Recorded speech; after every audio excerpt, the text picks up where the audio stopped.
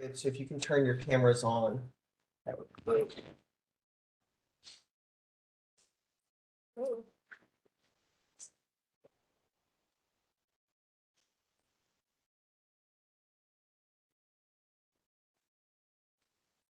Recording.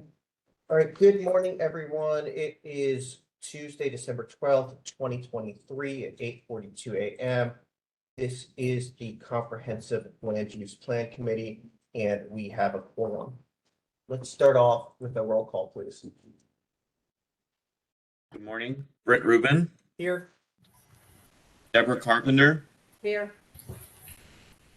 Jerry Hawkins, Here. Krista Nightingale, Here. Linda McMahon, Here. Matt Houston, Here. Peter Goldstein, Here. Roy Lopez, Here. Nathaniel Barrett, Here. Jennifer Scripps, Here. Joe Cannon, Here. Colin Yarbrough, Here. Maureen Milligan. Here. That is everyone, Chair. All right. Thanks so much, everyone, for joining us here today. A little bit of housekeeping. Just a few notes. So today, the committee will consider, but will not necessarily move to forward this comp plan on to the City Plan Commission.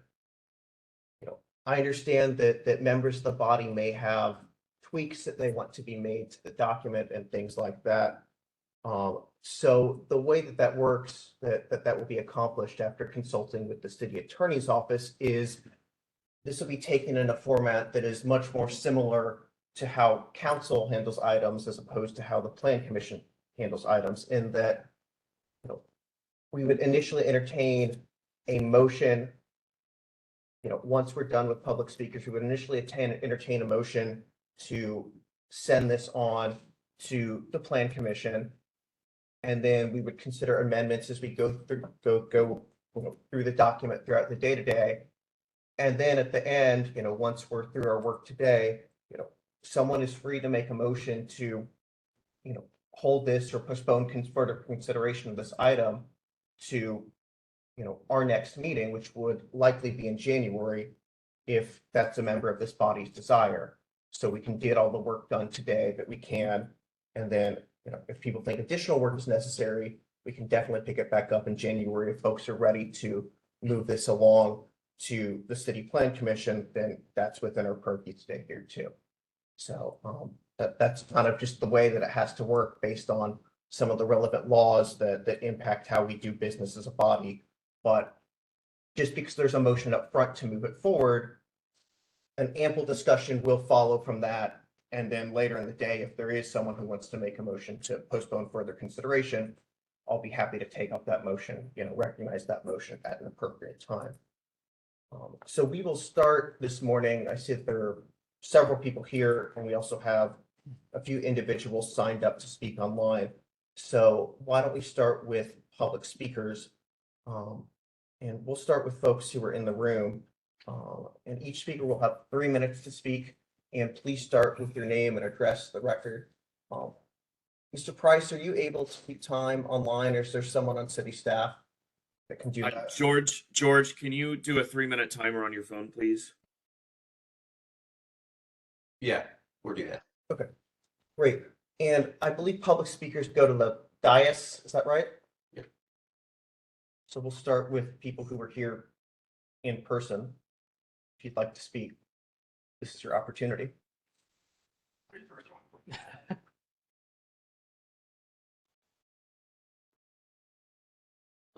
Hi, I'm David Carranza. Every time I speak. Hi, I'm David Carranza. I'm with the Kleberg Neighborhood Association and Crime Watch. I've been at several of the organizing meetings and seen a lot of you guys, so thank you for listening to me today. In looking at the proposed plan, there's a few things that I wanted to clarify. There's an area on Kleberg Road and Beltline that you guys have as mixed use with commercial, multifamily and so forth. And at every meeting, I've been to probably about 5 different ones, the community has said we specifically don't want commercial mixed family there. That is for ranches, rural. I mean, there is, when you have rural, you do have commercial because of our, cows and chickens and all that we're doing. So that part, yes, commercial, but not multifamily homes, not big box business, anything like that. Just something that would support the rural lifestyle that we have there. So I just want to make that clarification because it does say mixed use, which does include all commercial and multifamily home. And I want to make sure that's clear that a lot of the owners of the properties there who are actually in that area specifically don't want all that stuff. So I just want to make that clear. And that's it. Thank you very much. Thank you, sir. Next speaker.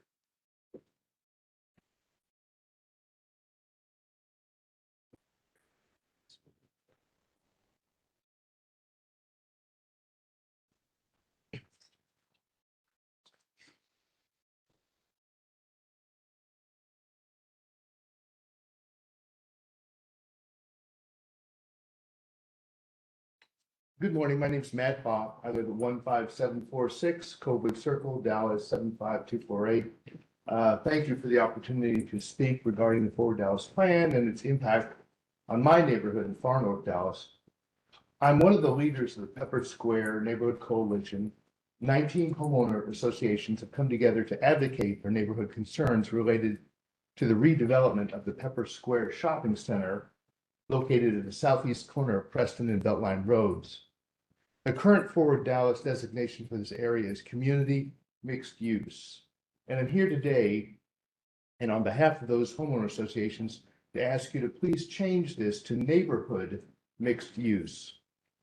The overwhelming sentiment from the residents of the 19 homeowner associations do not want the density implied by community mixed use. It leaves too great an opening for dense development such as is being proposed for Pepper Square. The current landowner wants to put in 1,500 apartments and on 15 acres and zoning that would allow for 14-story buildings. The results of a broad neighborhood survey confirm residents' desire for lower density. 72% of those surveyed wanted 250 or fewer units at Pepper Square, and 83% of the residents wanted buildings of 5 stories or less. Residents do not want to add to the already overcrowded Preston and Beltline intersection. We would like to see Pepper Square Shopping Center updated. However, we do not want the density that is currently being proposed and that community mixed use might allow at Pepper Square. In addition to the survey, we've held 2 community meetings, one on August 31st, another one on October 10th, drawing crowds of 100 to 150 residents. There is substantial community engagement and passion on this issue. Specifically, Forward Dallas Plan states the following regarding neighborhood mixed use. This place type, and I'm quoting, this place type incorporates local serving retail services and dining options, along with a mix of low and medium density residential. There are areas that are typically located at key intersections and nodes, such as Preston Beltline, or along corridors where small commercial shopping centers and corner stores provide access to daily needs for local residents.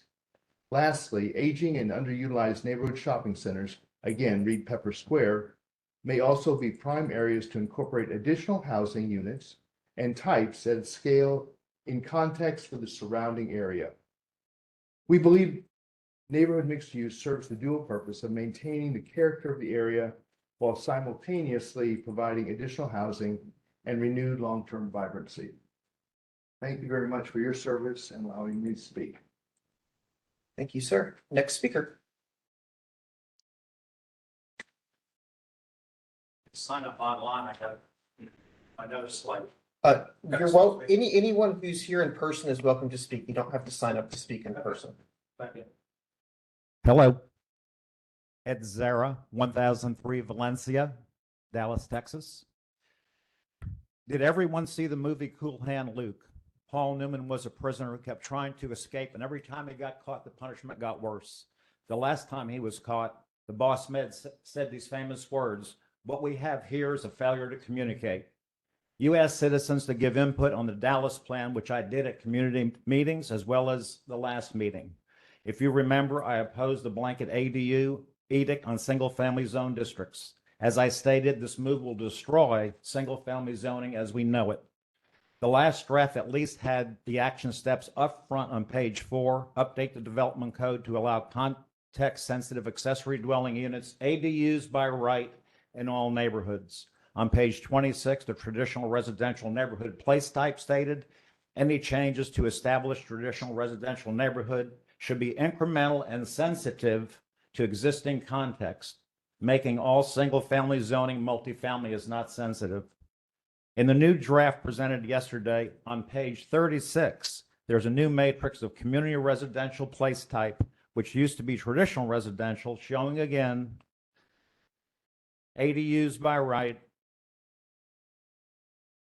in all neighborhoods on page 20, all neighborhoods. ADUs by right, townhomes, duplexes, triplexes, and multifamily all allowed.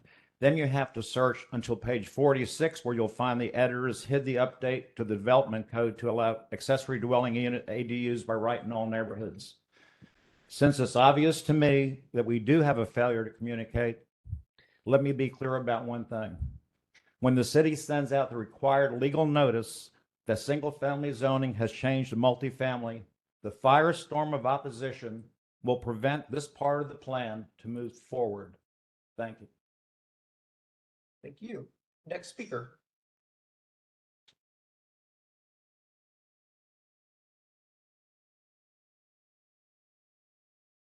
Public speakers, please speak your name clearly and slowly. Okay. Hello, my name is Laura Palmer. I reside at 911 North Madison Avenue in District 1. I've been here through several meetings. Hi. And I just want to reiterate with the new draft, with the consolidation of traditional and blended into the community residential, that's totally against everything the public at all of these meetings have been asking for. We are asking that a single family place type be included in this plan. It gives another tool that allows for proper planning in this city. Thank you. Thank you. Next speaker.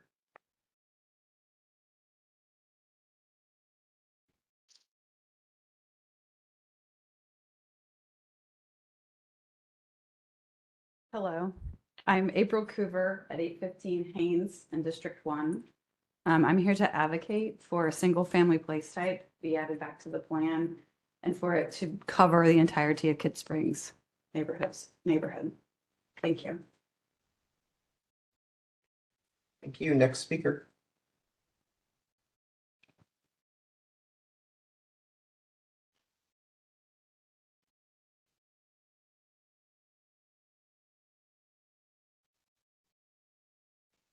My name's Chip Norton. I live at 734 Woodlawn Avenue. I'm in District 1, 75208. I'm sorry, can you say your name again a little slower, please? Chip, C-H-I-P, Norton, Norton. Thank you. Okay. I, like my neighbors, are here. Single family place type. That is what we want to see.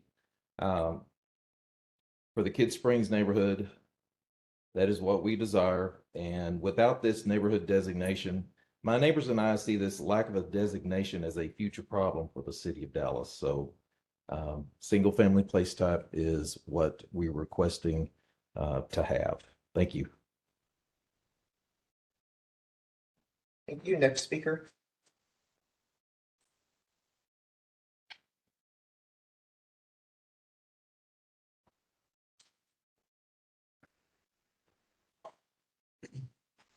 Good morning, committee. Thank you for the time. My name is Mari Hidalgo King, and I reside at 616 Haynes Avenue in District 1. That's located in the Kid Springs neighborhood. And I, like my neighbors, we are here to advocate for creating a single-family place type. Right now, there's a gap within the Forward Dallas plan, and we come to submit that that be applied and to our neighborhood as well, to Kid Springs, the full boundary. Thank you very much. Thank you. Next speaker.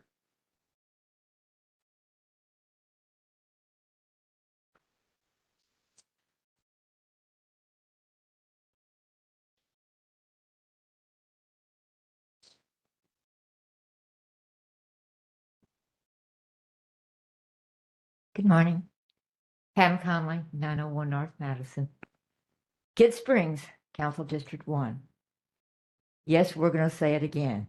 You've left out a place type. Single family. That's what we want. Thank you.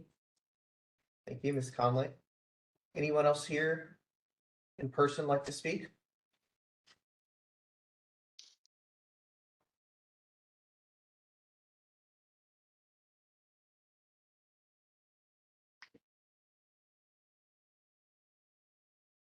Hello, my name is Angela Madrano. I'm at 2331 Douglas Avenue in the area of Oak Lawn, Wycliffe, Maple. And I'm here because I'm against ADUs by right. I don't understand, since there is currently a process for those who would like to build an accessory dwelling unit. I don't understand why we need to have it by right. And my particular reason is that we experience in our neighborhood all the time, the developers and investors coming in, getting rid of the current housing and building huge structures that are not affordable, that to maximize their profit.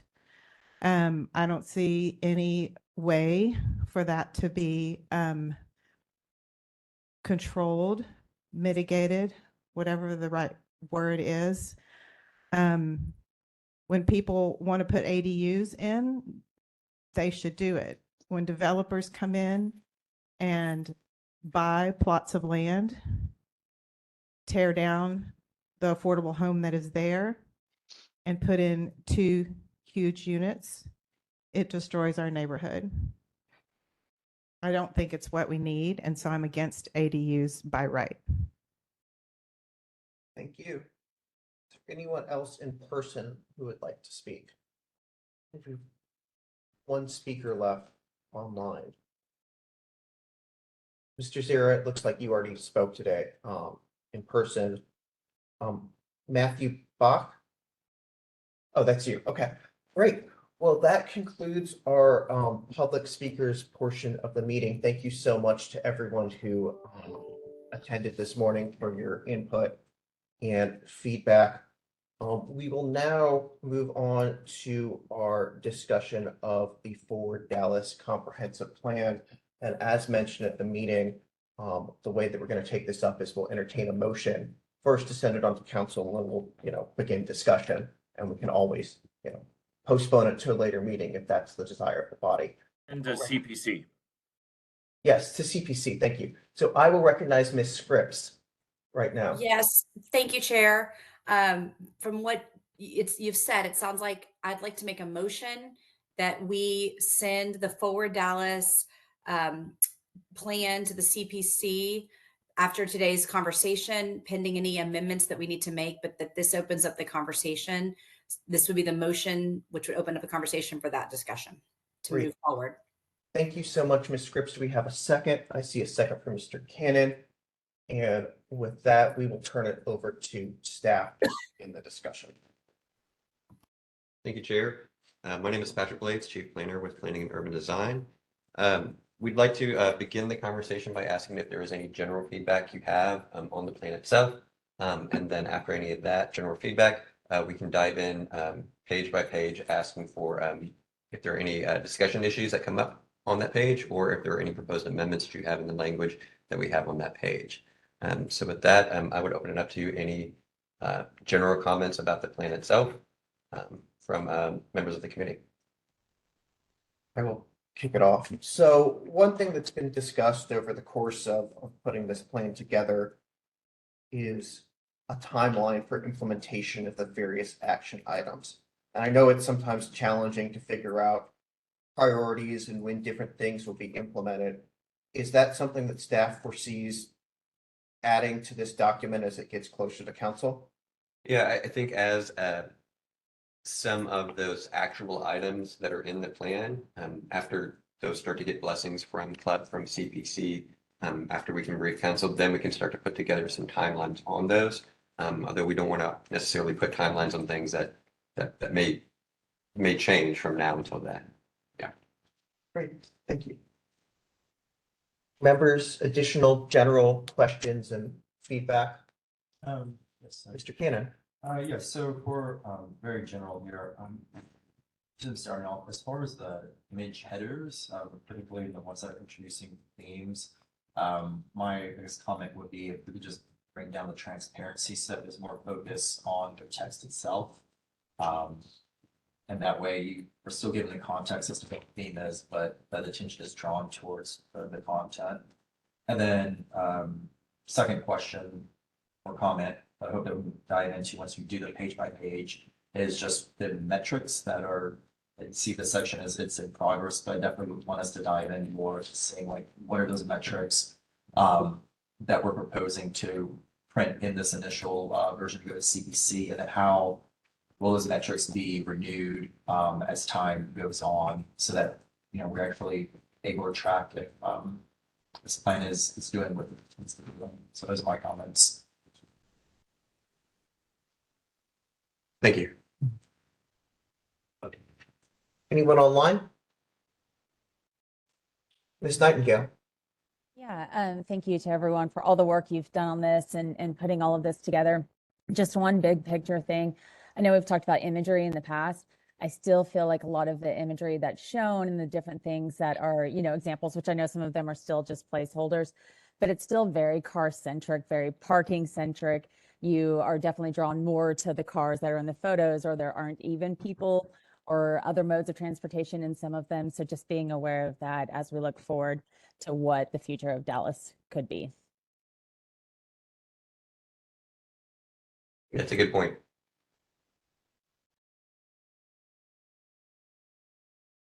Any additional feedback at the general level? All right. Mr. Blades. Yeah, moving on. Do we have any comments on the title page? Other than less cars, more people?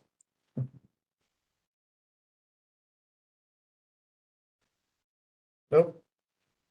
These are the easy pages to. Okay, the table of contents, including a land use acknowledgement. Yeah. Do we have comments from the committee?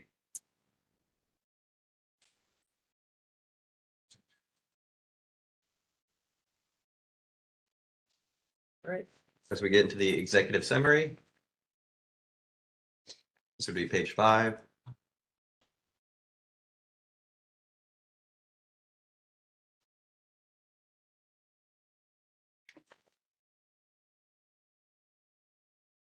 Page 6, this would be the place type map and the place types.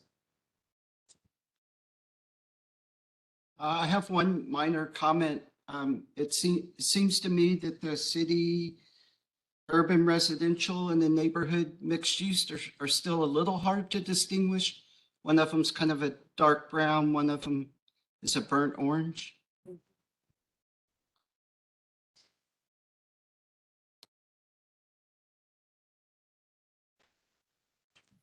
Is there any reason why the place type map couldn't be larger? Like literally go up to the title, like just expand it out. It feels, I'm not a graphic designer, but it feels like it's squeezed into an artificially small box. Yeah, I think we can definitely work on how this is presented here on the page. But again, knowing that it's 2 pages, you know, so you're looking at a spread. And so that's kind of why it's half and half, is because, you know, if you're going to be forwarding it. And again, I realize that so much of everything now is not paper copies. Right. But we can definitely take a look if there's a better way to present that. To a similar end, it may be useful to include some sort of stable link to where this will be housed online, not the direct link to the GIS, since, it can evolve over time with area plans and things like that. But to avoid link rot, somewhere on hopefully the PUD website, that it's one click away from whatever iteration of the place type map exists as it, continues to evolve with additional area planning.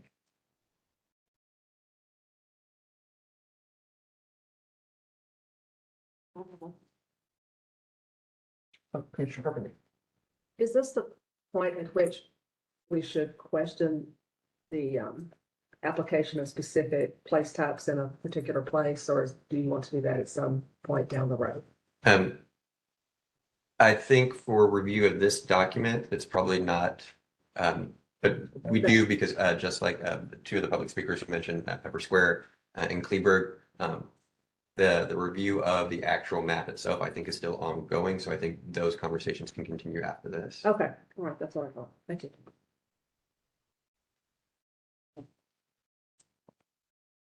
Moving on to page 7, the executive summary, where we have land use themes and the implementation section example.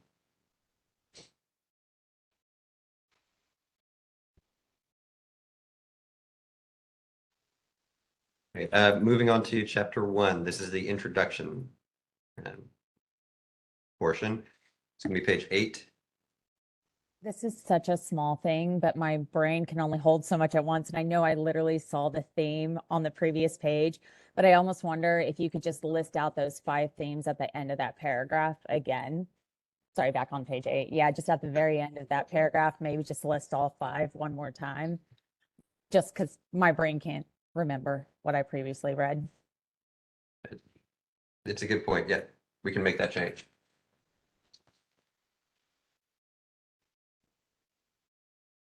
I do have a comment on page 7. Mm-hmm. Under economic development and revitalization, it seems to be focusing completely on underserved neighborhoods.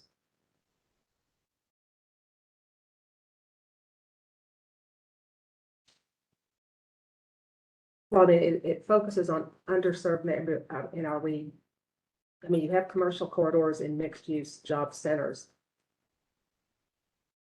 Commissioner, we will be getting to that section specifically. Okay, all right.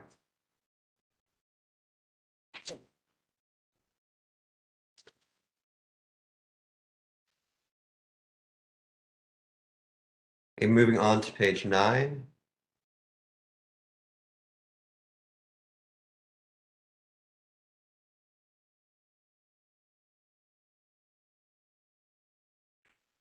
And those are the PDF pages, Mr. Blades? Yes, sir.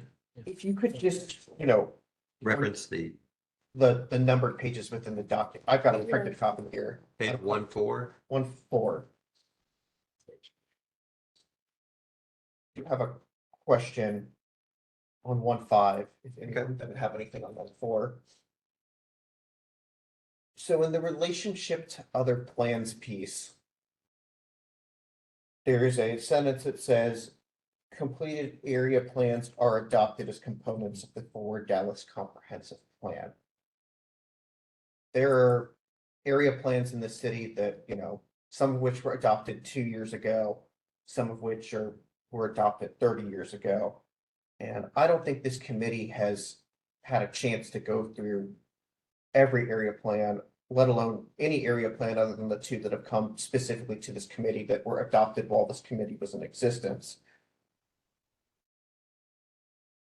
Are we making a statement that every area plan that exists today is being adopted into Forward Dallas? What are we trying to say here? I think we can update that to say, with the adoption of Forward Dallas, or upon adoption of Forward Dallas, all future area plans will be adopted as components of the comprehensive plan. So we can address that piece. We're also, staff did a very thorough analysis of all adopted plans in the city leading into the first draft of Forward Dallas and the map. There are some that, and then we took 2006, sort of the last time Forward Dallas, the original Forward Dallas adoption date. We took that as our starting point. So basically anything adopted after 2006, we've looked to see if it is still the land use recommendations. One, if it has a land use recommendation, and two, if it's consistent with Forward Dallas, then it gets wrapped in as a component of Forward Dallas. Plans before that may be updated, are most likely updated through Forward Dallas. That first sentence you spoke about area plans being adopted post Forward Dallas being incorporated into the 2023-24 edition of Forward Dallas. I would like to, at this time, move to amend to include that sentence just for purposes of clarity. Sure. Since, and if I have a second.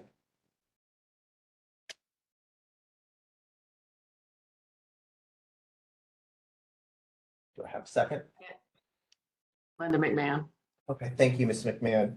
So I believe it would say, upon the adoption of the Forward Dallas comprehensive plan,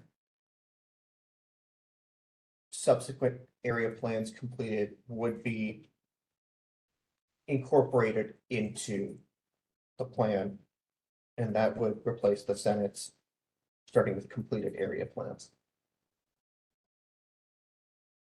Okay. Any discussion of that amendment?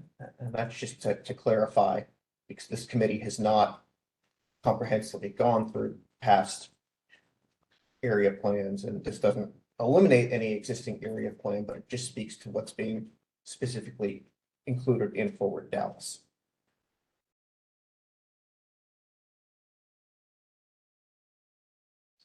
All right. Yeah, Commissioner Carpenter. Under how will it be done, the first paragraph, the last Commissioner sentence. Carpenter, is this on the motion? Oh, no, I'm sorry. Okay, let's just take a quick vote on that motion. All in favor say aye. Aye. Aye. Any opposed? Nay. The motion carries. All right, we'll go back to you, Commissioner Carpenter. Okay, sorry. Under how will it be done, the first paragraph, the last sentence, it says zoning changes can be made by property owners or initiated by the city. Should it not say zoning changes can be initiated by property owners or initiated by the city? I mean, because property owners don't actually make zoning changes. Yep. And is this the point at which we should clarify that zoning changes, I mean, there's still non-conforming uses that zoning changes do not make?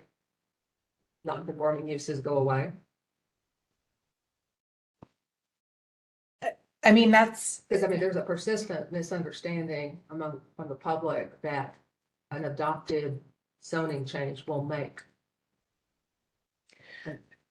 and we can write something in to clarify that. I don't necessarily want to repeat what is already standard code, right? So that is a standard process, the non-conforming uses. So this plan won't necessarily change that, but we can add something in to confirm that.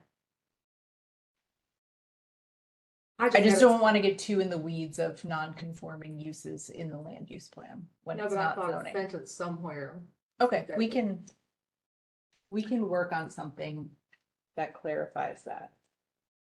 So, Commissioner Carpenter, from a housekeeping standpoint, would you like to propose a alteration or amendment to that sentence under how will it be done? Oh, you talking about the first? Yeah, the first Oh, thing that you what brought up. zoning changes can be initiated by property owners or by the city. Do we have I will second that motion. Any discussion? All right, all in favor say aye. Aye. Any opposed? Nay. The motion carries. And then if you have a further motion, I'm happy to consider it now. If you want to consider the later part of the document, that's fine too. I'm sorry, one thing my notes. Take your time. We've got all day here.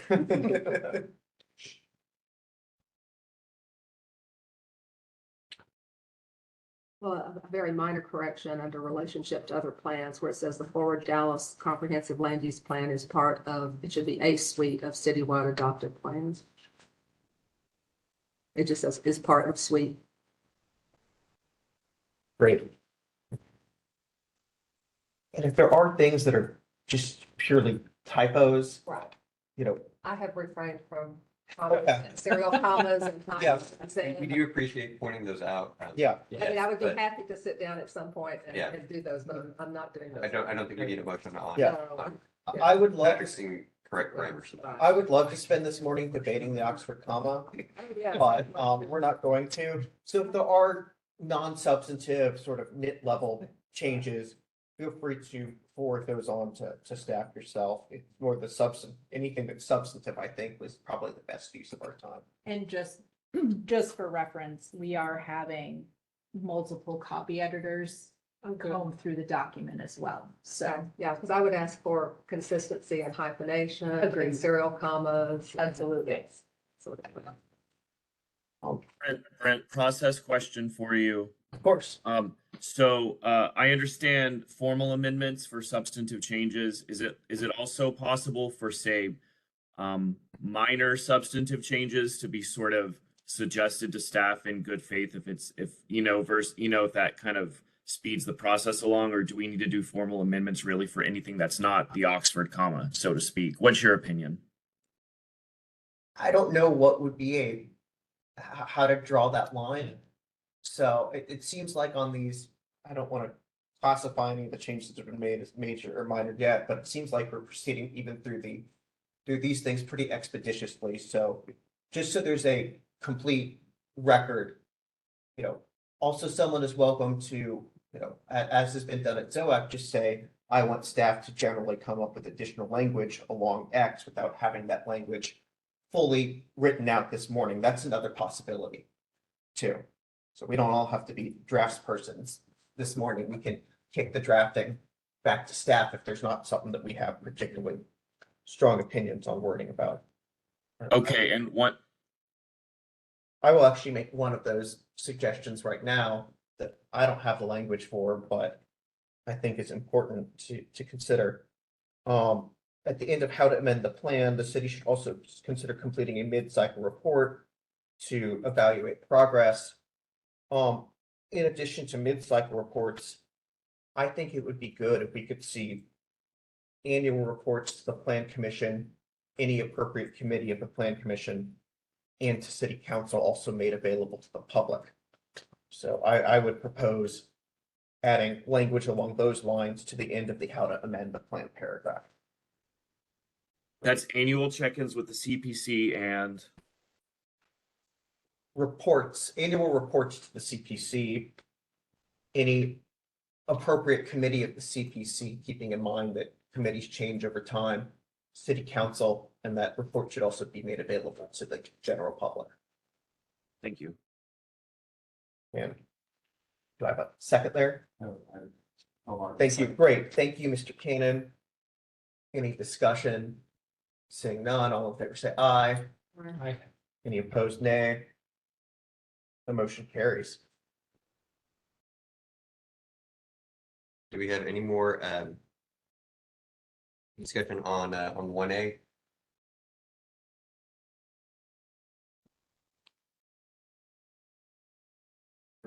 Doesn't look like we do.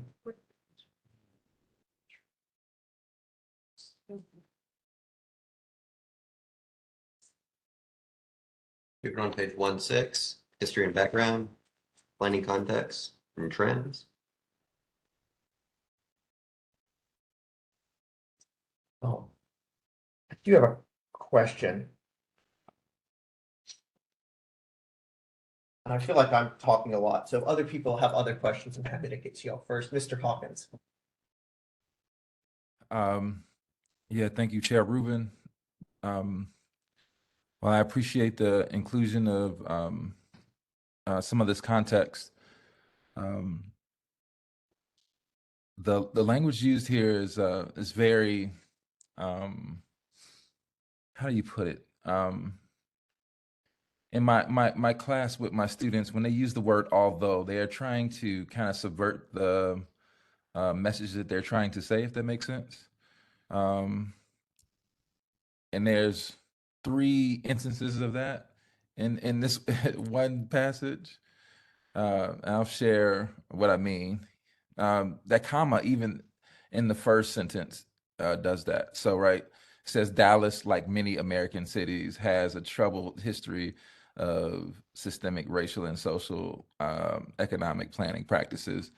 Like the inclusion of that, like American cities, is it's a way to subvert the message, if that makes sense. It does that in the second part. It says, although the impetus for employing zoning in Dallas and other cities was oftentimes to segregate undesired uses, and then the message is behind that comma, and then it does it again in the third one. You know, my suggestion is really just to you can't really make a story of segregation nice, and that's what all those are attempting to do in this space. Like it's attempting to say that the city had altruistic meaning behind segregation, and it's really not, you know. So I think that the language can be very clear here. So again, trying to clarify the comment. So in the first paragraph, instead of saying Dallas, comma, like many American cities, comma, we just say Dallas has a troubled history of systemic racism and social and economic planning practices. We remove that phrase and those 2 commas, and then in the second paragraph, we just say the impetus for employing zoning in Dallas was oftentimes to segregate undesirable uses such as such and such. And then in the last paragraph, just say Dallas adopted its first official zoning code. Like remove those commas, remove those, although, make the language, to your point, remove the just say we did it, as opposed to saying, well, we're okay with, like, just say we did these things. Yeah. Correct. I would add also in that second paragraph where it says, after the although, oftentimes to segregate undesired uses such as polluting industry away from residential areas. It was specifically away from white residential areas. I mean, they deliberately put industrial uses next to communities of color for neighborhood. Yeah, and I agree that the first and third paragraph, the change you proposed is great. To say we did it, but in that second paragraph, it needs to be a little bit, we need to get away from saying, well, we were trying to segregate undesired uses. And again, we can say, maybe that's what we were trying, hope to do today, but there's no getting away from 100 years ago. Zoning was first and foremost a tool, not driven by health, safety, and environmental concerns, but what about for certain parties? But yeah, it's to privilege certain parties over others. And so if we can make that more explicit in the second paragraph, I think we'll be in a much better place. So it sounds like we've given staff a lot of different direction here. Is this one where someone wants to propose specific language, or just generally have staff update the planning context section? Yeah, Brent, procedural question again. So we're either treating this formally, like one of us is a secretary reading legal language, or we're explaining the gist and relying on the recording and the notes to capture formal language so we can move things along a little quicker. I just want to be clear which direction we're going so we can be consistent. I think it depends on a piece by piece basis. There may be portions where a member of this body has very specific language that they want included. But if they say in this instance, like, we trust what, like, basically I hear a consensus from what was just said, and I could extract it from the video and put it into the notes, or we could make this a legal sentence. I think staff can handle the conversation. And I think based upon the chair and the committee, based upon their direction, with specific changes, we can either do a, line by line change if it's a specific change, like the removing the commas, removing that language, or if it's a little more general, like that second paragraph, probably rewriting that sentence there in the middle about different land uses. That's probably not something that, again, to the chair's point, where we don't have to be a design, we don't have to be a drafts person to rewrite that sentence, but we have the direction from club to say we need to rewrite that sentence. I appreciate that feedback, Mr. Blades, and I think that's a good point. Ultimately, it is a decision of this body, so I would leave it up to a member to make a motion on what path we want to go down here.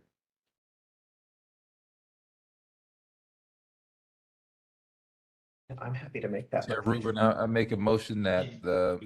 I'm gonna request Mr. Hawkins. Mr. Hawkins, you have the floor. Yes. Chair Ruben, I make a motion that the city use the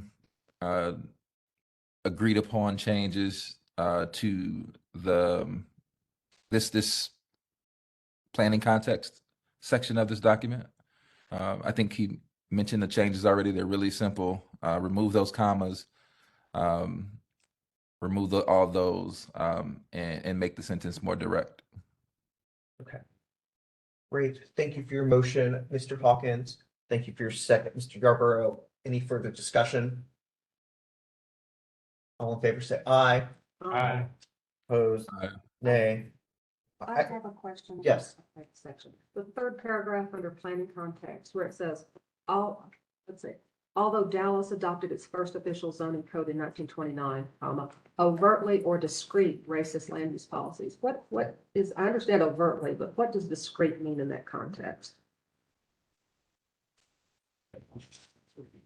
Could it not just say overtly racist land use policies preceded its adoption? Well, some of it's coded, right? So it's not overt. So I think that's acknowledging does that not discrete everything mean- was. Well, There are two discretes. They're homonyms. There's discrete, meaning specific. Yep. And there's discrete, EET, yeah. meaning Under the secretive, radar. under the radar. I think you mean, they'll mean EET. Yes. Okay, so this is a typo level change. Okay. I do have one further thing that I want to raise with respect to the planning context, in terms of the history. I mean, I know we get into some of the existing inequities on page 17, but in terms of grounding this in the history, zoning-based inequities, continued well past the adoption of our first zoning code in 1929.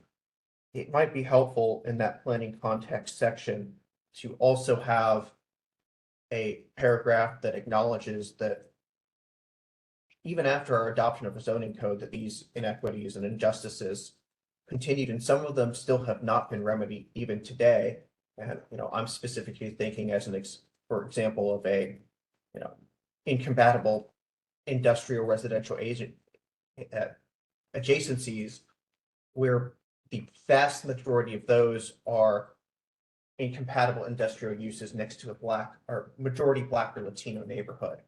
So as we do this planning context portion, I would like to see staff, if possible, draft one more paragraph bringing the context and the history up to the present day. So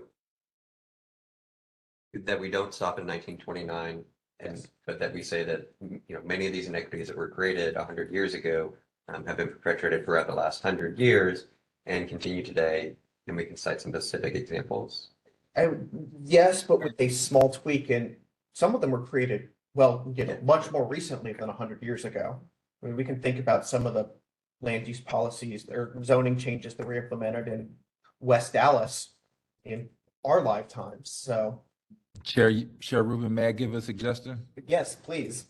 So on the city website, there are very specific examples of land use discrimination and segregation. I've shared this 3 times in the meetings. Like, there are really specific examples already that the city shares daily on the website.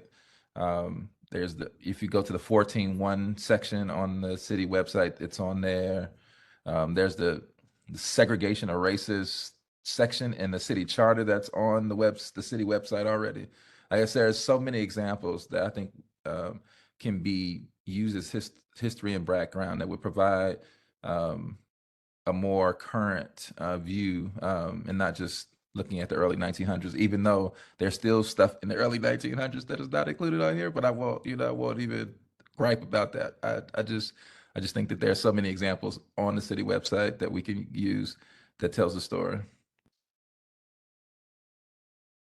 Mr. Cannon. Yes, one thing too, I know we're talking about the copy of this, but one of 2 things. First of all, this existing conditions report image, I don't know if that's a placeholder, but I think what would really speak to history is if there's an image of a red line map of not of all of Dallas, but maybe like a neighborhood that everyone can turn to the page like, oh, well, this is a neighborhood that I can instantly know, just so that it does speak to, okay, here not only are we writing about the racist context of planning, but also this is what it looked like.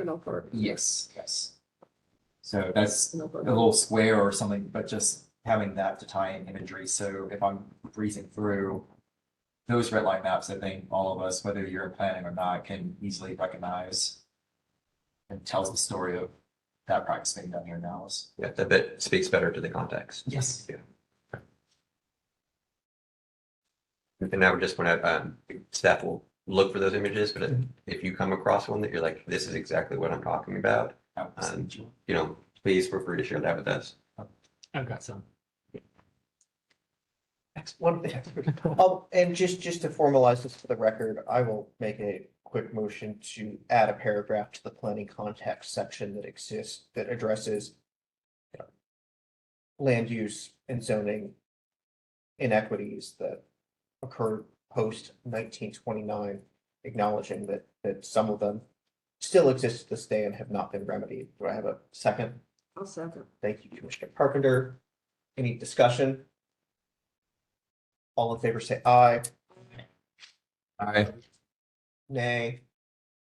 All right, the motion carries. And then Mr. Cannon, just for housekeeping purposes, do you want to make that motion? Yes. Yep. I, Joe Cannon, make a motion to add proposed imagery pertaining to the red line zoning maps for the addition to the planning context section. I'll second. Great. Thank you, Mr. Cannon, for your motion. Ms. Commissioner Carpenter for your second. Any discussion? Seeing none, all in favor say aye. Aye. Any opposed? Aye. Nay. All right, motion carries. Additional feedback on pages 1.6 and 1.7. I have a question about the second. Oh, I'm sorry. I Oh, didn't no, recognize- yeah, go ahead, please. Oops, I just lost my, says, couldn't connect to the internet, sorry. Do you need to Yeah, sorry. zoom in? Okay, yeah, I'm not that good. Yeah, the second paragraph, where it says, the plan outlines 7 service districts managed by city departments, comma, are primarily dominated by single-family homes, open spaces, and infrastructure. That sentence, I'm unclear as to what that sentence is actually trying to say. And then when it continues, it goes on in the last sentence to say the southern service areas encompass 7% of heavy industrial use. I know on some subsequent pages, it's a much higher percentage of the industrial that's found in the southern sector. So in the high double digits, I can't find my notes right now. So for the first sentence, I believe that's trying to speak to the fact that the majority of Dallas is either a road or a single family house or park or floodplain. Well, could it not just say that rather than, I mean, well, what's the purpose of saying, including the 7 service districts managed by city departments? It's a little bit because when we start to break down the maps, we have the way that we have the individual maps are done is by those planning service districts. But we can take a look at either just removing that 7 service districts term there and just saying that Dallas is, primarily dominated by single family homes, roadway, infrastructure, and open spaces. Yeah, I think it would be better to start with it looks like you're burying your lead here.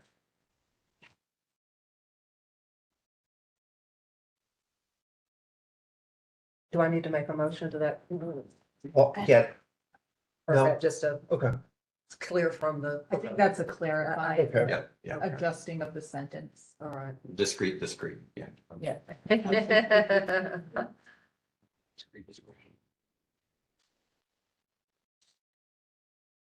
Anyone else on these 2 pages?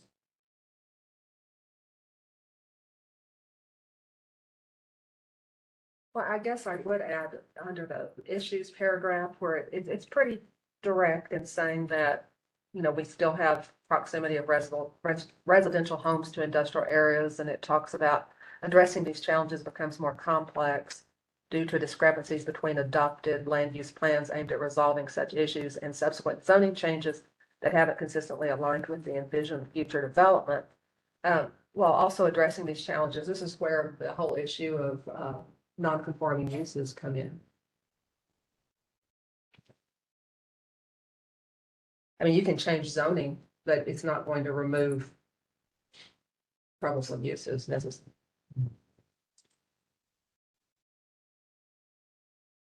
So would adding in, when we say addressing these challenges becomes more complex due to the discrepancy between adopted land use plans aimed at resolving such issues and subsequent zoning changes, that we add in the legal non-conforming, that we add that term, we rewrite that sentence to include legal non-conforming land uses. Yes, Yes, I okay. think that would be a good place to put it. I don't know how to rewrite that sentence right now, but I understand. Yeah. Because it makes it, the current sentence makes it sound as if those are the only 2 obstacles. And Yes. And the biggest obstacle in my eyes is the non-conforming. Since that is a substantive change, Commissioner Carpenter, Do I need to make a motion? I think just to keep our record. When you're dealing with a lawyer chair, so thank you all for your indulgences. Oh, okay, no, I move that the sentence, I'm sorry, I'm having to borrow. The sentence addressing the challenges to resolving, to addressing the proximity of residential homes to industrial areas also reflects the problem of non-conforming land uses. Is that adequate? Is that clear? Makes sense to me. Do we have a second? All right, thank you, Commissioner Carpenter, for your motion, Mr. Cannon for your second. Any further discussion? Seeing none, all in favor say aye. Aye. Any Aye. opposed, say nay. The motion carries. I have a comment or a question. Absolutely, Ms. McMahon. Thank you. The elephant in the room is the single family zoning issue. And I don't know I have no suggested language or how to address it. But if this is an issues page that's raising some of the major issues in the city, the lack of density and the predominance of single family zoning in the city doesn't give us much flexibility to address the growing population needs, as well as the housing shortage that we are facing. If this is a place for issues, I really think you kind of need to address that head on in this section. Not really sure what the language would be, but again, thoughts on that? I would love feedback.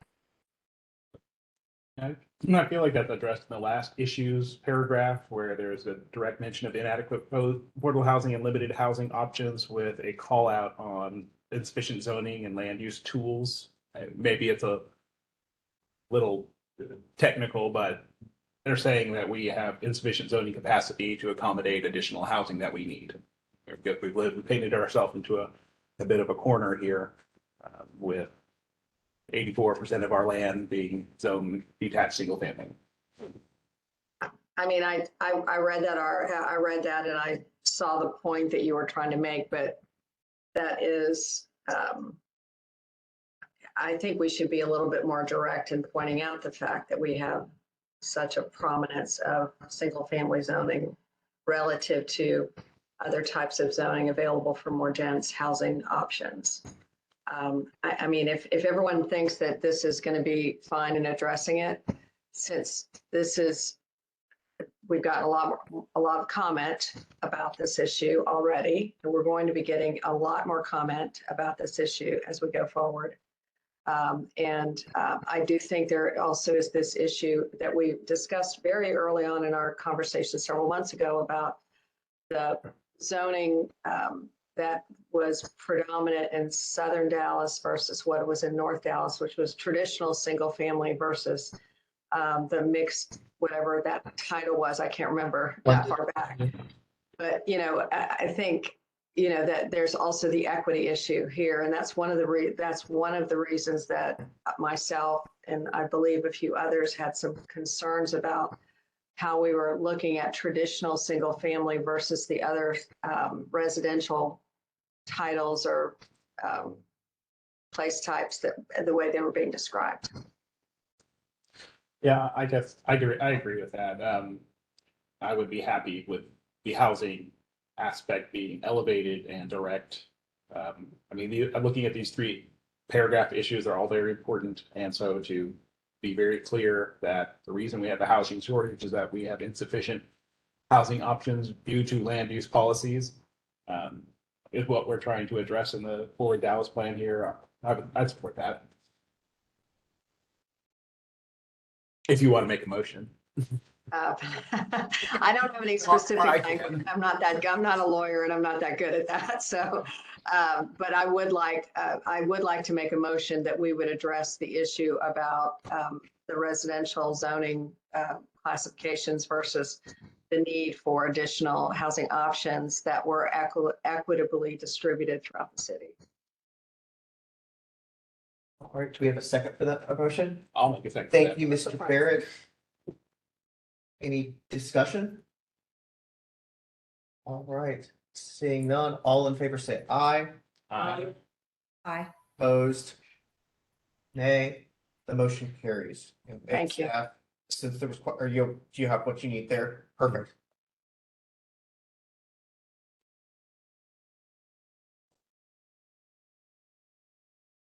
Anything else on these 2 pages of the spread? Ruben, I have just one small minor thing, and this is under issues.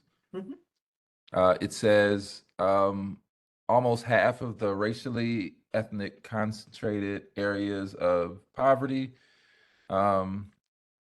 areas are near industrial areas, indicating that communities of color are disproportionately impacted. And what my comment is that the second half of that doesn't match the top of it, because it appears as if those communities just landed next to this zoning instead of the intentionality of placement next to that industrial use. So I would suggest, and I don't know if this is a big enough thing to make a motion, that it's changed to place next to, or because it says are next to or are near industrial areas, and that's it's just not an accurate sentence.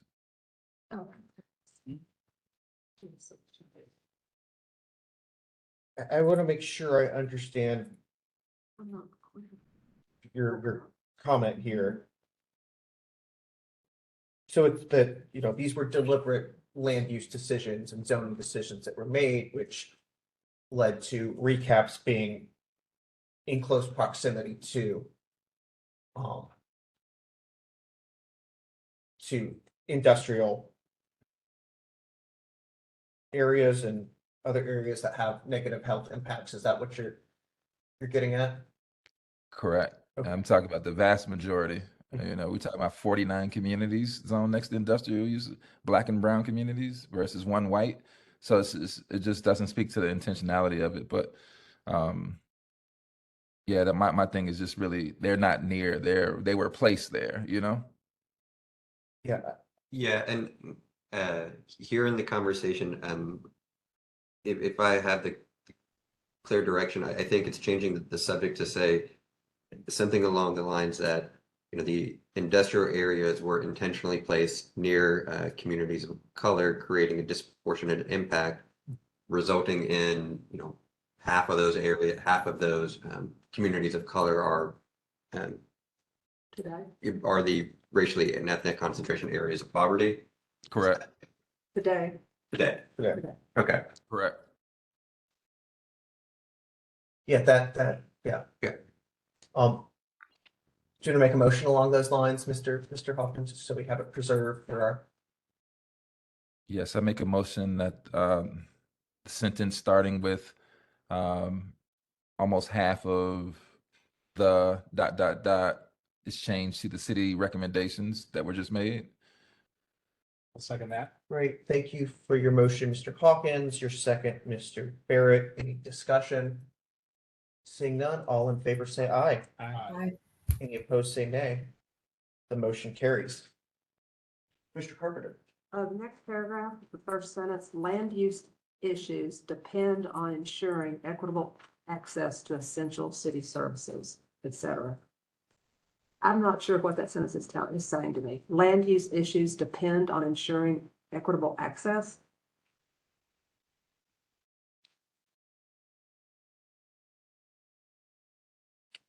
Trying to say land use decision should ensure equitable access? Yeah, Yeah. that's what it's trying to say, yes. Yeah.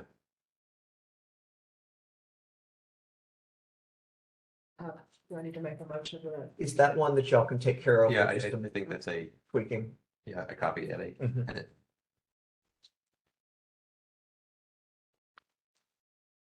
Anything else on these 2 pages of the spread? I'll need a second. Oh, Deb, take your time. Not trying to rush anyone.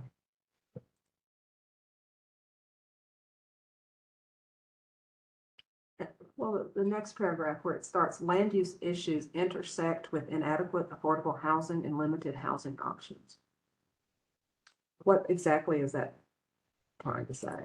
So I believe that was the discussion a couple of proposals ago about saying that the reason why we have inadequate affordable housing is because so much of our property is zoned for single family. And I Well, it believe doesn't say that. right. Mine. That was the motion to say you need to be more direct in Oh, your okay. language for All that. right. Yeah. I must have been reloading at the point. Sounds like our land use decisions that we've made as a city have contributed to inadequate affordable housing and limited housing options. I'm not sure if that's a substantive tweak or. I believe. Yeah, that was our motion from Mandy to make that, just bump all that up to the Okay. top. It said, we have a housing shortage. We caused it, but the comprehensive plan is intended to address that. Yeah. Okay.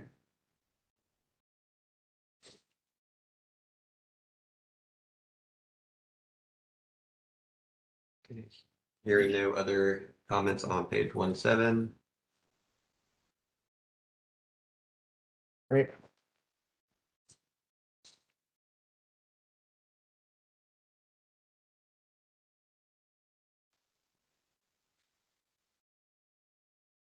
Any comments on 1.8 or 1.9? Mr. Cannon. Here.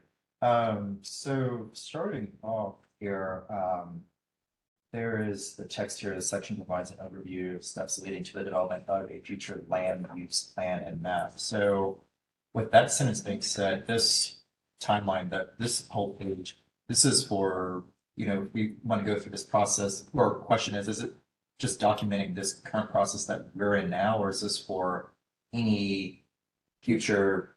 Okay, so could we either just remove that sentence, just for the fact that at least every section up until now, there hasn't been that precursor sentence to what the section is, or if we do keep it, kind of make it more clear that it's pertaining to this this current what year are we in, 2023 process? Because right now it sounds like if we just want to copy and paste this process again. So that's one comment. And then the second one would be if this is tracking this current effort that we're in now, or on the timeline themselves, it's, I guess, phases 1 through 7, you have the title. So I'm just going to pick on section 1 here, project initiation and existing conditions. Can there be a documentation as to, like, I guess, either a time frame in months or years, how long each section took? And then final one would be at least my proposal would be for section 7, where it has public briefings and hearings and adoption. Can we make adaptation its own section 8, just to, and that would be more, I guess, a question for city staff here, as far as, do you all see that adaptation could be its own section? Because I just would think that the public briefing and hearings, that's its own, portion of time outside of adaptation. But those are my comments and points for discussion with staff here. Yeah, I think that this process and timeline will get updated with more details at sort of the years and the timing. And I want to say we may have had it in here, but because some of the things were shifting specifically toward the end, I think we generalized it for right now. But as that gets finalized, that will be more clear. And I certainly think that we can isolate out the adoption and it be the end date, right? So you've got the bookends of the start when we initiated with our kickoff meeting in 2021, and then the adoption on X date. I do have one follow-up question here, and I see Mr. Moore hiding behind the dais back there, not literally hiding, but hiding from my view. I know when council takes action on certain items, they have to do so through a public hearing. When council ultimately takes action on the comprehensive land use plan, will it be through a public hearing or will it be through some other mechanism? Daniel Moore, City Attorney's Office. Yes, so there will be a public hearing portion before where members of the public will be able to come and speak, and then council will approve it like they do, or I guess council could choose to approve it like they do any zoning code amendment or zoning amendment. Okay. Great. But this is just to be clear, this is not a zoning code amendment, right? Correct. Okay. Yes. Thanks. Yes.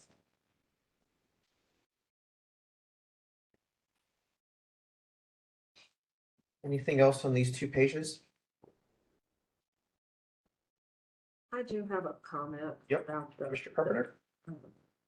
About the bubble illustration here, where we have like walkability, and I know that the size of the bubbles was supposed to reflect the number of times that those issues were brought up by people participating in the process. And therefore the bigger the bubble, it looks like the more important the issue is. My problem is with environmental justice general, it's to the right of walkability and bikeability in a small kind of teal colored circle. I realize that it's probably an accurate reflection of the number of times it was brought up, but considering how segregated industrial uses have been in this city, and that the adjacency of residential and industrial reflect relatively fewer number of people than citywide, it still bothers me that it makes this look as if it's a relatively unimportant matter. Well, I will say this, that I think we had a discussion about this page when it was getting produced. And I actually think the bubble's going to go away. Oh. And what we had talked about was just having the graph, having the text, having the photos, and then we have a map. We don't have it updated yet, that show all the areas in the city where we've held meetings. And then we have the data that breaks down what types of meetings there were, in what types of neighborhoods those meetings were held. So we'd actually like to fill out, because I think we've been using this in all of our presentations and it got us to a point, but I don't know how well it serves us moving forward, at least in this document. Mr. Cannon. To that point there, I actually, this is just me myself, and I said, kind of open up, but would find more value in that map that you're discussing that has the type of meetings over the photos. That's, I mean, I get the importance of the photo. You're physically showing, okay, yes, the community was engaged with it. It sounds like this map that you're talking about kind of goes into detail that, okay, these are the types, which I would find as a reader more value to knowing, you know, outside of people pointing out a map, which I understand what that means, but that map may have more value in that space. No, I agree completely. That's where the map would go. Yes. So the Oh. photos get moved over to the word bubble. Replace the word bubble and the map go, I mean, it's up to you. We could do it any way. We can keep the word bubble and just replace the photos in general. We did also realize this is just an overall thing too. And this is a matter of preference, but we did realize that really this map doesn't actually show a lot of real, the plan does not actually show a lot of real people.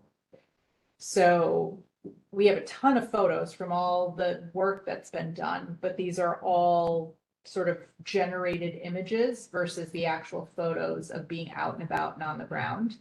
So do we incorporate that or do we move away from it?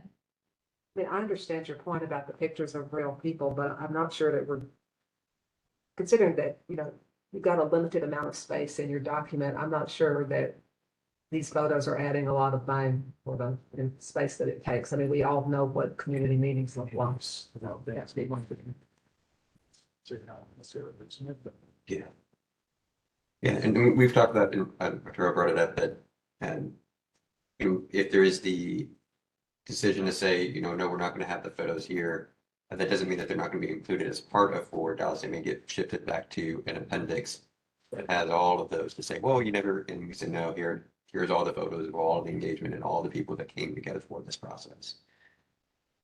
And I'd also like to interject briefly that there is the community engagement report, which serves as an amendment to the plan that will be updated after this meeting. So a lot of that process will be documented there. So the question here is kind of what needs to be visualized in the one summary page real estate that we have here. Thank you.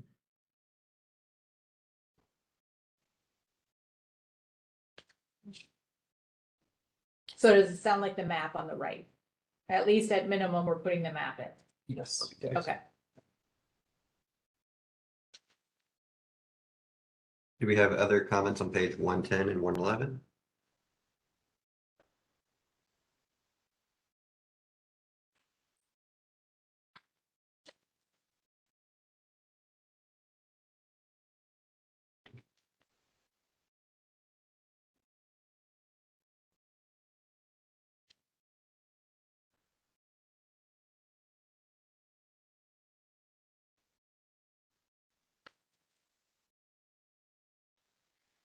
I guess we could take 112 through 115 since they're all sort of the same portion up all at once. Any comments on these before we move on?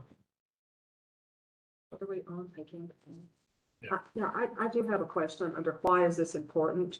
Number 4, infrastructure projects and practices segregating communities of color. Get to the page. What page are you on? Well, I think it's page 112. Is that where we are?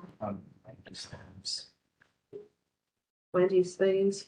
Why is this important? I think this is just an example of Yeah. one of the themes. We'll get to that, the substance of that theme later in the document. Yeah, basically there's a bigger spread of just that one page that we'll get to.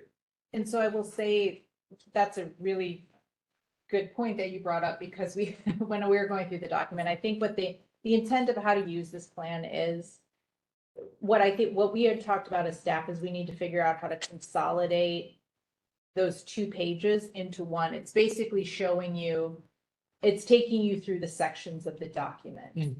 But it's unfortunately split up right now into 2 pages.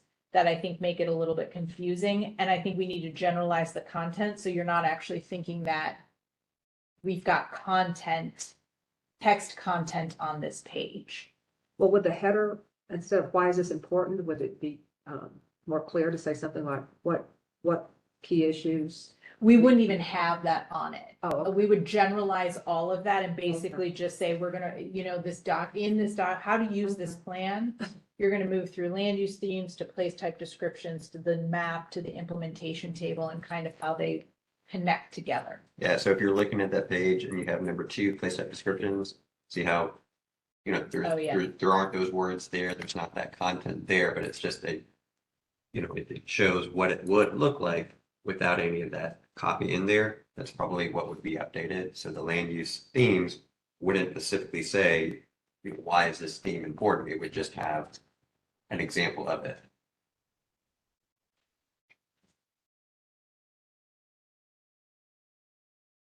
I have another question under where are we today? Current conditions on page 112. At the bottom of the final sentence, of the 40 urban design action items within Forward Dallas 2006, only 7 have been substantially completed. Is there any place where that's elaborated on? So again, once we get to the themes, that'll be elaborated in there. Yep.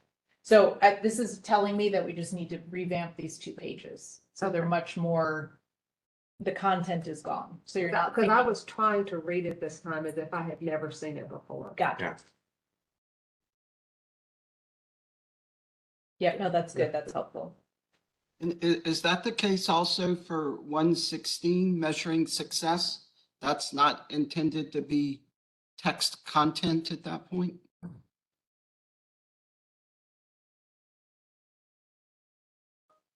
Yeah. Like that one caught me off guard.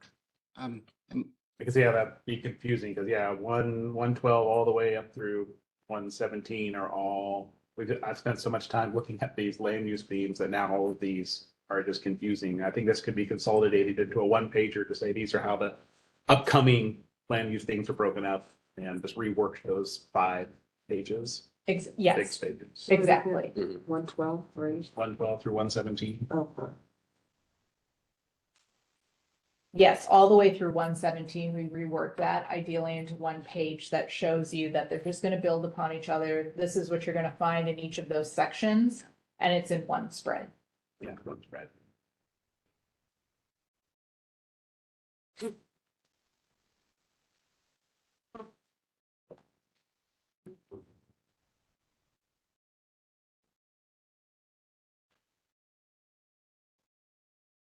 Okay, so knowing that those 6 pages make it into 1 2-page spread, and that's Problem.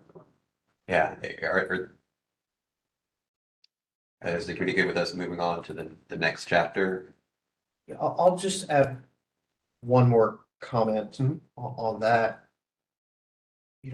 I think that's a piece that it's very important for CPC and council to really fine tune.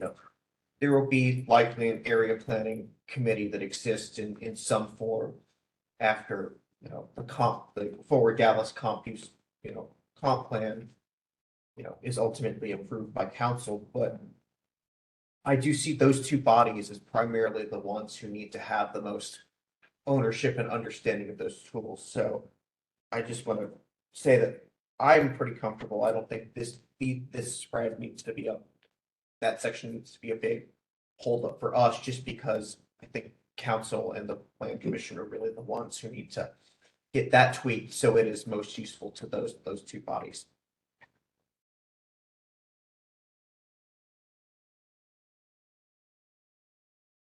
We've been going about an hour and a half. Do you want to keep moving or take a brief break? Let's take a break. It's now 10:06. We're going to take a brief break. Let's be back at 10:20. Members, can y'all turn your cameras on? It's always on. 4 person, let's see, 1, 2, 3, 4 plus online. All right. Good morning, everyone. It is 11:29 a.m. and the Comprehensive Land Use Plan Committee is back on the record 10:42. at 10:29. Okay, moving on to chapter 2, land use themes. That would be the PDF, page 16, or the page numbers 2-2 and 2-3.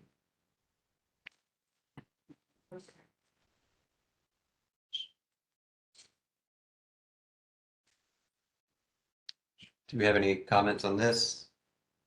It's your room. I would like to make a general comment that I hadn't really noticed until we started going through the document a little more. But this is the first page where I see kind of the images of people. One thing that I have noticed is that a lot of the images of people are primarily appear to be able-bodied and standing. So in terms of kind of representing all of the dimensions of our residents, if we could find some additional ways to include differently abled representations of people, I think that would be a huge benefit to the document. Yes, agreed. Thank you. Any other comments on these two pages?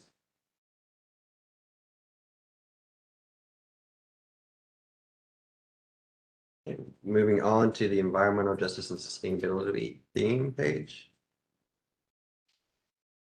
2-4 and 2-5.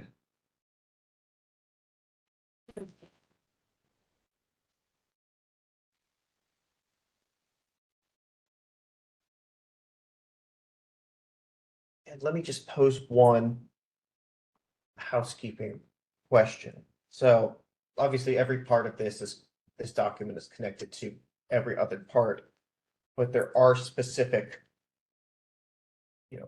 goals for each of the themes in the latter half of the document. Does it make sense to take on these spreads in section 2, then go to the corresponding spreads in section 5, or should we take it sort of in the order of the document? I'd love to hear city staff's feedback on how we tackle this part of it.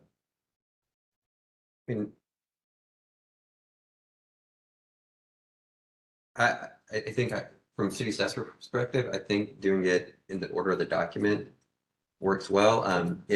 Though I will say if we're doing this and we need to jump back and forth, staff is more than happy to Okay. jump back and forth. Great, then let's proceed down that path. I have a comment. Commissioner Carpenter. Under, on the, let's see what page we are, 2-4, where it says no question mark. What does that mean? I'm just realizing it's getting cut off. I think it's supposed to say, did you know? Okay. And it must have been when it was PDF'd. That portion got cut off. So each of them, I'm noticing that in each of them, it should be, did you know, or do you know? I probably did you know. I see, did you know on the PDF? Same, but Oh, you have, like, there's two different versions, because I like that. it's different than.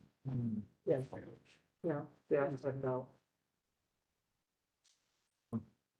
Oh, but I didn't use the link that they sent us. I went to the City of Dallas page and looked at the drafts that they posted because I could read it better. and that's the one that we have, or that's the one I'm looking at too. It's from the link from the webpage. So the PDF, if the mailed out PDF may have have captured it. And then I had a question about this first sentence in pink, where it's talking about environmental justice as the fair treatment and meaningful involvement of all people, regardless of race, color, national origin, or income, concerning the development, implementation, and enforcement of environmental laws, regulations, and policies.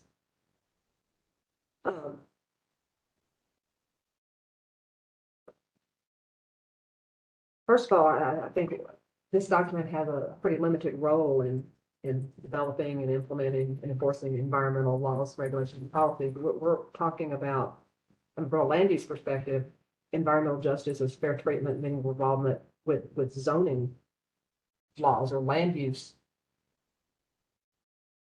Zoning decisions, equitable zoning, land use policies. Yeah, I see what you're saying, that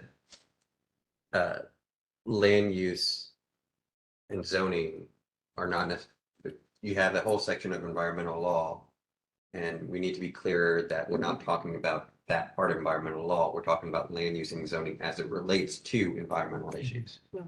Okay. I think that's a discrete Okay. change that we can make. I do have a larger question because I noticed that this is in the pinkish red text. There have been changes. Can someone on staff speak to the evolution of the definition of environmental justice and how that came about? We were specifically asked to use the EPA's definition. Okay. That is the EPA's definition of environmental justice. How it was worded before, we received several comments that there were issues with that language previously. So that's how that. Okay, great, thank you. That's my comment last time. Sir Ruben, I have a question. Yes, Mr. Hawkins. I know that the why is this important section is really trying to give a summation of the key issues. But my concern is that that summation kind of cuts off some of the meaning of these individual items. For instance, like concentration of incompatible land uses in the city doesn't really speak to where that concentration is or who the concentration is impacting. Equitable concentration. Yeah, something like that, Commissioner Carpenter. You know, number 2 is like quality of life and health concerns due to industrial proximity. I don't think it's reached the level of concern. It's past the level of concern, I think, you know, and it's maybe impacts instead of concerns. And then communities at risk near floodplain. What communities are we talking about? And is there another word we can add in front of that, an adjective to discuss the floodplain? Because everyone is not near the immediate floodplain, even though the entire city is a floodplain. So I'm trying to just get some more clarity around those first 3 because they are talking about communities and people. Number 4, I think is good because it's talking about land, but the first 3 is about people. Does anyone have language they want to suggest or higher level things that they would like to propose adding into the document? I agree with, instead of concerns, impacts. Then it's just not less nebulous. I'm like, oh, on point number 2, 1, 2. Why is this important? It's the quality of health, life and health impacts due to industrial proximity.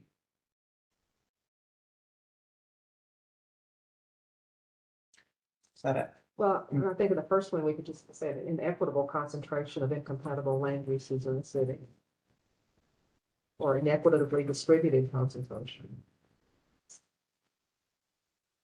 Why don't we take these one by one? Does someone have a proposal with respect to number 1? Inequitable concentration of incompatible land uses in the city. I hear a motion by Commissioner Carpenter to add the word inequitable to the beginning of number 1. Do we have a second? I second it. Great, thank you, Mr. Hawkins, for your second. Any discussion? All in favor say aye. Any opposed, nay. The motion carries. Item number 2 on the why is this important? We have a motion to amend that language. I second Mr. Barrett's. By the way, just I think someone mentioned to either online or in person that maybe some of our voices here who are sitting at the whatever we're sitting at here today may be a little soft. So if we can use our best theater practice and project a little more, I think folks would appreciate that. So Mr. Barrett, did I hear your motion in item 1 to change concerns to impacts? Yeah, I would like to make a motion to change number 1, 2 to negative impact on the quality of life and health due to industrial proximity. I second. Great, thank you, Mr. I seconded. Thank you, Mr. Carpenter. All right, thank you, Mr. Dog speaking. voice. Barrett, for your motion, Commissioner Carpenter for your second to change the language to the quality of life item on page 2-4. Any further discussion? Yes, Commissioner Carpenter, I have a concern about number 4. let's Oh. take care of our motion on item sorry. 2. Okay. Any discussion on the change in language to item 2? All right, seeing none, all in favor say aye. Aye. Any opposed? Nay. The motion carries. Mr. Hawkins, did you have a proposal to change the language to number 3? I'm still thinking of that. So we can go to Commissioner Carpenter's message right now. See if I have something. Thank you. Okay, great. Commissioner Carpenter, you recognize. Yeah, all right, for number 4, I mean, I've made this point before when, the document stresses the negative impact, which I don't disagree with, of excessive impervious surface as far as having the urban heat island effect and stormwater runoff. But there is also a very negative effect on air quality in these neighborhoods that have industrial proximity when you have heavy commercial vehicles driving on pervious surfaces on the base. So I would like to see some recognition of, I mean, I realize that it's a balancing act there, balancing the impervious and the pervious, but we consistently are stressing the stormwater impact, but haven't seen it in the document where we're talking about the negative impact on air quality for these neighborhoods that are close to industrial development that have vehicles driving on pervious surfaces. I agree with that, Commissioner Carpenter, entirely, and in fact might want to expand upon it a little bit to not just add air quality, but water quality, air and water quality. I agree with that. Is that an item 4? It's item Or 4. is that Well, item if 5? it- that gets It'd be added? item 5, I would, yes. Commissioner Carpenter, is that one where you would have specific language to include or put it general themes into the I hands think of staff? general, I think the staff could come up with language based on our discussion. Can I just have one more thing along that line? And this might possibly be in the did you know area, but I think we maybe need a little bit more content here on the sustainability issue in addition to environmental justice.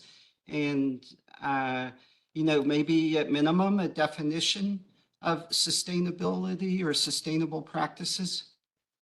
If to be consistent, we could go back to the EPA definition of sustainability because I think that, I don't know that we've done justice yet to the sustainability issue. Let's just from an organizational standpoint, it sounds like both of y'all have made really excellent points on things to add. Commissioner Carpenter, just so we have it for the record, would you like to make an amendment to add an item 5 under why is this important? Oh, okay. I propose adding item number 5, addressing the air and water, the negative air quality and water quality impacts of heavy industrial traffic driving on pervious surfaces. We have a second? I'll second that. Great, thank you, Mr. Goldstein. Any discussion? Could I just? Yeah, Mr. I think the only discussion I would want to discuss is maybe not targeting that only at vehicle use.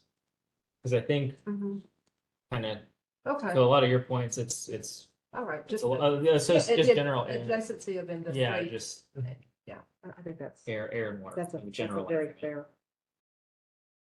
Okay. All right. Can I ask a staff question about that? So item 2 refers to quality of life and health concerns due to industrial proximity. Does that, so I think originally Commissioner Carpenter meant this in reaction specifically to the question of surface type. So now it's gone to more of a general industrial proximity concern. Is that somehow resolved by 2? I'm just trying to clarify our item here. You're right in that it probably is two separate items, because if you're gonna have a item number 4 talking about the problems of excessive impervious surfaces, we probably need to have a specific item addressing the pervious surface issue, the effect on air and water. But then to add to another concern, I mean, well, I want to be clear what stand we mean by on- pervious. What we mean by pervious, the problem of pervious surfaces, that's not really an issue we've sort of researched as part of the plan. So I'm kind of curious. well, I know yeah, because what happens in industrial areas when they're trying to avoid these impervious surfaces is they allow, I mean, the opposite of impervious is pervious. In industrial areas, what it tends to become is what they call base, which is crushed rock and gravel. And in the first day when you have heavy commercial vehicles driving on that, it pulverizes and you have dust clouds that hang in the air and negatively affect the air quality for all of the surrounding areas. I mean, the industrial businesses and the residents. I have industrial neighbors who complain about the air quality caused by, large numbers of big rigs driving on the base. So the problem I see with this focus being specifically on impervious and the stormwater is we're not adequately considering the effect that driving on the pervious base is having on the air quality. And I would say, I mean, the item 4 refers to the general problem citywide of just having too much concrete, essentially, everywhere. I think what you're referring to might just refer to in general, it's sort of a code issue about, how we regulate industrial traffic and what kinds of surfaces are appropriate specific to industrial areas, because item 4 is not referring to industrial zoning. It's just referring to, the prevalence of parking lots and concrete everywhere. So I do wonder if item 2 actually can kind of address, if we maybe add if specifically what you're talking about is traffic and inappropriate code language or enforcement of truck traffic in industrial areas, that might fit into. I don't really agree. I mean, I get your point, but I mean, all of these issues seem to be talking about industrial and residential adjacency. And what I keep getting during our meetings is an exclusive concentration on avoiding too much impervious surface.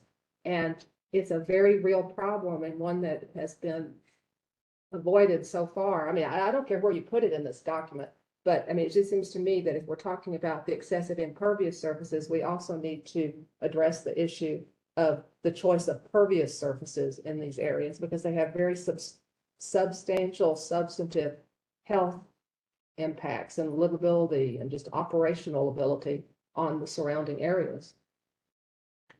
I would ask the committee, yes, because if we remove and we say, hey, we have too much concrete, we're removing a lot of concrete, that creates an unintended consequences of having more pervious surface, which speaks to the issue that you're talking about. And if that is a big enough issue, then I think it's its own number 5, or is that covered by number 2? And that's just the question I would have for y'all. And if it is, we can add it in. If we think it's covered by number 2, then we can keep it there. Well, and just to clarify too, item 4 is in fact referring to a citywide concern, Commissioner. It's not just referring to industrial areas. It's referring to industrial areas, commercial areas, residential areas. I don't think it's intended to say that industrial areas need to inappropriately have impervious surfaces. I don't think that's really what it's trying to say. But if the concern is that industrial areas consistently have inappropriate surfacing, and we're not regulating the infrastructure for traffic in industrial areas, I just think that's kind of a bit separate and maybe could be elaborated on in 2, or maybe built as its own issue. Mr. Yarborough? As I've been kind of sitting here thinking about this, perhaps in point 2, instead of just identifying industrial proximity, which is its own issue, but perhaps there are a suite of issues industrial beyond just proximity. So industrial proximity, air and water quality impacts. Would that cover some of what you're talking about, Commissioner Carpenter? If we're talking about industrial air impacts, that could, while it doesn't specifically call out pervious impacts, it maybe that does include air. It's part of not only truck traffic, but also emissions and things like that, and some of the zoning, things that zoning can control.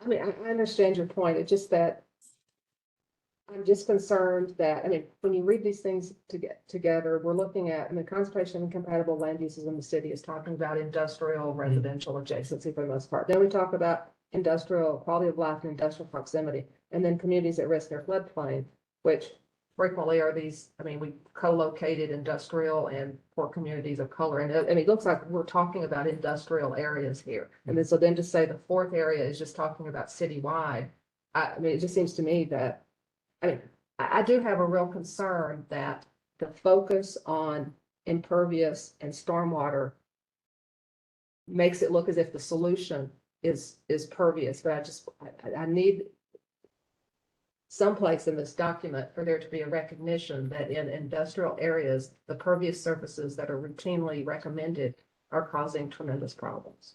I just think that belongs in the industrial section, and this is supposed to be kind of the 30,000 square foot view of Dallas overall, correct?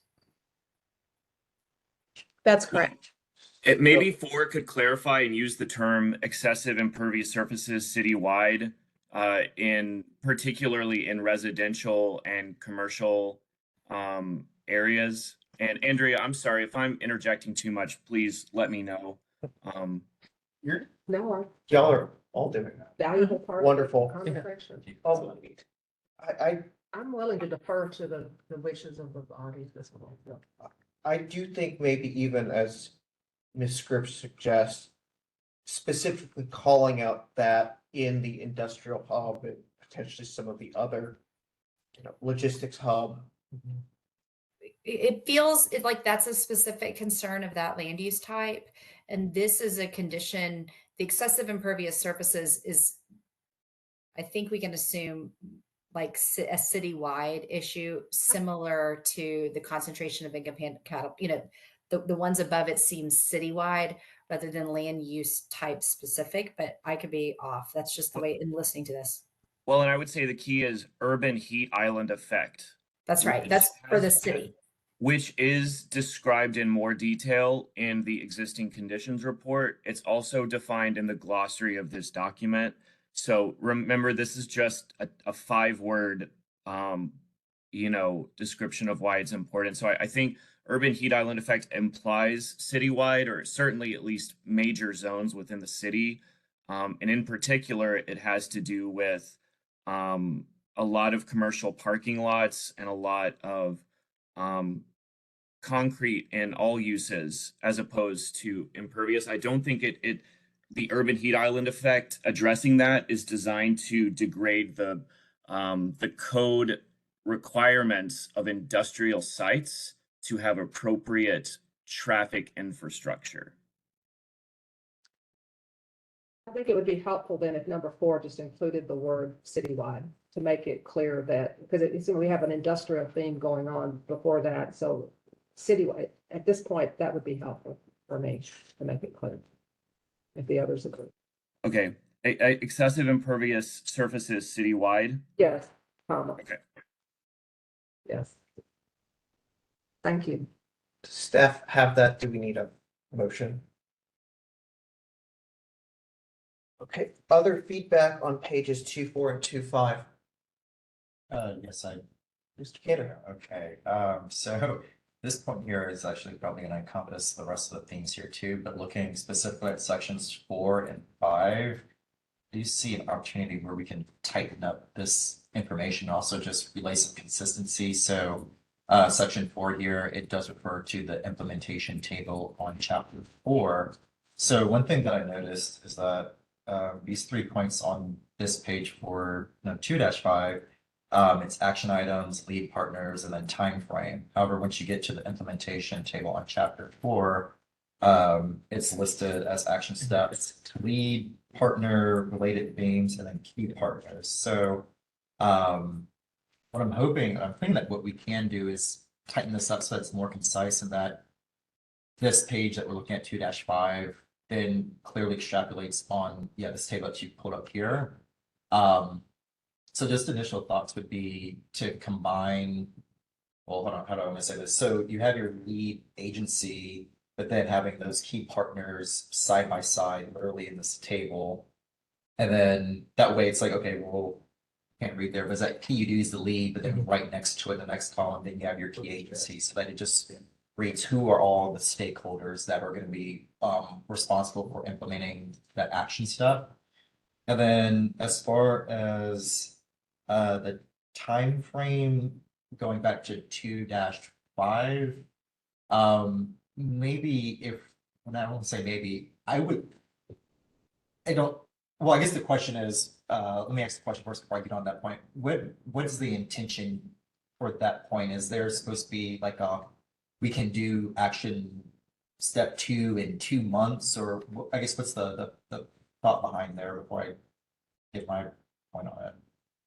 So I think this goes back to kind of the issue that Chair Rubin brought up at the beginning about overall wanting to get some sense of a timeline for the when certain things would be implemented.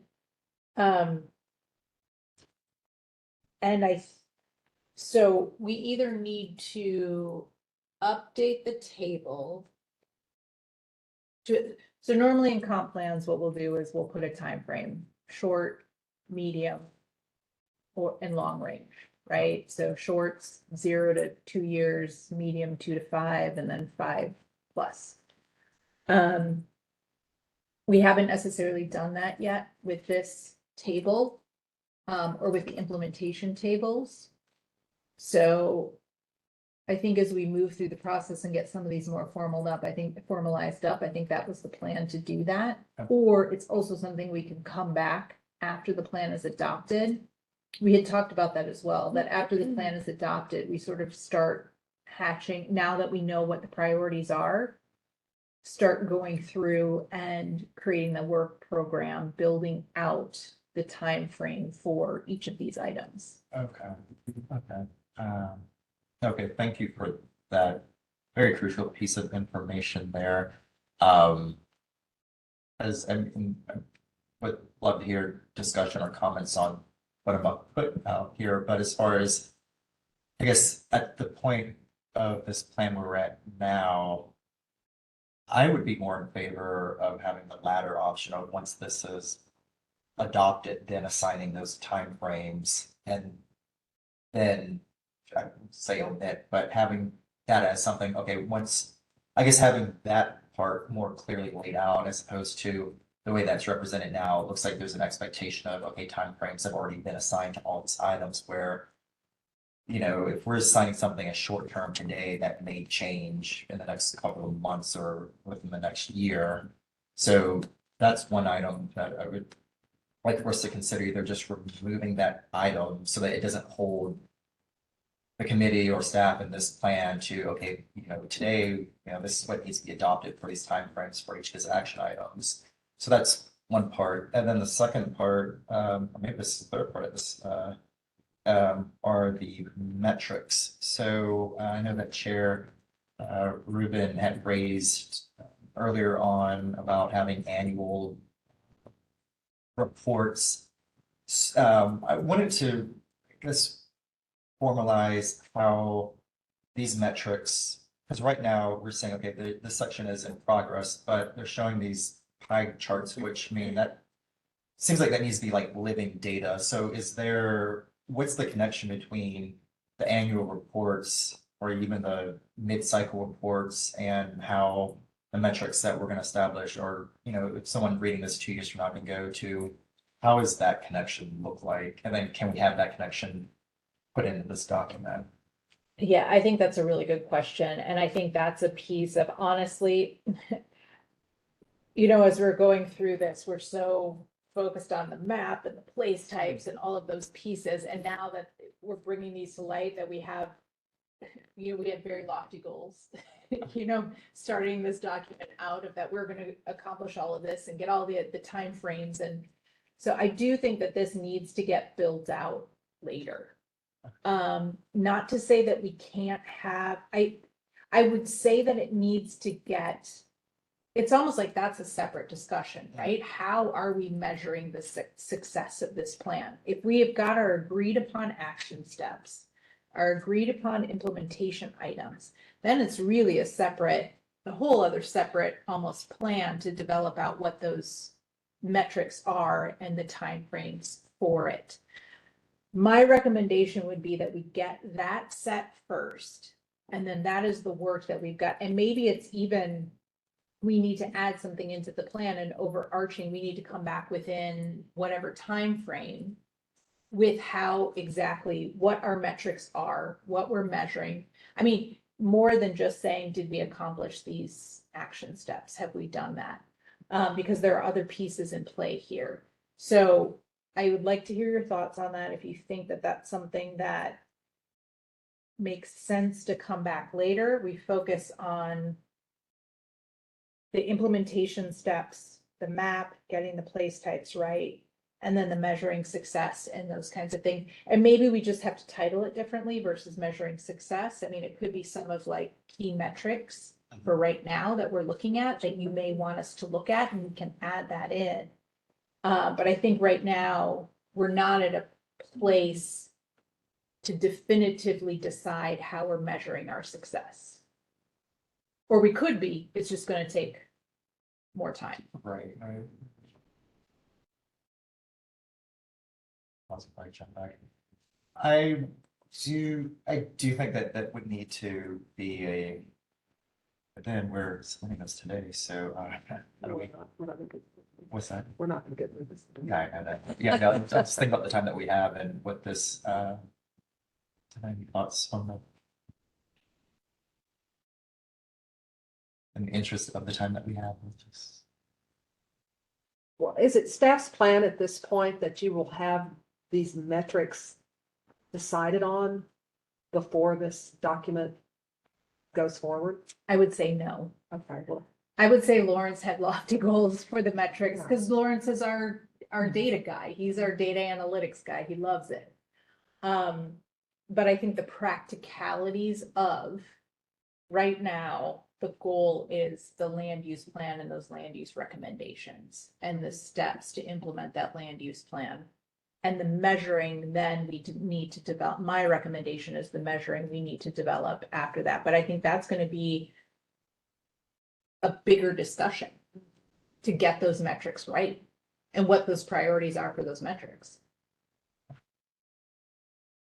so at this point in the drafting of the document, does it just need to say something to the effect that metrics will be set for whatever each of these goals are? We could add that as a whole other action step for each of the implementation items that coming out of this plan, we need to establish those metrics.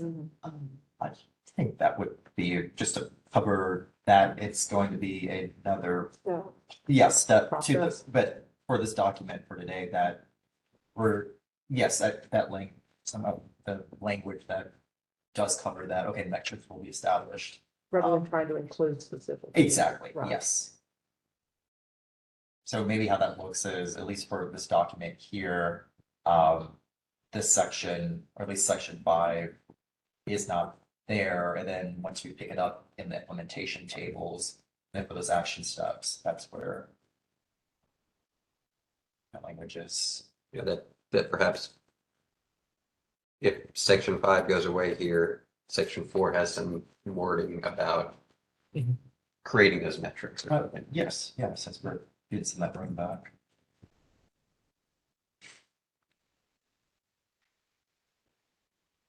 And I just want to make sure I've wrapped my head around this because I'm not a data analytics guy.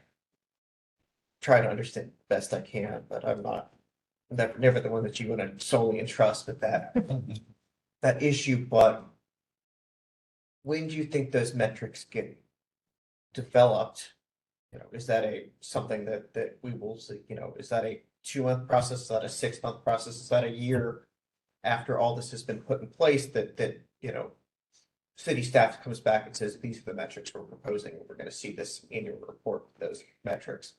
That's sort of what I was imagining, that with that annual report, we could have that discussion as part of the annual report. We could have a proposal as part of the annual report, or we could do a mid-year update on that to gauge, you know, what we're proposing, how that looks like, and what the feeling is with, say, CPC, sort of a mid-year annual report about the development of those metrics.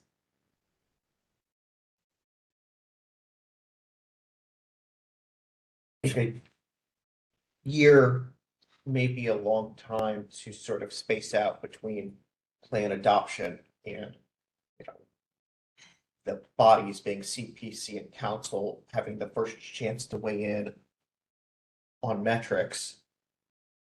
If it, you know, I think 6 months would give city staff enough runway to get something good out, saying, you know, we don't need the actual numbers, but we're proposing, you know, these, you know, key performance indicators for housing, these KPIs that are realistic for EJ, and then, you know, the bodies can sort of poke and prod and make suggestions. So we come back after a year and we do have metrics that, you know, our governmental oversight bodies do want to see. I think that would be the best way to do it. I worry if we let a year pass, you know, memories fade, and I think a lot of this good work will be stored deep within the vaults of people's minds. So I would like to see more immediate follow-up on metrics. Okay, we can do that. We can put in a mid-year check-in, a mid-year update on the development of the metrics, the indicators. And I think we're supposed to, working with our consultants, from what I understand, a dashboard is being created. So sort of a real-time dashboard of the progress of the plan. So it's already something that's in development.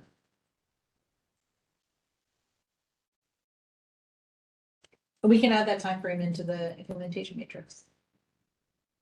That would be great. And I will go ahead and just formalize that for the record, move to add a 6-month time frame for proposed performance metrics. I second. Thank you, Mr. Cannon. Any discussion? Mr. Scarborough. Just for clarification, that's metrics across all themes. Yes. Just, yeah. All right, any further discussion? Seeing none, all in favor say aye. Aye. Aye. Opposed, nay. The motion carries. Mr. Parker. Yes, on page, let's see, 2-4, item 2, where are we today? It says that 87% of all heavy industrial uses are in the southern service districts. On an earlier page, page 10, according to my notes, which have been from the PDF document, it says that the southern service areas have 7% of the heavy industrial uses. That's probably a typo. That the letter 8 or the number 8 got deleted. Yeah, so my question was, are we sure of the 87? Okay, that makes sense if it's a typo. So 87% is correct. Thank you. We'll need to double check that, because when you look at the maps, the West Dallas has significant percentage. Yeah. And Northwest, West Yeah. Simmons, yeah. So it's we'll dodgy double to check, me. we'll flag it to double check the Okay. percentages and what was used to calculate heavy industrial. Mhm. We'll double check that.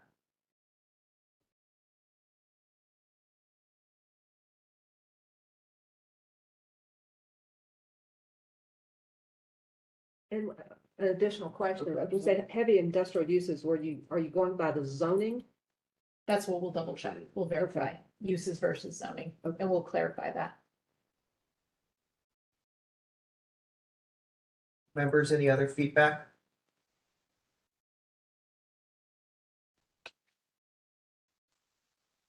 All right, COD and connectivity.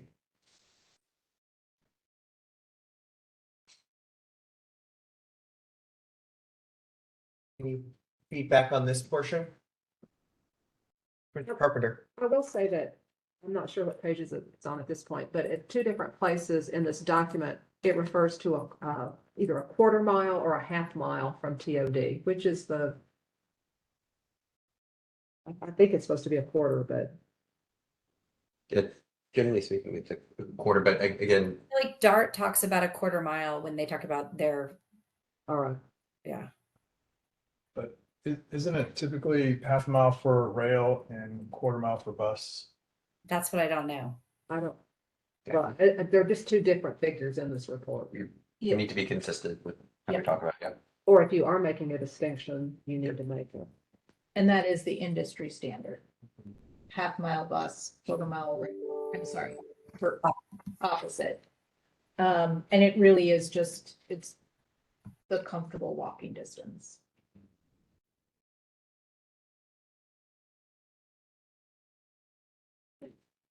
Any other feedback on these two pages? I didn't know. We can certainly take a second for people to. Isn't one metric that would be obvious for that one, the percentage of population or the number of people living in transit-oriented development land use?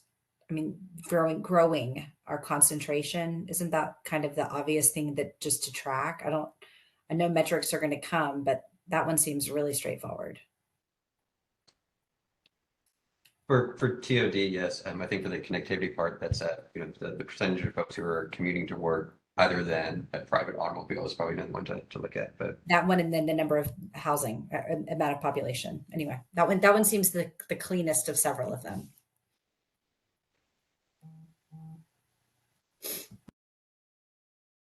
I do have a question about the wording of item number 1 under why is this important? Land use constraints that hinder TOD marketability. What exact are you talking about zoning that prohibits density? Or largely, yes. yeah.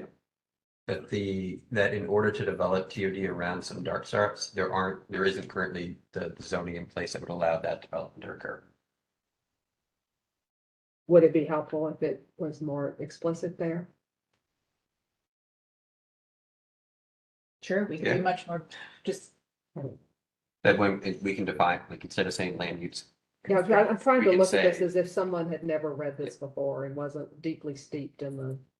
No, that's helpful. It should be much more clear because you're right that.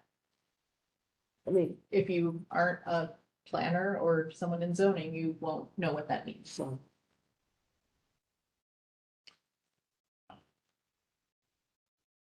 And is marketability the correct word there? That almost looks like advertising. As a feasibility. Develop, yeah. Better term of that, that.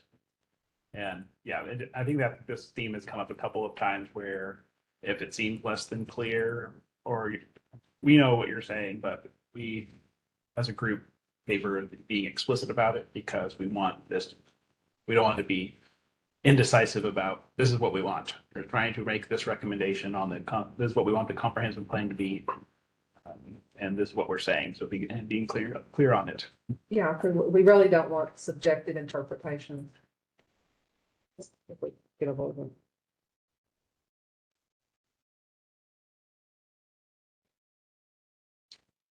Do we? So for that one, I believe we have direction. Do we need a motion on it or all? Let's do a quick motion.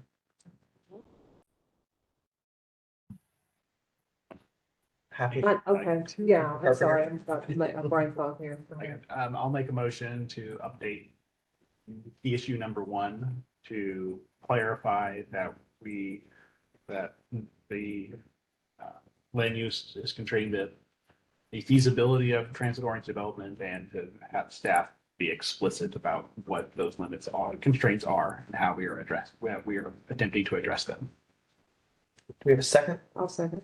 Thank you, Commissioner Carpenter, for your second. Any discussion? All in favor say aye. Aye. Any opposed? Nay. The motion carries. Any other comments on TOD and connectivity? Right. My comment is just if we're going to have a distance reference, we have a 10-minute walk here. That's a half mile. If we just be consistent with 10 minutes, a half mile where we're walking, unless you're trying to explicitly call out something about rail, which I don't think is necessarily helpful. So don't need a motion on that one, but I think I already submitted comments in email form about that.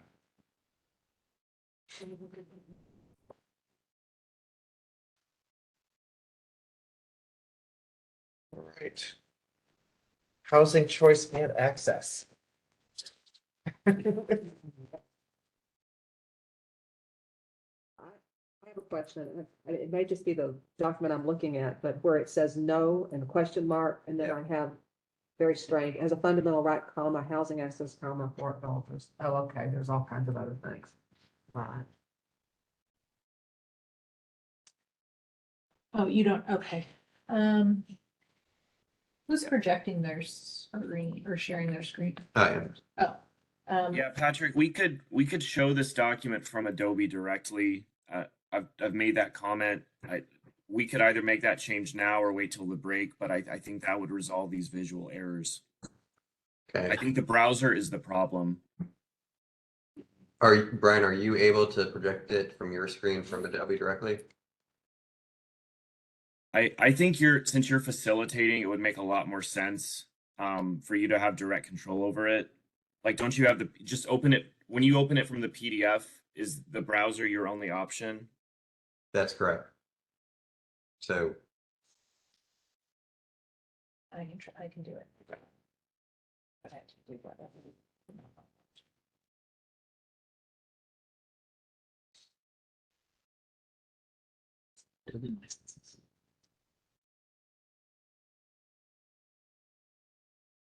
I just need to, I'll share my screen so we can see it, and then I just need to log on to WebEx.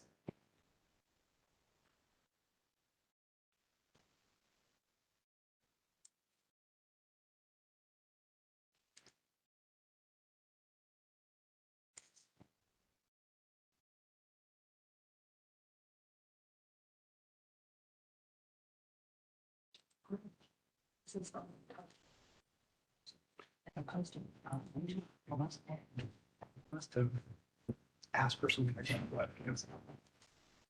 Me neither, but it's like one of those things that come. Like they're not actually affordable. Affordable is the over. Yeah. And that term. Is it just like which term are we talking about? Naturally green. Yeah, I know. Just like There we go. yeah. And then We're gonna talk about nature. oh my.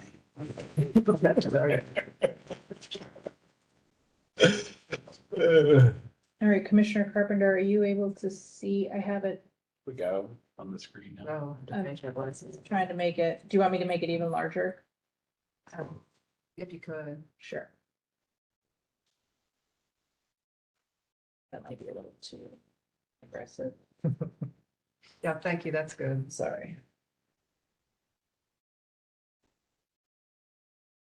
It's just disconcerting to read a document that hop skips, has been, what I'm looking at here. Okay, there we go.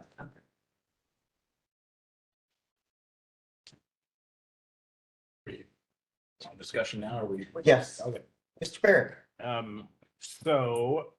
Again, this comes back to explicit language. Again, here, why is important under key issues. So I think the bullet item number that is most salient to how we're going to address housing affordability is number 2.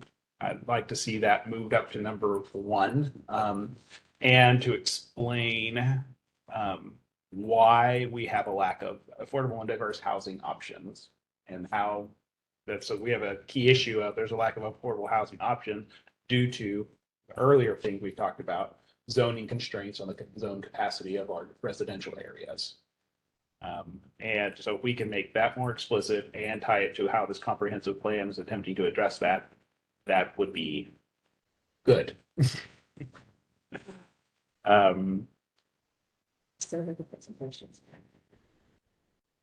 Yeah, so if I were to consolidate that, let's put those into it as one, move it from number 2 to number 1, and then clarify that we have a limitations on our residential housing that limits the housing, diverse housing options and affordability. Is that a separate item?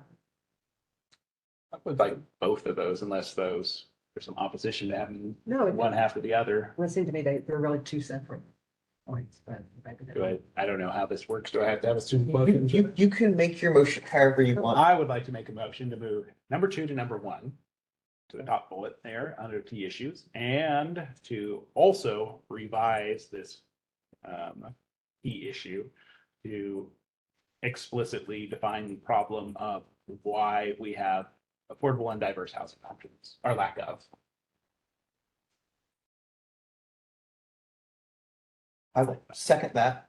Okay, thank you. So when we are being explicit in saying why we have a lack of diverse housing options, just want clarity from CLUP to say that we want to be specific. So are we saying that because so much of Dallas is zoned for just single family homes, that contributes that has created a lack of diverse and affordable housing? No, I'm not going to say it's a single family home, because there are a lot of ways to have, you can have smaller minimum lot size. That gets you a lot more single family homes in the same given amount of area. So high land prices driven by zoning constraints.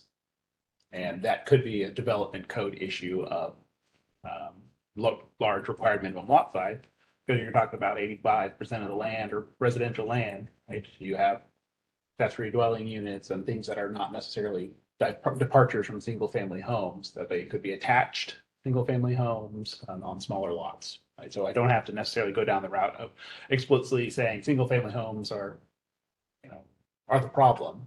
That no, the zoning constraints of limited land. Well, I would just posit that there are yes, frankly, a wide variety of issues that lead to the lack of affordable housing options. I mean, certainly single family zoning is one.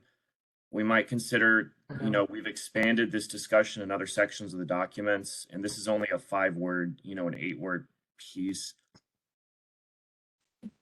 What you originally had stated was that due to zoning constraints and capacity in our residential neighborhoods. Is that succinct enough for this? What about limited amount of land zoned for density, residential density? I mean, it's certainly not just that. I mean, for example, there are, aging commercial centers that could likely be redeveloped as mixed use with meaningful housing. So I don't think it's, I think it's several different zoning related constraints. And I'd also add, while, zoning is certainly a culprit in our lack of affordable and attainable housing, there are other barriers too, whether it be, lack of, lending practices or other things like that. So I think, you can't deny the role of zoning. It's, right at the top of the list of why we have affordable housing challenges in Dallas. But I do want to, acknowledge that even if we, had a perfect zoning code for purposes of affordable housing, there are still other variables in play. So zoning, I would suggest maybe zoning constraints and other obstacles to housing development. Or that we have zoning and development constraints that contribute to a lack of affordable housing and diverse options, or contribute in part to. Or lack of affordable housing and diverse options due to zoning constraints and other factors. Yes, like that. Due to zoning and other development constraints. That's what I just wrote. Yes. I literally just wrote that. I think development constraints speak to financing and financial piece too. It speaks to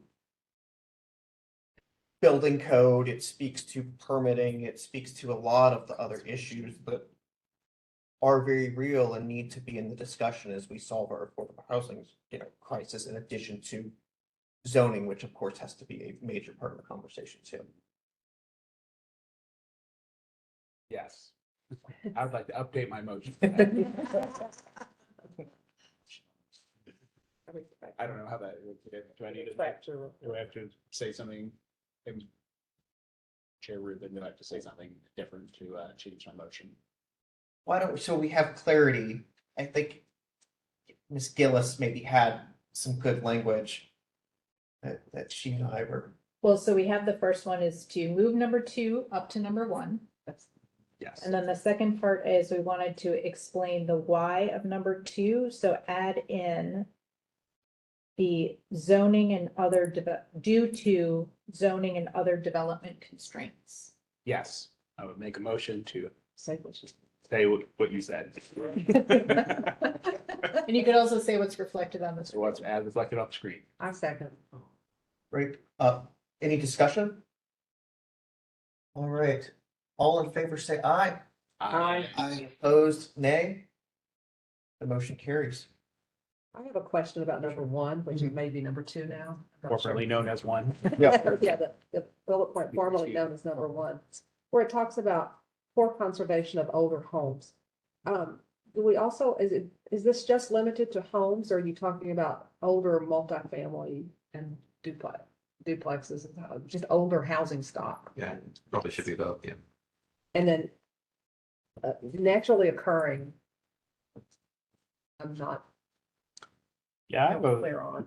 yeah, I have my own issue on naturally occurring affordable housing, which is just kind of just talks about old and poorly maintained buildings. They're not anymore, but because it just doesn't speak to the real driver of rising housing costs, which is land costs. Well, there's that, but I think we have to, so we will have a definition of this. There's a pretty standardized definition that goes beyond sort of the poorly maintained housing stock. Really, it's making sure that we maintain as much of our existing housing stock that was built decades ago, because that's some of the most naturally occurring affordable housing versus tearing that older housing down and maxing out our lots with big new development. Because existing housing stock is more affordable because of the lower land prices or whatever. And they were also generally small, I mean, depending on the neighborhood, right? You've got a lot of neighborhoods. So this is where a lot of the requests for conservation districts come in, NSOs, where you want to somehow maintain that scale of that older housing stock. Because if we lose it, and also historic districts, if we lose it, it's going to go to, I mean, we can't build anything cheap now, so. Well, the older housing stock is more affordable than new construction. Right. To a point, right? If you could end up in a situation where if you are extremely prejudiced against new construction and tear downs, you can incentivize preservation of homes over new construction, and you'll end up, this is a real thing in like Los Angeles area where you have really old buildings that are really more poorly maintained, but they're still super expensive because you can't build anything new. So I don't want to like send a message that we are preserving to the exclude, like it's better to have an old home than a new home, like that. It should, maybe either you can have incentives or something to maintain some older homes or something that, but are paired with development bonus of some sort. I've been thinking about Austin just with their recently minimum lot size change, or not minimum lot size, the number of dwelling units. They give us a preservation bonus for maintaining the facade of the pre-1960 home a lot. But I'm thinking about that. I don't want it to say like, okay, we want to stop these because these are naturally occurring affordable housing. That is only true in the context of other construction also happening. If you don't build anything, everything gets more expensive regardless of the amount of work gets put into it. Correct, yes. So I think this one is specifically dealing with, it is not excluding one over the other. So however we need to reword it so that there is a piece of this where we do also want to prioritize maintaining that existing housing stock, yet still allow new infill development or new development or whatever it might be. I mean, they both have to go in tandem, because you're right, if you freeze everything, that's problematic as well. I mean, from a land use perspective, is this kind of referring to like a comprehensive public strategy involving like home repair programs plus new construction? I mean, when we talk about conservation of older homes, we're not talking about like historic preservation of architectural significance, really, when we're talking about affordability. Yeah, part of it is to speak to the idea that you might have 1,000 square foot structure out there now. And that if it's not well maintained, then it's going to be replaced. But what's happening when because that 1,000 square foot structure is a more affordable structure than what is happening now, which is because of our development code, it's removed and a 4,000 square foot single family home is built. And then that house, that structure is only one housing unit. That is much less affordable than what was there before. And so, well, and Patrick, too, since you do neighborhood planning, and we've done a lot of work in specific neighborhoods, a lot of this has to do with the quality of construction. I think of a neighborhood like Elm Thicket. Some of that is old worker class housing that is not salvageable. Some of it was built with some quality that really could be preserved. So, the single family housing stock, based on who it was built for, essentially in the 20th century, really determines its salvageability. And even within the same neighborhoods, you have both of those realities present. I think on this one, we have to put a more positive spin on it. I think the poor conservation is tripping us up.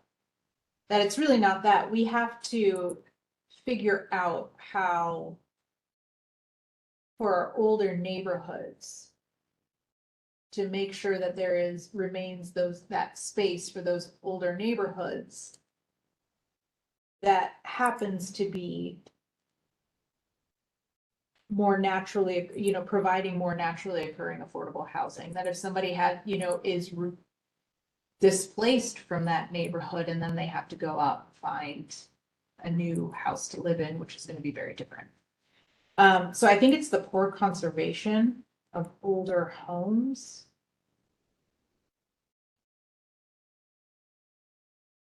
I think it seems like the spin here, we're only talking about a single family,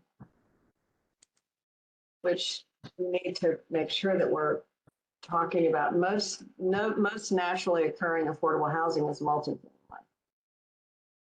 I mean, it's almost, you're right, I think in this one, but I think it's almost like, why is conservation of older housing stock? Well, to me, I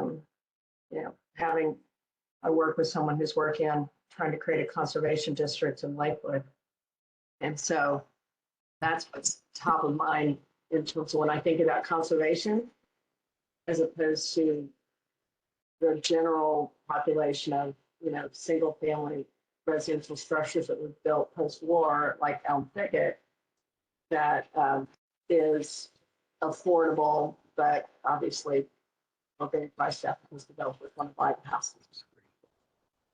So, I mean, there's a lot packed into this page around this issue of housing that I think it's going to be really difficult for us to come on the most important things, which I do think conservation is important, but also if you're going to conserve older housing, working in Mill City, those homes again look a lot like post-war single family small buildings, but they need an enormous amount of money for rehab. And single family homeowners and low income. So I think the conservation word gets used a lot differently in upper income areas than it does in low income areas. I mean, you probably heard it in South Dallas. I mean, I think just that perspective. Yeah. So Patrick and I just had a moment because I was like, wait, what is that actually? I had to step back after we're listening to everything. We're like, wait, what is this? What is this actually? And then I had to go back to why is this important? A key issue, right? So answering the question of why that's important.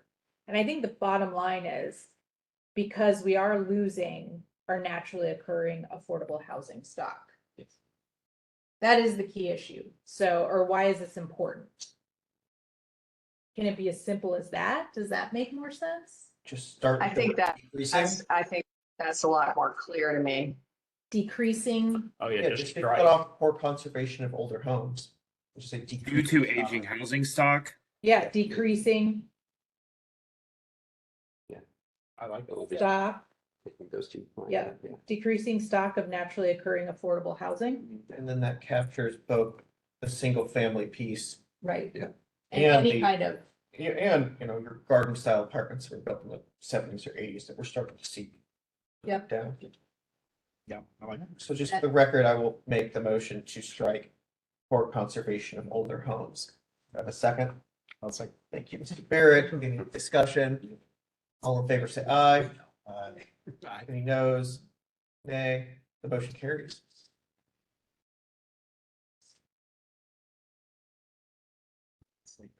I had two questions and a suggestion. Is that Ms. Milligan? Yes. Yeah, go ahead. I just wanted staff to talk a little bit about the pink language, adding housing as a fundamental right and what you meant. Did you know? so that, Are you able to hear me? this is a direct comments that we've either received from the Comprehensive Land Use Plan Committee over the past, since the first draft came out, or if we received multiple comments on this from community members, because we also had open houses on the plan between September and November. So any insertions in pink are due to recommended comments either by this body or the community. And again, up for discussion. It was meant to be more, again, speak to the directness of some of the issues, to start off the sentence with a strong, or start off this page with a strong statement.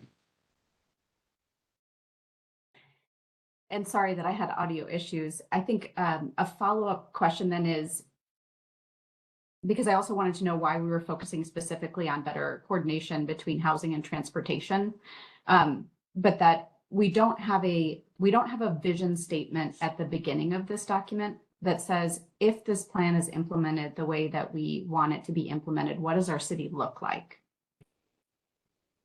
And I think that could help, because I've always advocated for having definitions in this document that may not, you may not have to define everything if you've got a really clear vision statement. So that was my second question was, how does defining housing access as a fundamental right, and then how does specifically focusing on the connection between housing and transportation achieve the vision for the document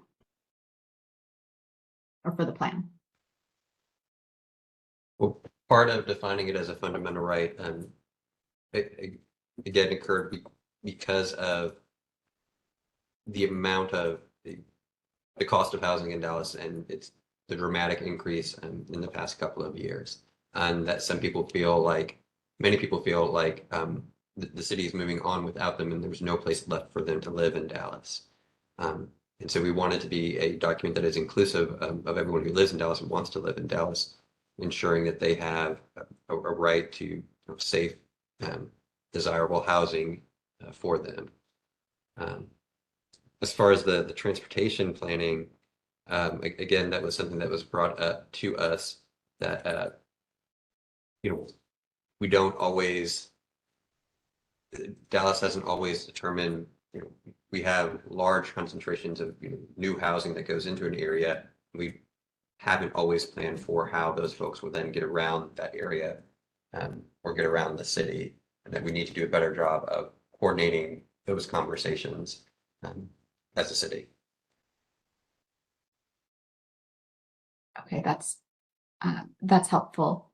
And then I guess I would say, because we have economic development as a separate theme, though, I think the economic development planning is just important as transportation both can be place-based. So I was just wondering if it was transportation as the highest priority, even though we have other priorities, or whether you think coordination among economic development, transportation, and housing would also accurately reflect an important priority.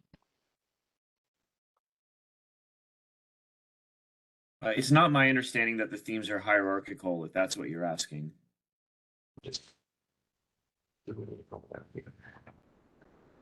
Not that they're hierarchical, but it currently says need for increased coordination between housing and transportation planning. Is that the biggest deficit in planning that you're seeing, or do you think there's a need for increased coordination among other activities, including economic development? I think that's a really good point. I would say that that's a missing one. It should be economic development as well. I think those three, because obviously we hear all the time, right, that it's, even if housing, we built, thousands and thousands of units, that doesn't mean people can afford it because their salaries aren't keeping pace with rents and mortgages and things like that. So I think we have to tie that in as well. I think the only reason here is that there's often been quite a bit of discussion placed on the housing transportation relationship, and that in fact, affordability and life opportunity, a lot has to do with access to transportation, not just the affordability of housing and how we can get to jobs. And I know Committee Member Milligan, I know that you've been a part of those conversations as well. So I think that must have been the original intent, just because we know that like housing and access to transportation and to public transit is all kind of a very important synergy point. But we've definitely, just from a practical standpoint, been having these conversations with economic development as a major partner when talking about TOD in particular, or thinking about like corridor planning and the integration of housing and retail planning in those spaces as well. That's great. Yeah, I don't think I have a strong feeling one way or another. I just wanted to understand if that was the intent, was to specifically mention transportation, because there are lots of priorities, there are lots of activities you could engage in, but this is something that's important enough that we're gonna focus on coordination among these two. I had one other, I think, question for the body is, we heard our public speakers today be very concerned about single-family neighborhoods and what single-family neighborhoods look like. And we've had a lot of discussion among ourselves within this body that a lot of times the concerns are more related to the form and the character of missing middle housing. When we're talking about duplexes, triplexes, and fourplexes, as opposed to just their existence at all. So I wanted to know if we think there should be a mention within this section about that sensitivity as to about development and it being context sensitive.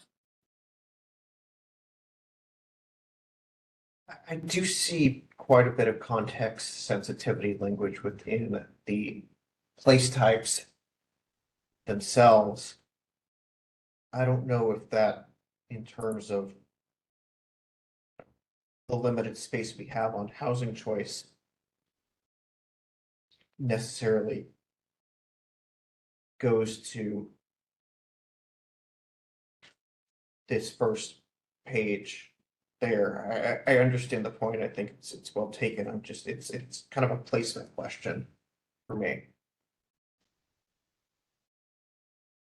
So the suggestion that I might offer is in what is now 1, formerly 2, we could say lack of affordable and context sensitive diverse housing options to accommodate varying incomes.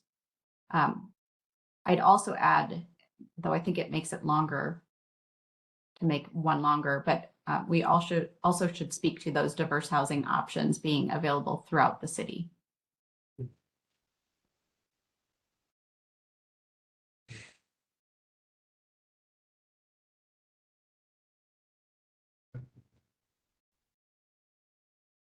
I'll speak. I love the second point on, yes, we need to locate these diverse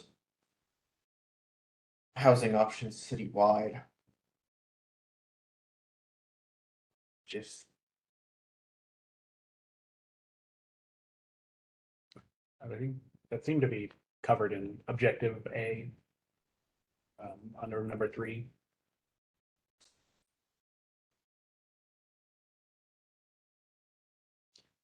I think it's covered at objective A, but it's not spoken to as being a key issue.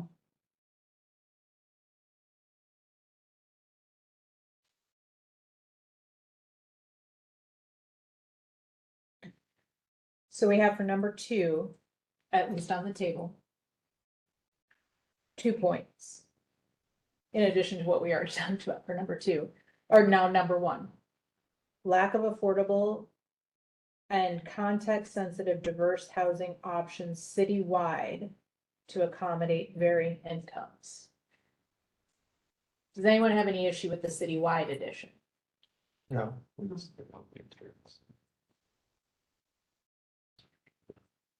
So it's the lack of affordable and Oh, yeah. context-sensitive options citywide due to zoning and development constraints to accommodate varying incomes. I think incorporates all 3 issues that were brought up. The clarity on why it's not there, the issues about that new stuff might not be context sensitive, and that we want to ensure that's done citywide. The options are available citywide.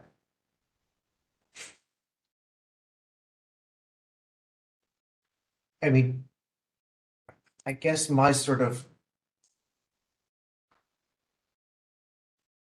gut reaction to this is it's not that context sensitivity isn't an important principle to carry forward in this document. Challenge is that we are in a housing crisis right now between affordability and attainability and accessibility. And context sensitive certainly enters into that discussion, but I don't want to take away from the point about housing affordability and accessibility right here up front with this discussion of context sensitivity. It's an important discussion, but I think it comes elsewhere in the document, in my view. I agree. There's a lot of discussion about form and context sensitivity in the place types. Keeping the housing affordability citywide is first and foremost in my mind on the housing choice and access.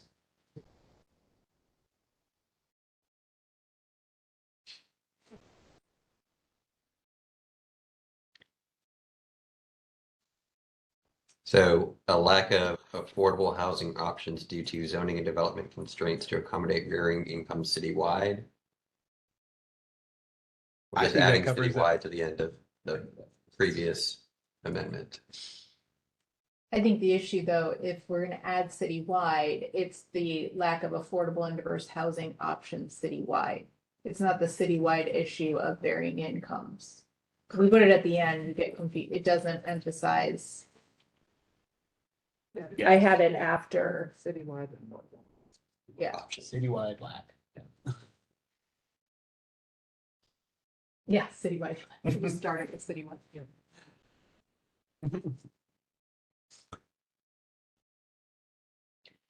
All right, so this may be your first disagreement. I guess just in this could be one of those where, again, if it's half and half, if it is, again, I think that there's not going to be a lack of opportunity for us to move this on to CPC, saying that the committee is very concerned about context sensitivity as we talk about additional housing types. So. Yeah, just for me, if we're using context sensitivity as a euphemism for massing rules or things that would come at the expense of providing diverse housing and affordable housing options, if those two are at odds with each other, I am in favor of promoting more housing options in neighborhoods.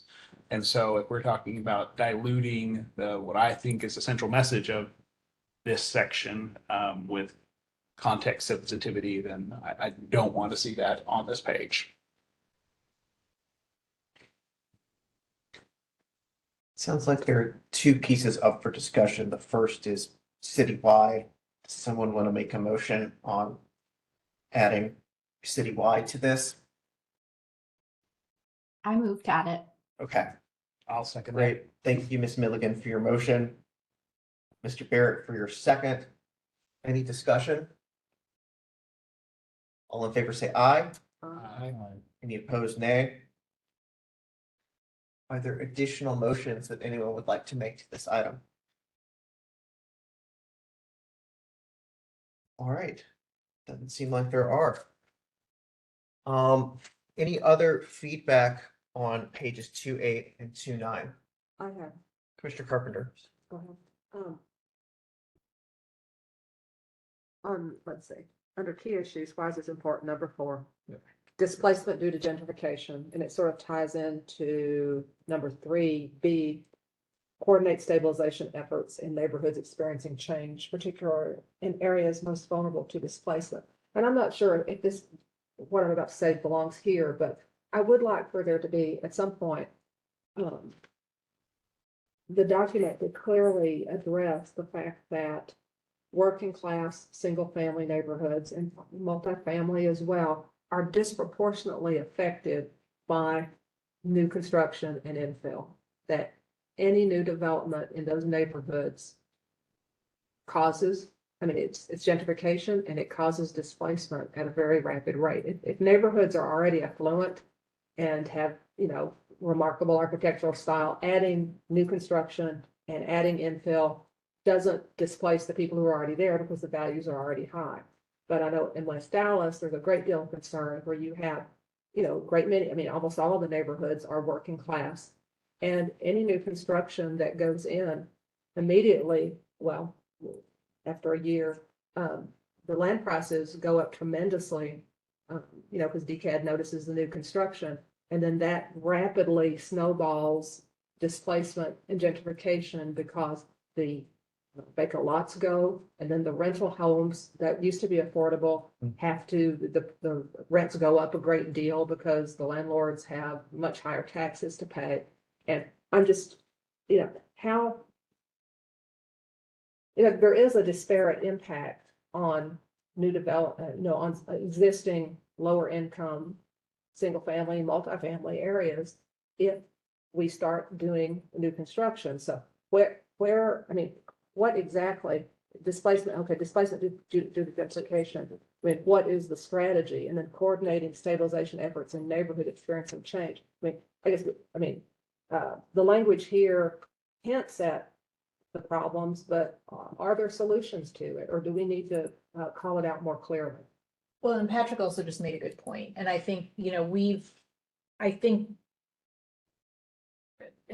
I'm going to simplify my statement by saying, but I don't mean to simplify it, but I do think that just saying gentrification does simplify it because gentrification means so many things to so many people.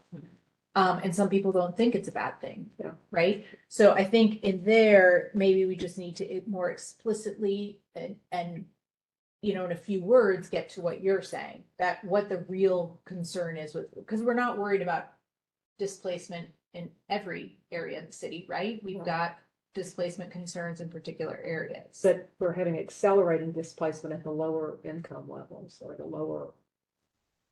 Yeah, that displace, instead of saying displacement due to gentrification, we can say displacement in, you know, areas with low or moderate incomes that are affected by new investment in a disproportionate manner. Particularly low income renters, maybe Commissioner Carpenter. But it's not just low income renters, it's also low income, you know, homeowners as well. I see it. I think there's the cause and effect might be off here is because it's lower income areas where there is a possibility of building something new that those areas are disproportionately affected. Nobody's going to ask to try to subdivide a lot in Preston Hollow because it'll never happen under our current zoning regime. And in other areas that experience broad-based upzonings, most of the construction takes place in higher income areas because of the places that we've already established that the land values are indicate people want to live there. So when we're talking about displacement due to gentrification, I'm fine with language about displacement, wanting to help address displacement, which we are doing, I think, by talking about a route-based upzoning through our comprehensive plan. I hesitate to have language about where we think it's going to happen. We're talking about the key issues being driven in the comprehensive plan. Let me question you about if I understood that right and all that, about broad-based upzoning is somehow going to help with displacement? As compared to our current system of spot rezonings in areas where are most subject to the economic force, at least able to resist the economic forces driving them. You're talking about a wider distribution of new development opportunity throughout the city rather than it being concentrated in specific areas where it's easier to achieve. Yes, I am saying that would result in less displacement than our current system, because people can build where they actually want to, rather than where it's only actually possible. I also just want to draw attention that, you know, when we talk about displacement, when we talk about it just from a purely land use standpoint, that's one conversation. It's kind of an imprecise tool for, you know, when we're just talking about land use and place type. Keep in mind, we also have an implementation table and we have specific action items. And I would sort of posit that that's where we have the most impact, that we have additional impact, that where we can specifically target areas and target particular programs or initiatives or specialized neighborhood planning work. So I just want to add that to the discussion as well. So I would, again, going back to the why is this important? And, you know, the key point there of given current constraints, development constraints, you are seeing displacement in a disproportionate area, disproportionately in low and moderate income areas, because we have our current system, and if we don't change our system, we get more displacement in those areas. That's why it's important. If we changed our system, we may not get as much displacement there. So that would be my suggestion, to say, given current development constraints, we are seeing, you know, displacement is occurring at a disproportionate rate in high or in low and moderate income areas. Agreed. I'm fine with that. Okay, so given current development constraints, okay, displacement, wait, Given current development constraints, displacement is occurring okay. disproportionately in low and moderate income areas of Dallas.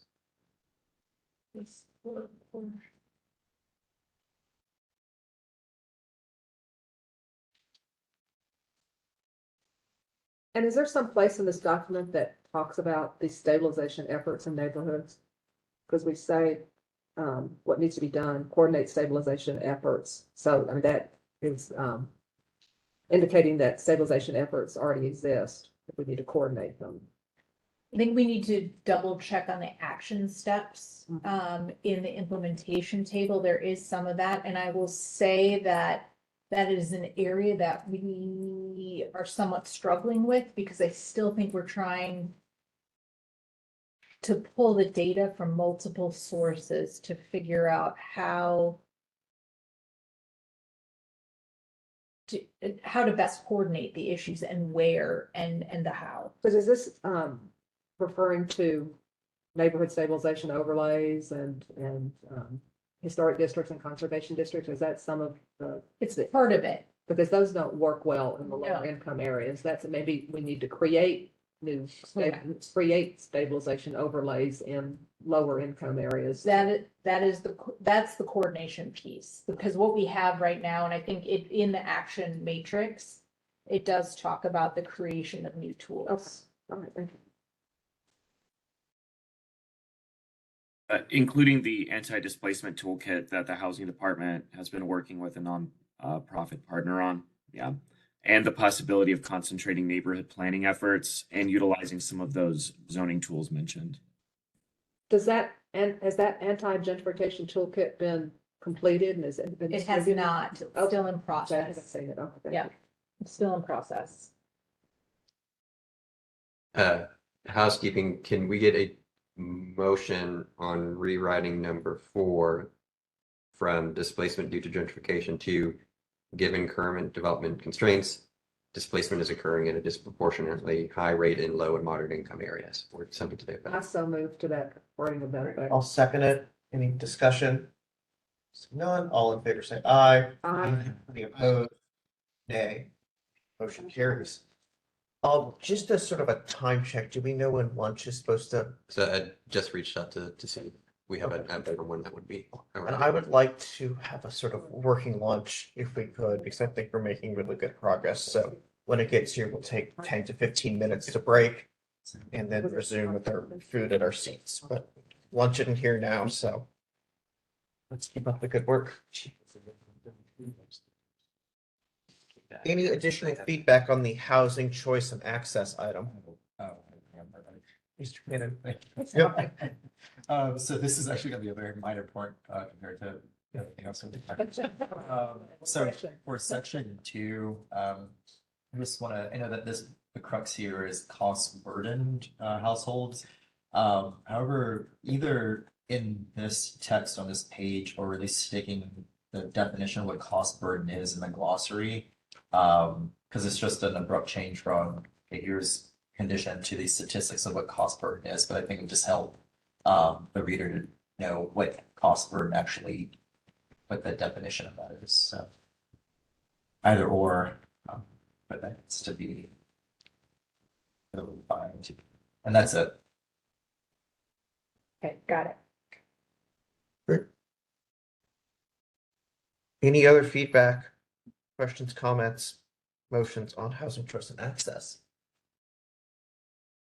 Thanks everyone for their very hard work. Let's go to eco dev and revitalization.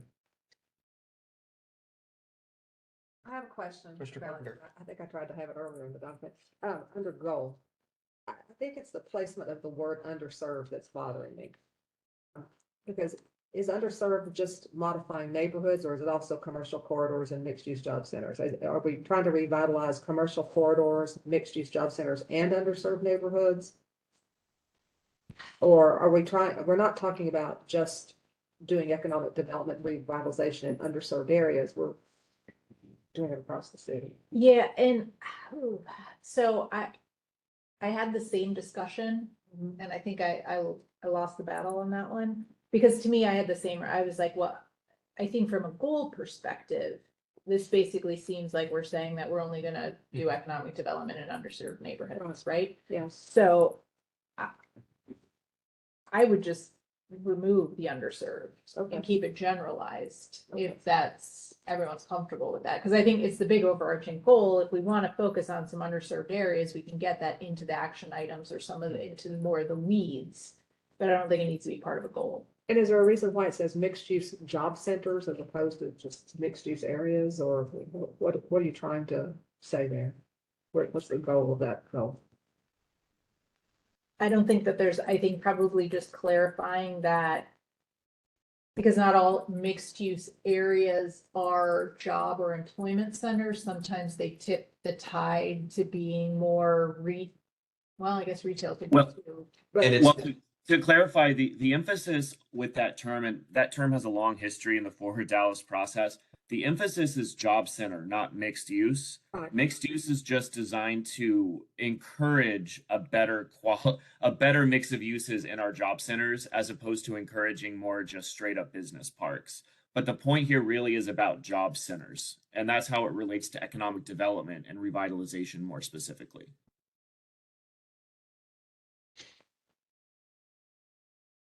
At least that's the history behind it, from my understanding.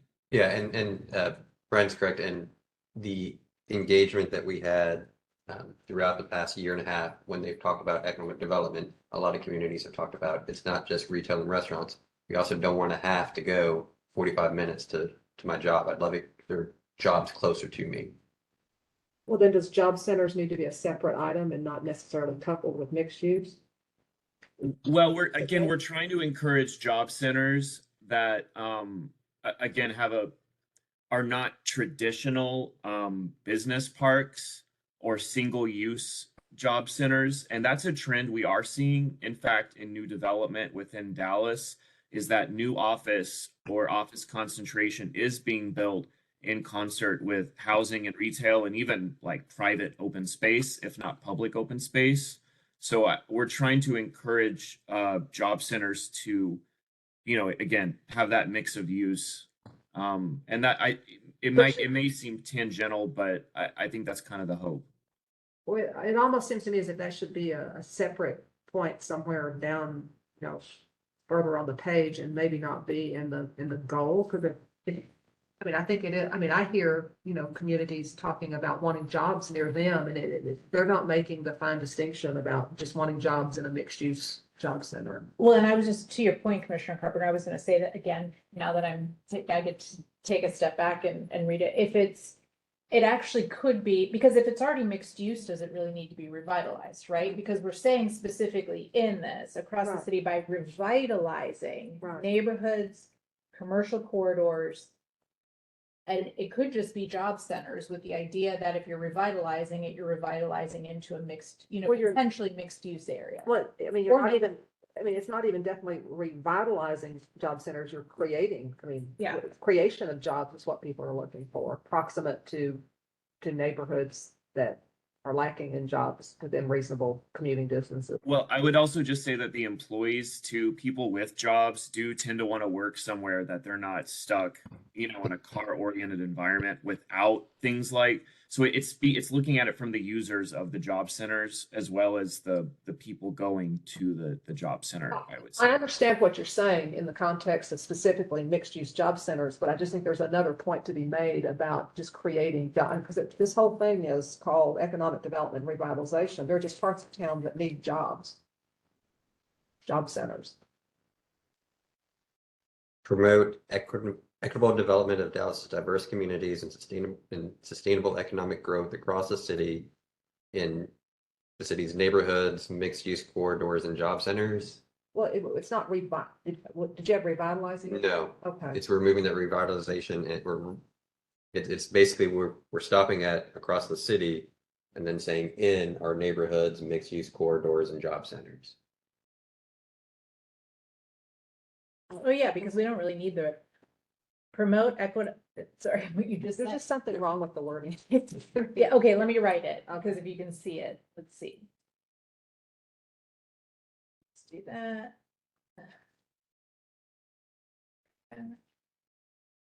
So promote equitable type development.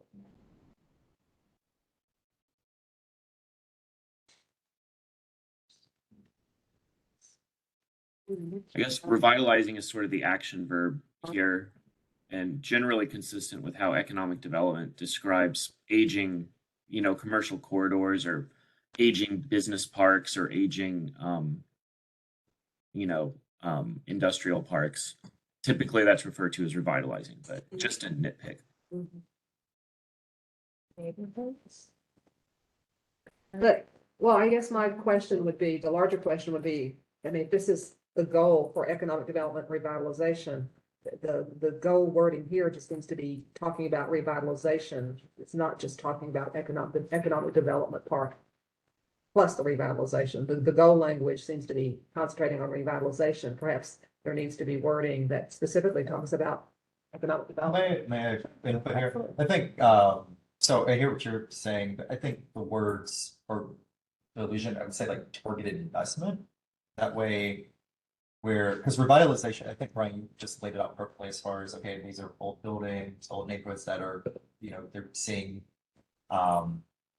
new businesses move in, but kind of putting this more on the economic development side. And we're saying through this plan, through these action items, that we're seeking investment in specific areas, and those areas being the neighborhoods, commercial corridors.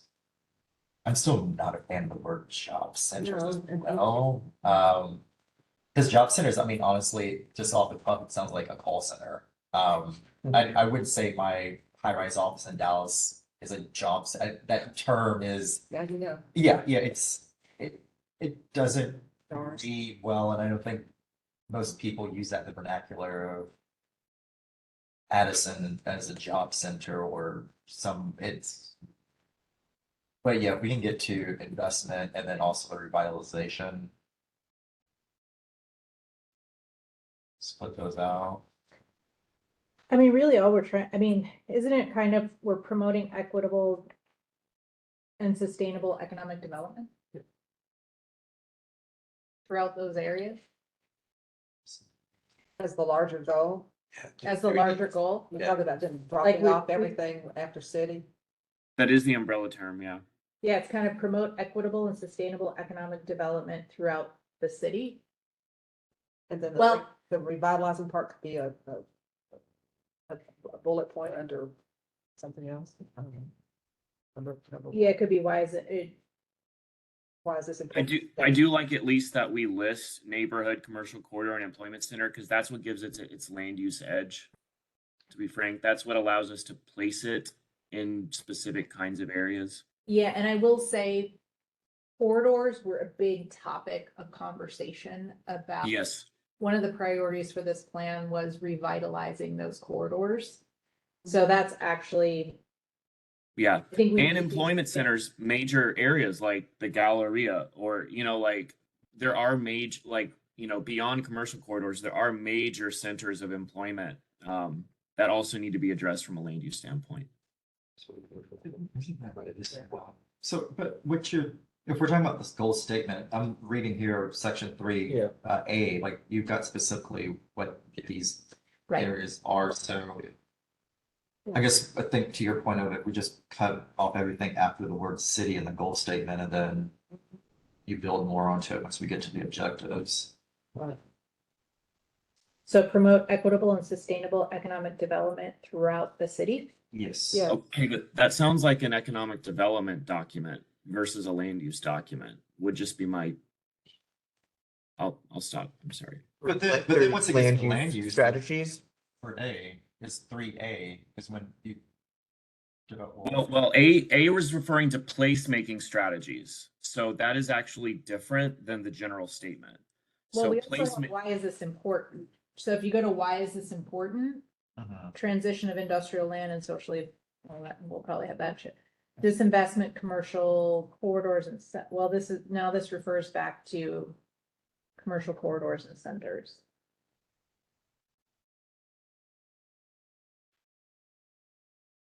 I mean, I think the reason we list specific land use categories in the objective is because we want to make it more land use relevant. We're not trying to replicate what the economic development policy does, but What about rather than naming specific types of places that need, we can focus our development efforts, refer to the use of land use tools to promote eco dev. So across the city with, land use strategies, if we, promote economic growth across the city with land use strategies and tools or something like that. Well, I would argue even moving that, sorry. No, I would argue moving that to the beginning of that sentence, kind of to Mr. Price's comment. Like the goal of this document is kind of, I think to his point, is to promote land use and whatever, I can't remember your language, land use tools to promote.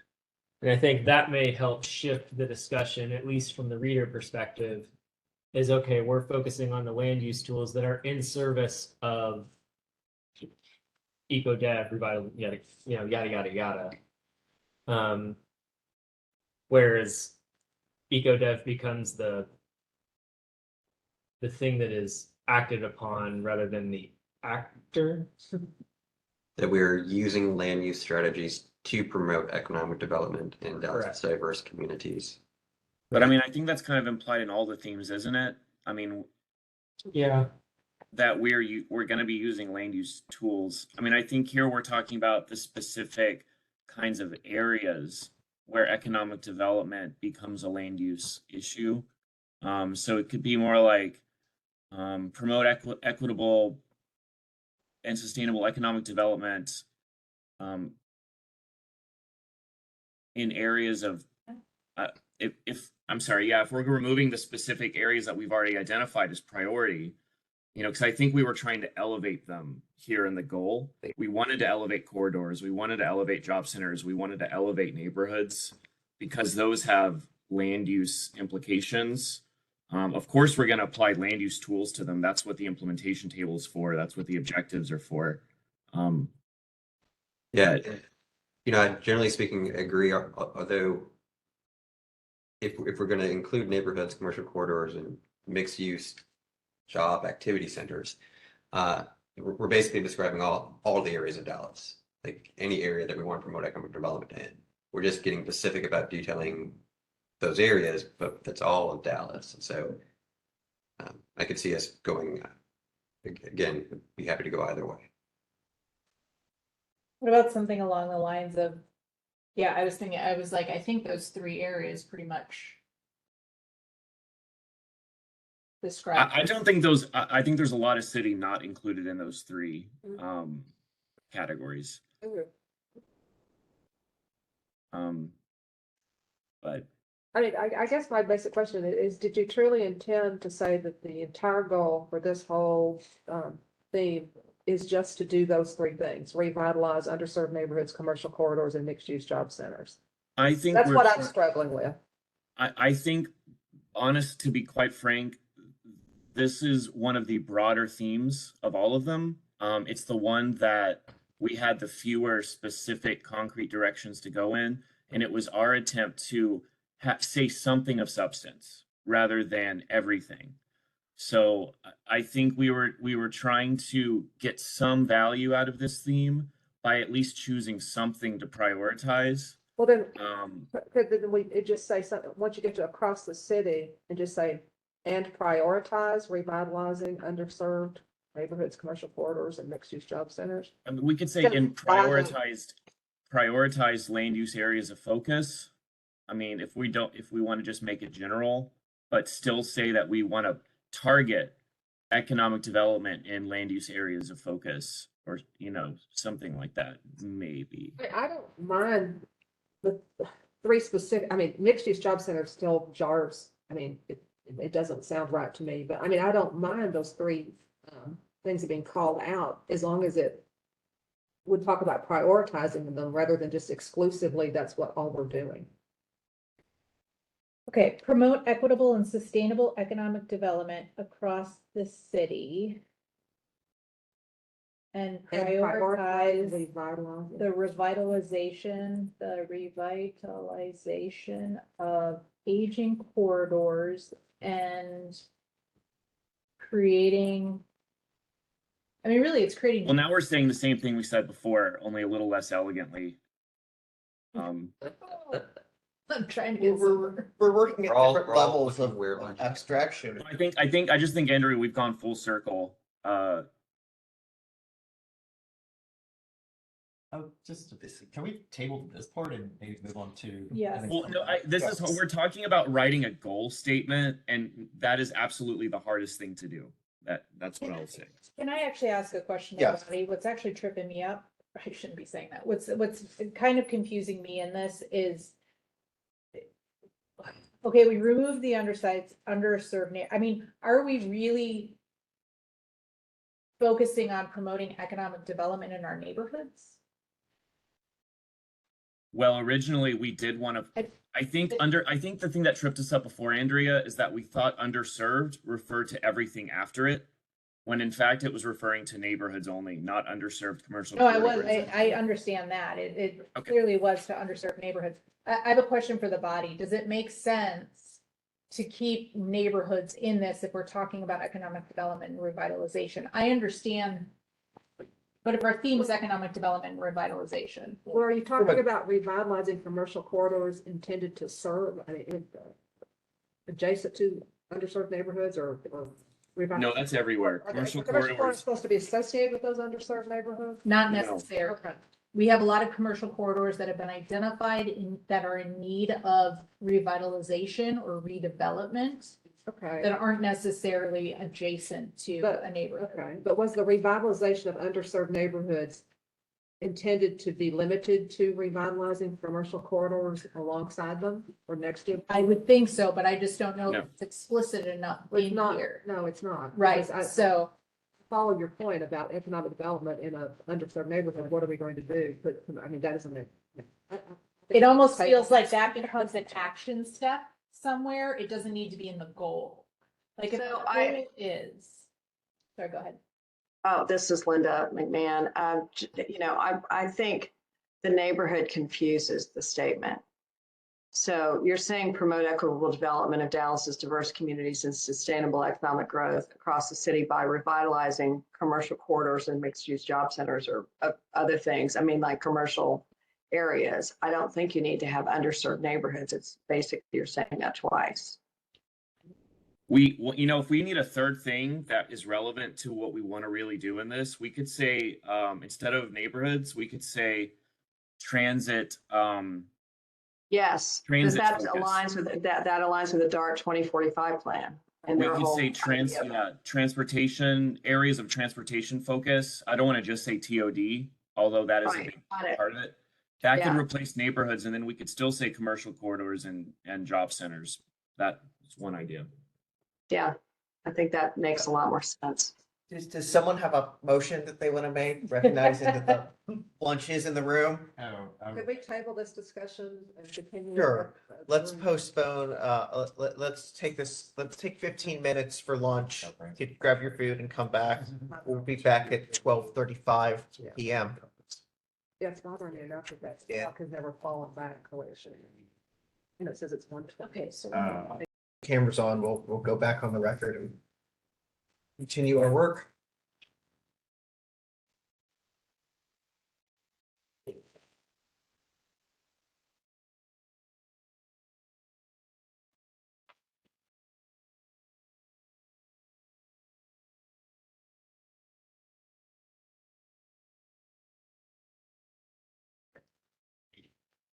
Just see one more.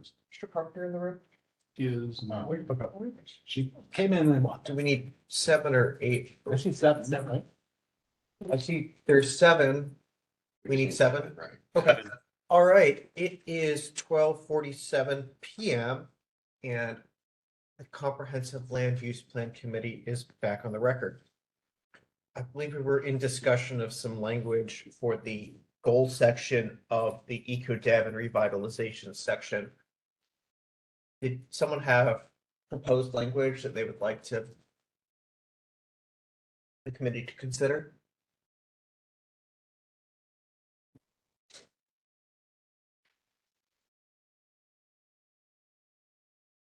Folks, I think where we left it was changing this first statement, promote equitable development of Dallas's diverse communities and sustainable economic growth across the city by revitalizing transit areas, commercial corridors, and mixed-use job centers, and deleting underserved neighborhoods, since that to me is duplicative. We have a motion to make that change. I move. Thank you. Was that Ms. Scripps? Do we have a Yes, second? sorry. Great. Thank you, Mr. Yarborough, for your second. Any discussion? Seeing none, all in favor say aye. Aye. Any opposed, nay. The motion carries.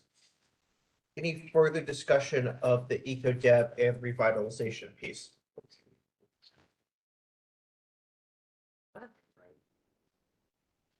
All right. I have a question. Mr. Carpenter. And I'm sorry, I didn't hear what the last motion was, so maybe repeating something. After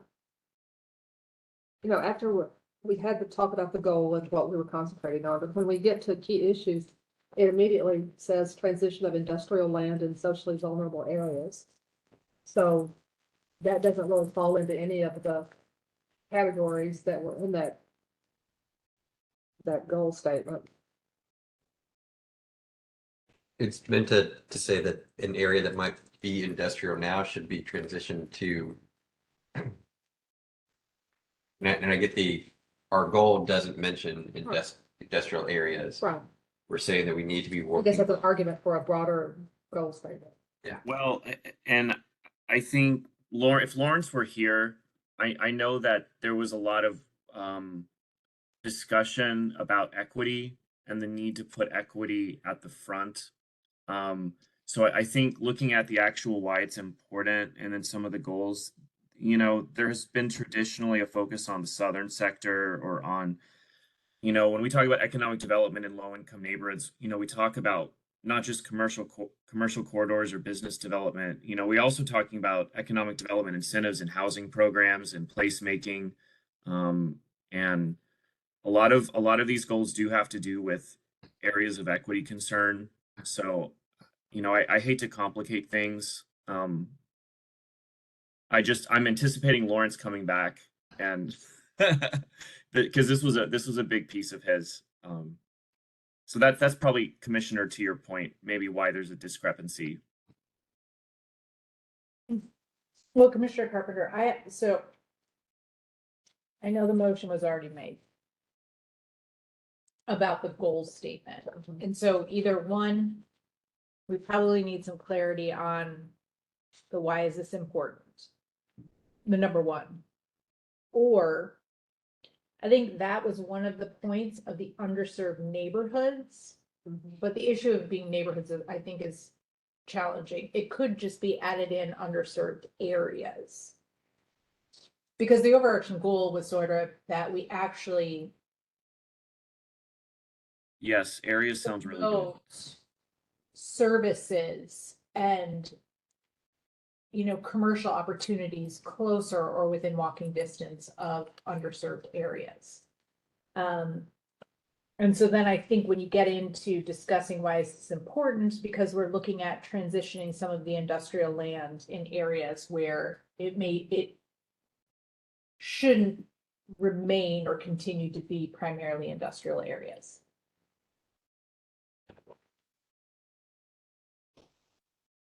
Could I ask, what is the intention of number 4, short history of equitable economic development strategies? Is that sort of a note to self to include something, or is that supposed to mean something? I'm not getting it. It doesn't seem to be following the format of the other issues. I think that's valid. I would assume, I think that this is, meaning that we haven't been thinking about economic development from an equitable standpoint for very long. But I don't know what that necessarily furthers. I'll also add that the why is this important was the last thing added in all of these. So I think the core of these really can be seen in the objective statement and in the objectives themselves. And then, I mean, really the why is this important is meant to be kind of a background. It's sort of just like, why is the issue generally concerning, but it should align with what we intend to intervene on. Just a little background in terms of form and purpose. That may be what the issue is if that section got added at the end of a great deal of work. Maybe it just hasn't been integrated into the rest of the page as well. Yeah, so I guess I would ask any of you if there's anything from your perspectives that including this goal specifically to you all personally, and then eventually as a body, having this goal included economic development and revitalization. Is there something missing in here about why that's important for the city from a land use and zoning perspective? Could you repeat that question again, please? Is there asking the question, why is this important about focusing on economic development and revitalization in the city? Is there anything that is missing on this list of 4 that we should add? Well, the basics relative to economic development strategies is increasing the property tax revenue so that we can provide more services. So increasing revenue to the city, increasing job opportunities to its citizens. So the revenue piece and the population growth piece is really, really critical. I mean, we've been declining in population, but we want to grow, and we're going to have to be able to provide the necessary services. We've got to grow revenue somewhere. And could it be about, to tie it to land use and zoning, could it be about that we need to grow strategically in order Yeah, to and increase our tax base? Yes, and I actually, I was gonna share, well, I don't have this, it's not my report, but I actually got a presentation by this organization that's done a complete study of this Dallas and Tarrant County for Metrotex. And some of the data associated with it was basically you grow small commercial buildings by acre, they contribute a lot more to the bottom line revenue of the city than a big box store like Costco or a Walmart.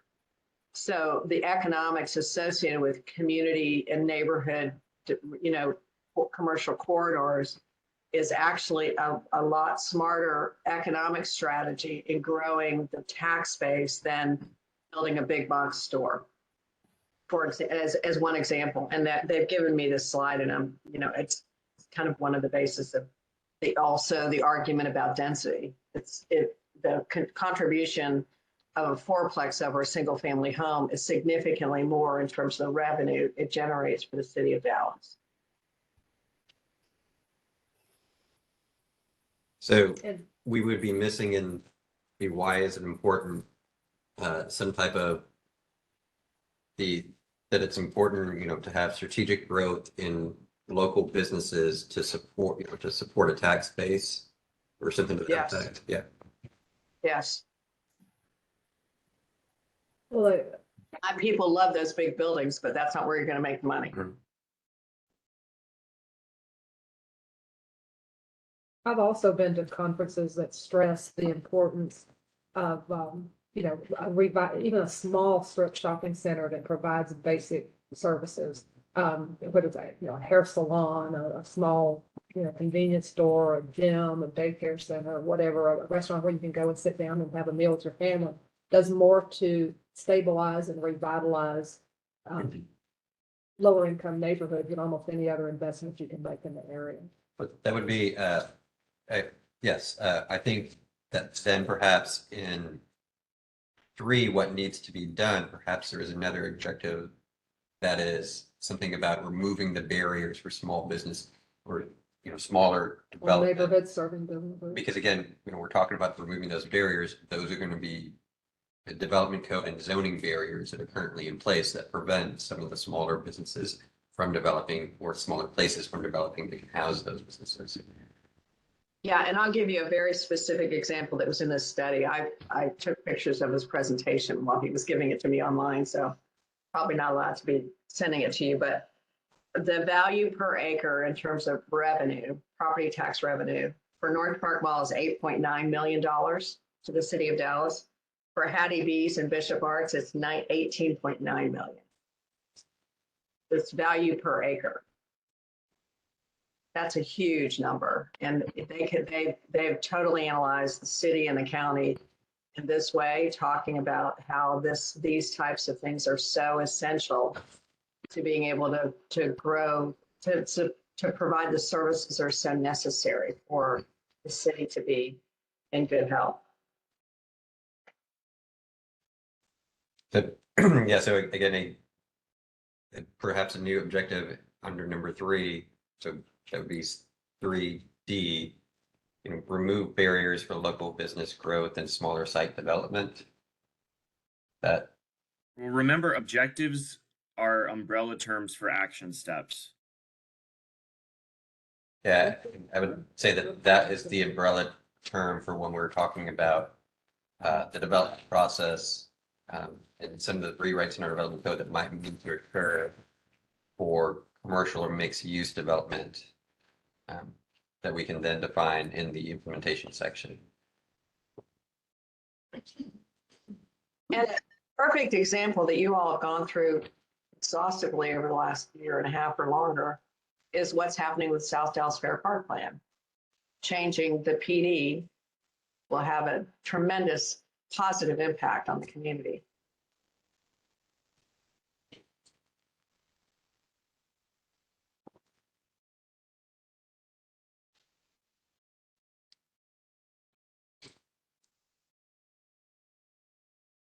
Is it time to move on to another question or?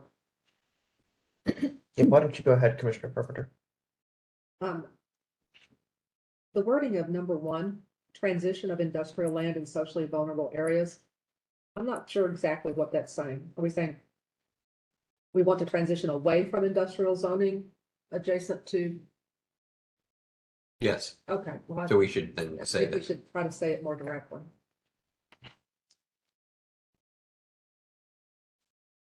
Or, address incompatible adjacent to. I think, Transitioning away. yeah, and I think the transition word there is, again, trying to be active in the sake of, we quote, address the incompatibilities. There is that room for, well, what do we really mean? We're saying we're transitioning these areas away from, transitioning industrial areas away. We're transitioning them away from industrial land uses in social vulnerable areas. Although it's almost like adaptively reuse or redevelop. Because just because you transition away doesn't mean you've developed it economically. You just, if But we're you in don't- the economic development theme. But you don't want redevelopment of heavy industry in these areas that are right next to, and the same type of heavy industry right next to these neighborhoods. Correct. So I think there needs to be something in addition to transition, because you transition away to what? Other safe and productive Right. uses. Yeah. Yeah.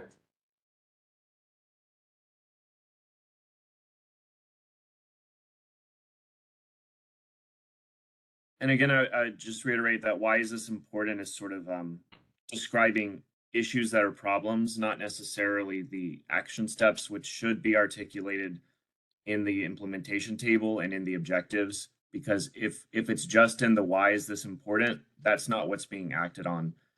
No, why is this important is really just setting the stage for the kind of the meat of the section.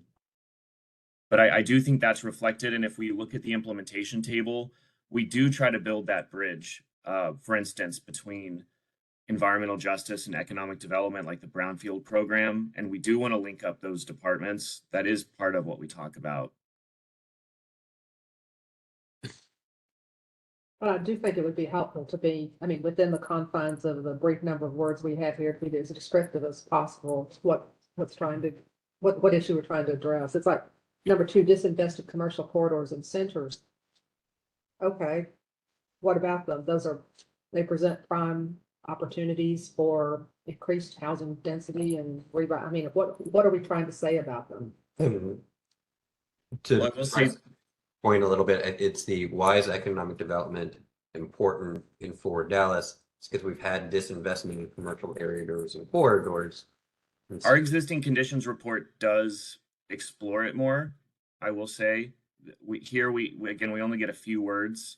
But the disinvested commercial corridors have emerged as a theme in multiple themes. And this is really the economic development theme is really where we can kind of make this the biggest issue and highlight its relevance. Because ultimately these corridors become a transit opportunity, they become a housing opportunity, they become a placemaking opportunity. But really at their core, they are commercial centers, and there are hundreds, probably, if not many dozens around the city that have been disinvested. Just,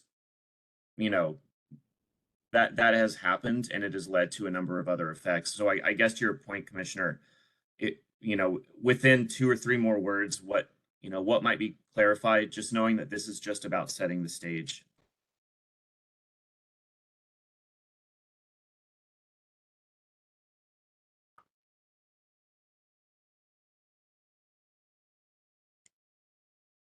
Could I also, Go ahead. okay, could I also ask, under current conditions, where it says, where are we today?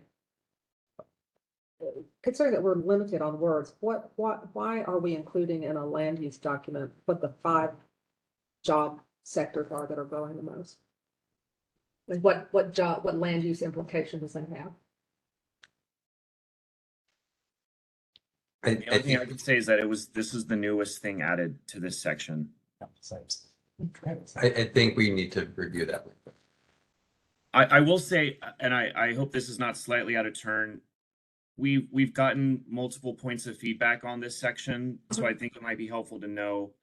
I think honestly, staff can work on this, and the question is, have we heard good enough direction from the committee to tweak and refine and streamline some of this? And do you sort of trust that whatever we come up with for CPC, or is you know, because I think right now the fragments seem a little too loose to really sit down and wordsmith and recreate it. It does sound like it needs to go back to staff so we can move on to other themes. But I Yeah, guess so to Mr. Price's point, I think perhaps if we're going to come back at another meeting, that perhaps the economic development one may need to have a second go at it, and then have you all provide those comments where you're more comfortable moving it forward to CPC. Yeah, no, I mean, my understanding of the way this is going is there's no way by the end of this meeting today, this is going to be ready to proceed to CPC based on the number of kind of open-ended requests for modifications we've made. So, I mean, I'm operating on the assumption that this committee will get another crack at a revised version. It's ultimately the will of the body, but we have given staff a lot of varying feedback today. I will say, and again, would be happy to hear from the committee. Up until this point, I think most of the direction has been pretty clear. In that most of those changes we are able to accommodate without having another meeting. But either this slide or then the rest of the entirety of the document. We obviously do not have clarity on the rest of the document direction at this point, so. Well, we also had an earlier section of, what was it, pages 12 to 18, where it was going to be compressed into 1 or 2 pages. That seemed to be quite an extensive revision. Well, on that, I would just say on that, there's really no content. Okay. That's going to be more graphic representation, but. I mean, I will just say, speaking solely for myself, I could see this going either way at this point. I could see it if our main area of concern is eco-dev and revitalization, and the rest of it, you know, are pretty discrete ETE changes.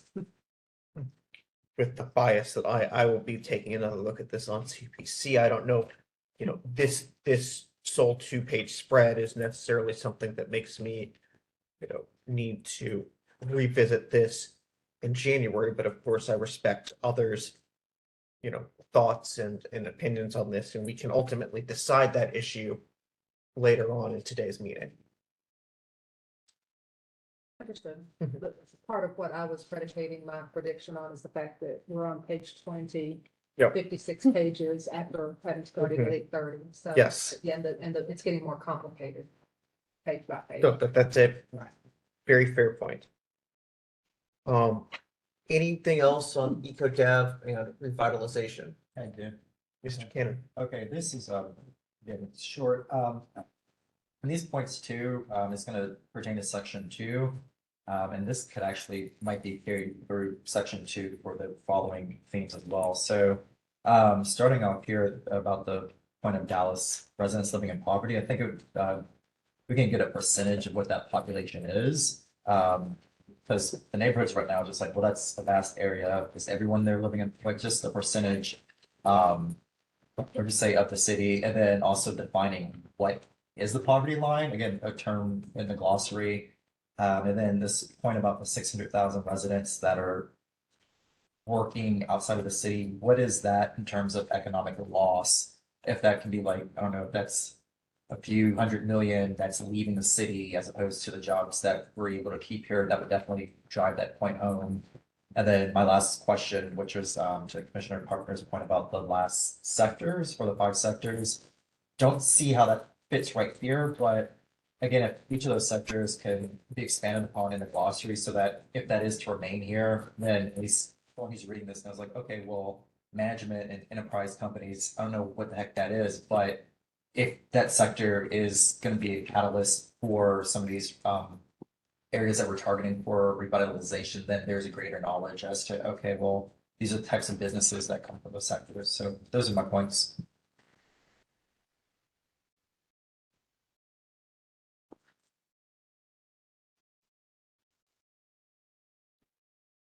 I will say, if you review the did you know section, I do think that does probably the best job on this page of explaining what we're trying to do with this. And I think there really is some good meat here. And part of it has to do with, there's a shifting nature of retail taking place. So we have to rethink commercial spaces. That's a land use issue. We have to look at revitalization of low income areas. And we have to focus on transit stations and high capacity transit areas. And so I think a lot of this is just packaging it a bit more effectively and incorporating some of this feedback.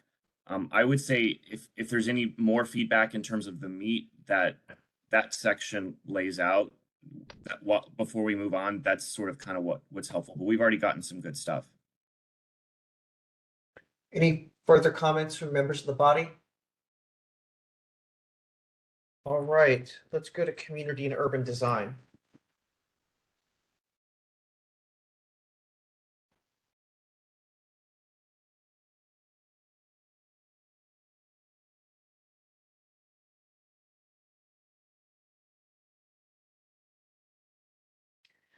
And I do just want to reiterate that, and I don't know if there's anything you want to expand upon, Arturo, but the urban design sections, one, the content in each of the place types, but then also this section was reviewed by the urban design peer review panel, and their comments were added to this. So any of that, the pink and the additional comments is largely due to their input.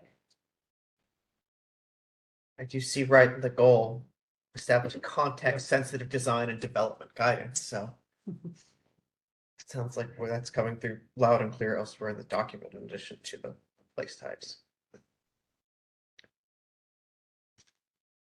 Members? I have a question about number 2. This annexations of communities hindered comprehensive design of the city. Is that something the peer review panel added? Because I mean, did we have a comprehensive design of the city without annexation, annexing communities? That might have come from Dan and Don. Yeah, I think that that probably didn't come from the urban design peer review, but Dallas does have a history of annexing areas that have not had infrastructure or land use planning or sometimes community planning.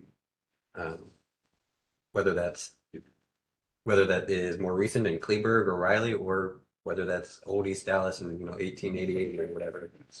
There have been some things, and so some cities say this is what we want our city to look like, and they can say yes, this is all what our city wants to look like. Well, when you then annex in other areas that develop without that context, sometimes you have design that is What development patterns or land use patterns that, are not necessarily similar. Sometimes they're different, or they hop and skip one another. Yeah, I mean, whether it's even just the John Neely Bryant's 3 streets are laid out like this, and then John Grisby streets are laid out like this, and so from the infancy we've had this.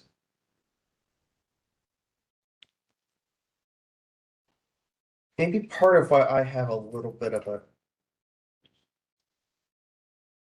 when I see design, maybe because I'm thinking about zoning cases with PD where we are looking at architectural design to some extent.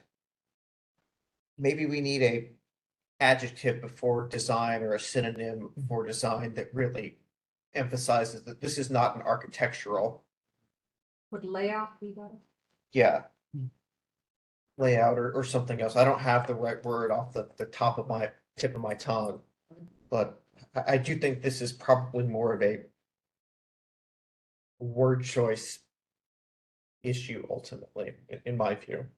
Others may view it differently, but if you're talking about a uniform layout, I would think most cities experience this because they do grow over time, whether it's through formal annex or however cities just, have territory.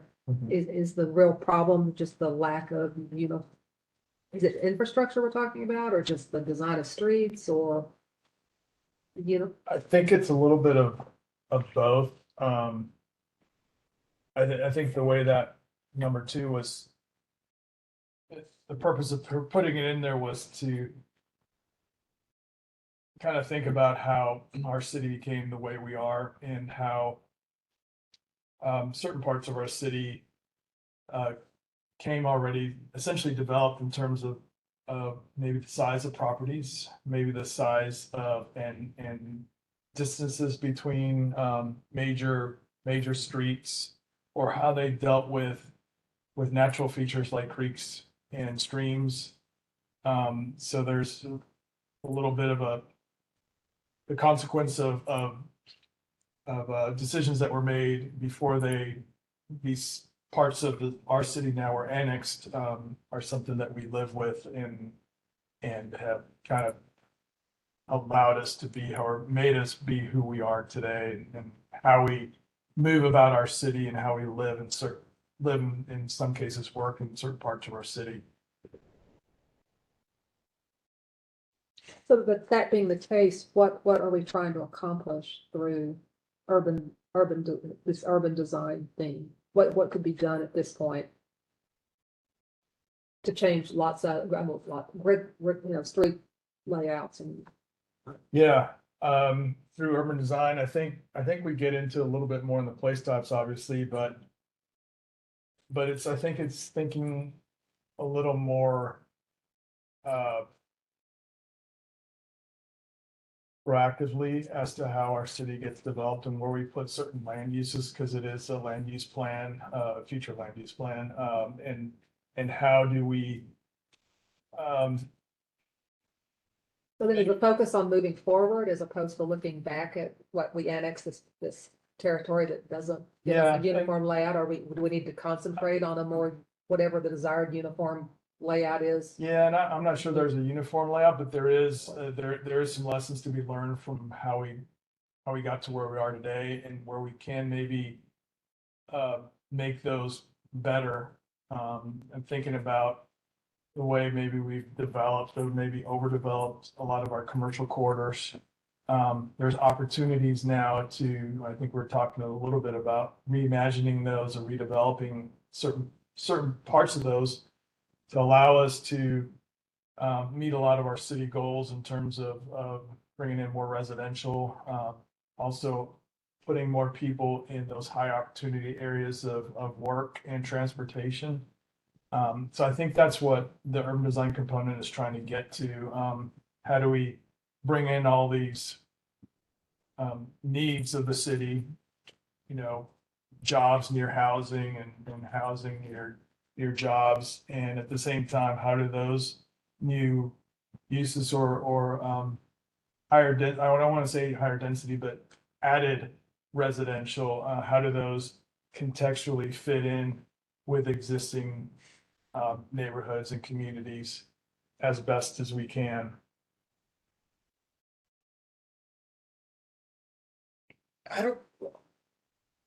It sounds like the issue maybe isn't one of it being comprehensive, but of it being cohesive design and planning, I would say. But it's sensitive to the context of the area. Yeah. Yeah. Yeah, it just seems like number 2 is talking about the past, but it's not really looking forward to whatever the issue is that we're trying to solve here. Yeah, I think Perhaps it's instead of saying because we've annexed different communities, we can say the historic development patterns have not had a cohesive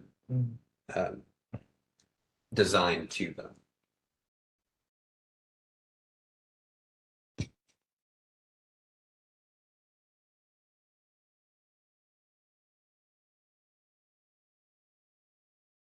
Did you have something, Mr. Yarborough? I do have something. I'm not sure what I have. Because I think my question here is, trying to focus on what the issue actually is here. Which, when I hear it, what I'm hearing is it's an issue of design. And when I'm thinking about, what this plan actually means for the residents. It's not necessarily designed for design's sake. You know, it's not that we're frustrated that our lack of cohesive or whatever design, you know, we don't have that. It's that the lack of that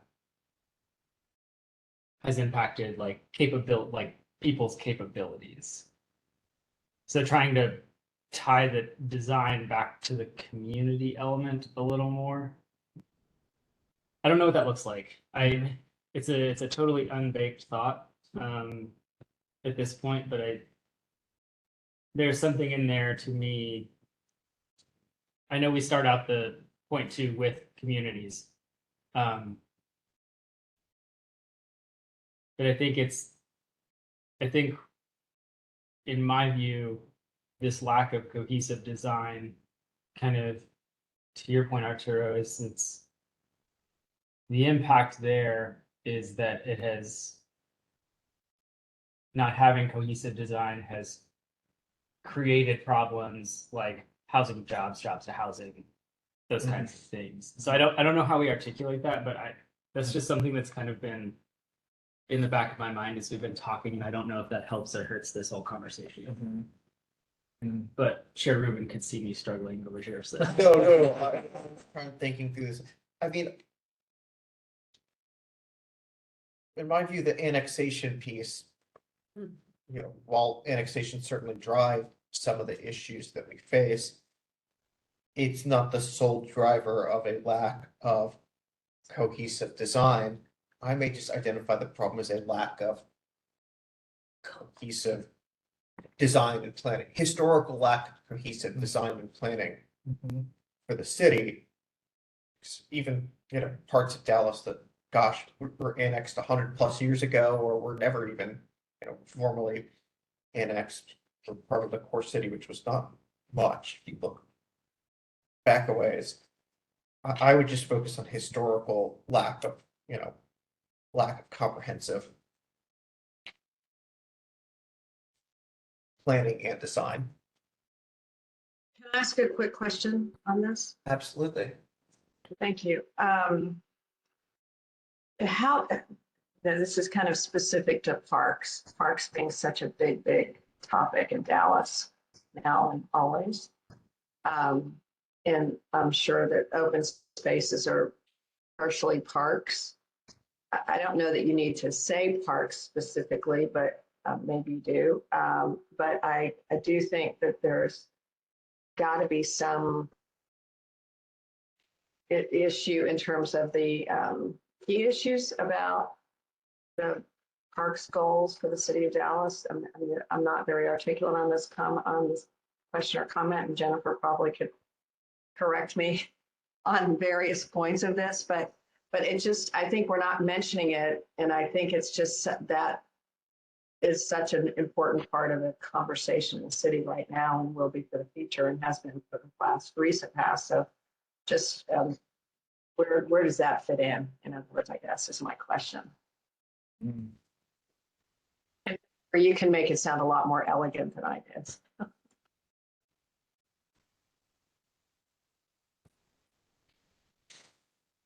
Perhaps issue number 4. So I think a lot of, when we're talking about open space, like that is an infrastructure, both physical and social infrastructure and civic infrastructure. And You could also say public amenities, infrastructure projects, public amenities and practices, because I think sorry, I didn't mean to interrupt, but no, you're good, because you got to the point I was trying to make. Sorry, because I think amenities includes parks, but it includes cultural spaces, it includes libraries. I mean, all that good social infrastructure, but I think amenities is more of a lay person's term, probably. Well, backing up, on number 4, I was going to move on to that when we finish the other, but it's like we've segued into this. Infrastructure projects and practices segregating communities of color. I'm not quite sure where we're going with this. Are we really talking about the historic lack or the disinvestment in infrastructure and amenities in deliberately segregating communities? I think it's more speaking to the highways. To the what? Sorry, to the highways. Oh, to the that a highway. number of our highways were built, and those highways were part of us segregating people of Okay, color. well, yeah, that, I did not get that at all from this particular statement. I could go many different ways, but I wouldn't have gone to that one. I think to the discussion before this one right here, I think that might be a different number and why it's just important about the location of infrastructure projects and public amenities. And that we haven't always had good planning with that urban design from a macro sense, and so the placement of those. Well, what you're saying clarifies the design aspects of this statement for me, because it seemed to me that the infrastructure projects and practices segregating is more like an economic development issue, that there was deliberate lack of investment in infrastructure, whether it's sewer, water, streets, whatever it is, parks. But this is There's about, also, it has also created urban design opportunities. You know, we have, you know, through deck parks or through 345 or through other infrastructure projects, there is the opportunity to reweave neighborhoods and repair connections. So I think, again, because why is this important? Is probably the least impactful thing on this page, quite frankly, and I'm sorry to repeat that again, but the real meat is in the objectives and the action steps. We're really just setting the stage here for why urban design kind of matters. And so I think this is just sort of a general introduction to why we sort of how the city got to this point of having such fragmentation of the walkable environment and the human scaled experience. So this is all just kind of painting that picture, I would say. So it sounds like the committee's trying to knock out three very separate but related things. So to sort of keep us on track, it sounds like there is a desire to address number 2, a desire to maybe get more direct in number 4, then a desire to, address investment in, historic investment in, public amenities and things like in infrastructure and public amenities. Just the way that I see this making the most sense is to knock out all 3 of those in order. And just to get the process rolling, I would propose amending number 2 to say,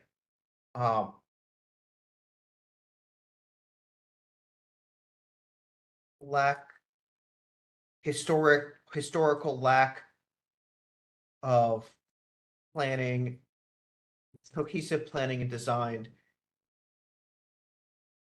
hindered development of the city. Community. Hindered community development. would you restate? Sure. Historic lack of cohesive planning and design hindered the development of communities. Hindered community and urban development. Optimal development or. Hindered optimal development. Yeah, that's fine with me. If I have a second. Can you say that one more time? Sure. Historic lack of cohesive planning and design hindered community and urban development. And that's why community and urban design is an important issue.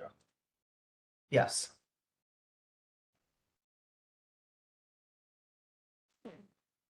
The issue being the hindered community and urban development, or the hindered optimal development. I'm fine with the word optimal in there. The historic Optimal community and urban development. Sorry, I didn't hear that. Okay. The historic lack of cohesive planning and urban and design hindered the optimal development of. Hindered optimal community and urban development. Yes. Hindered. Let's just. Well, because we had development, it just wasn't. Yeah, just- Development of the type that. Hindered optimal development. Okay. Just for simplicity's sake, since we're working in a limited space. And if I have a second. I'll give you a second. Great, thank you, Mr. Barrett. All right, any discussion? It's preferable to the current. I guess, well, hold on. Yeah, go ahead. Yeah, no, kill me, please. but- Yeah. I mean, yeah. So with this point here, I guess what, this isn't either a yay or, well, it's kind of on this point, but for point two, I guess what I'm trying to find the solution. This issue is that, okay, there's these fragmented parts that Dallas annexed over the years, a century. So what this theme, and this is the question, is it remedying the fact that, okay, Pleasant Grove, their infrastructure, and maybe cost repair, maintenance, all that stuff is gonna be to a degree more expensive, different than what it would be in the Kit Springs neighborhood, and that's why that is an issue that we need to, because at some point Pleasant Grove was its own city. I would say Oak Cliff was its own, I think that is true. Is that what the issue is driving towards? Is that? So, I'm so sorry. I thought I heard you stop. No, I was about to ramble, but no, thank you. Originally it said hindered comprehensive design of cities. So let's remember the purpose of this theme, design. So I think it's what we're referring to is that there is inconsistency. Urban design often refers to sort of the human scaled experience of an area. Okay. So some areas have sidewalks. Some areas have landscape medians. Some areas have parks. Some areas have none of that and have been devoid of any human scaled experience. They become car industrial sort of refuse of the city. So I think the original intent here, we can remove the annexations, but I still think maybe what we're getting at is historic lack of cohesive planning that hindered comprehensive human scaled design between parts of the city with something like that is maybe what I'm hearing. Okay, and what I heard you just say about just those elements from sidewalks is like every corner of the city, they need to have that baseline element for the human scale. Is that, so you named like 3 or 4 elements there, but Well, regardless. that's why it's important. What's important is that we have inconsistent urban design between parts of the city. And it's not always about income. Sometimes it's just about when it was built. But certainly all of that plays a role. There are parts of the city without sidewalks that are the wealthiest, some of the wealthiest zip codes in the state. They don't want. Okay, so now it's, and are we achieving that in this statement that we're having a discussion about now? I'm going to withdraw my motion. I mean, are we advocating that there be standards like sidewalk requirements So- to all neighborhoods, even the ones that don't want them? Again, going back to the, why is this important? Well, why is it important that we have good urban design is because Dallas historically has not had it. So that's why it's important. We haven't had it, so it's created an environment in which there are many areas of our city that have poor urban design. Whether they were annexed in or whatever the case may be, we just have areas that have poor urban design because we've had a historic lack of planning inclusive design. And if that's important enough for us to include in the why, we can also just take a motion to say, let's just remove number 2. I think it's probably important. I could make a quick recommendation. Historic lack of cohesive planning has hindered optimal human scaled. Oh, sorry, I was going somewhere with that.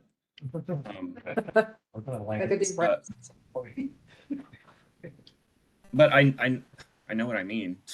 You said it, bro. You said it. Yeah, that's. Has hindered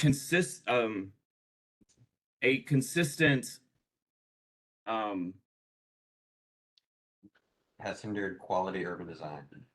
Or hindered human scale development, which maybe that's what you said already.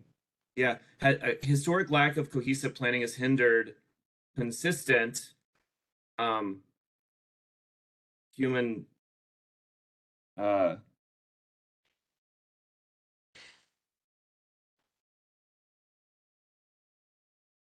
has generated an inconsistency.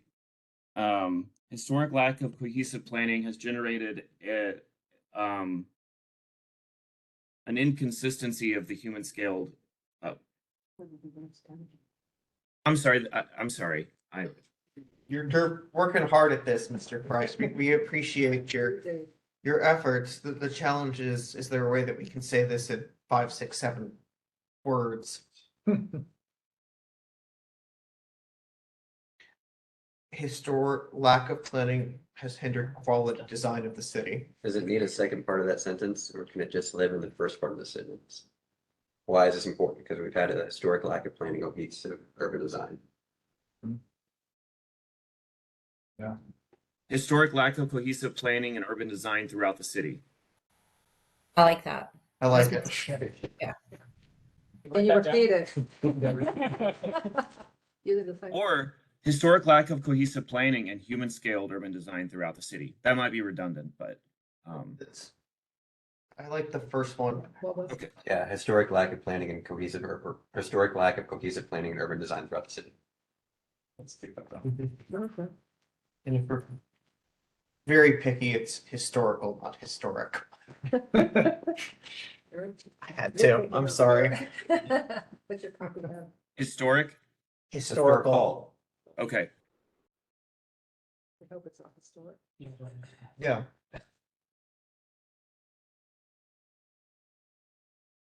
Okay, that's number 2. Number We're doing- 4. Does someone have a motion to make there? Well, I have a question. So are we really talking about reknitting communities that were split by transportation projects that were carried out in, racist manner, or that was proceeded regardless of segregating communities of color? I mean, what's trying to be accomplished here? Again, I would go back to number 2 as in we don't, the key, why is this important? I don't know if we always need an actionable thing that comes out of that key issue.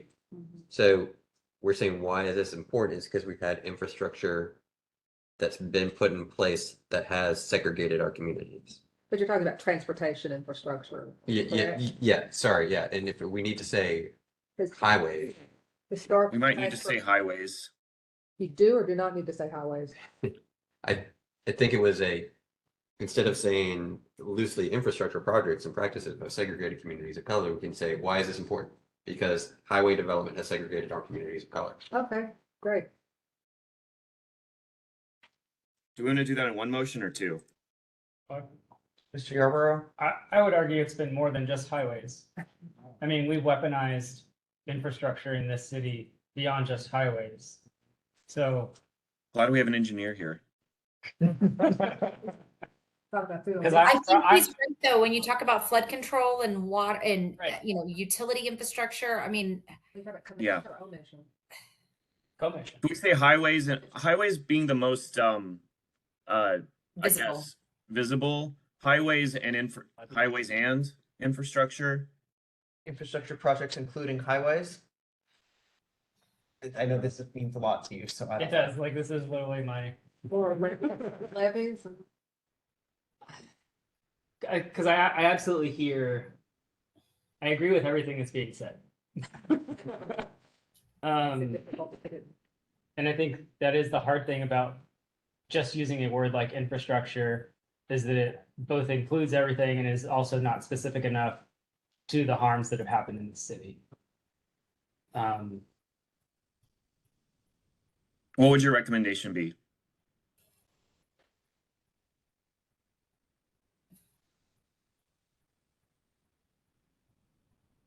Perhaps we do some sort of parentheses where we do explicitly say something like, we say like, i.e. highways, floodplains, such and such, etc. To leave it open. But I don't know. This E.g. highway? Yeah, e.g. highway, yeah.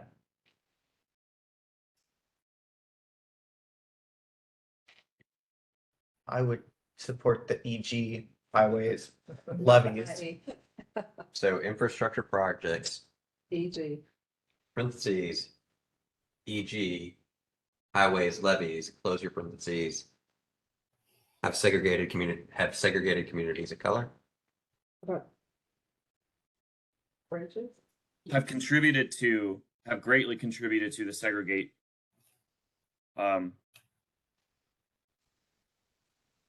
We could just leave it as it is. Infrastructure projects, e.g. highways, levees, segregating communities of color.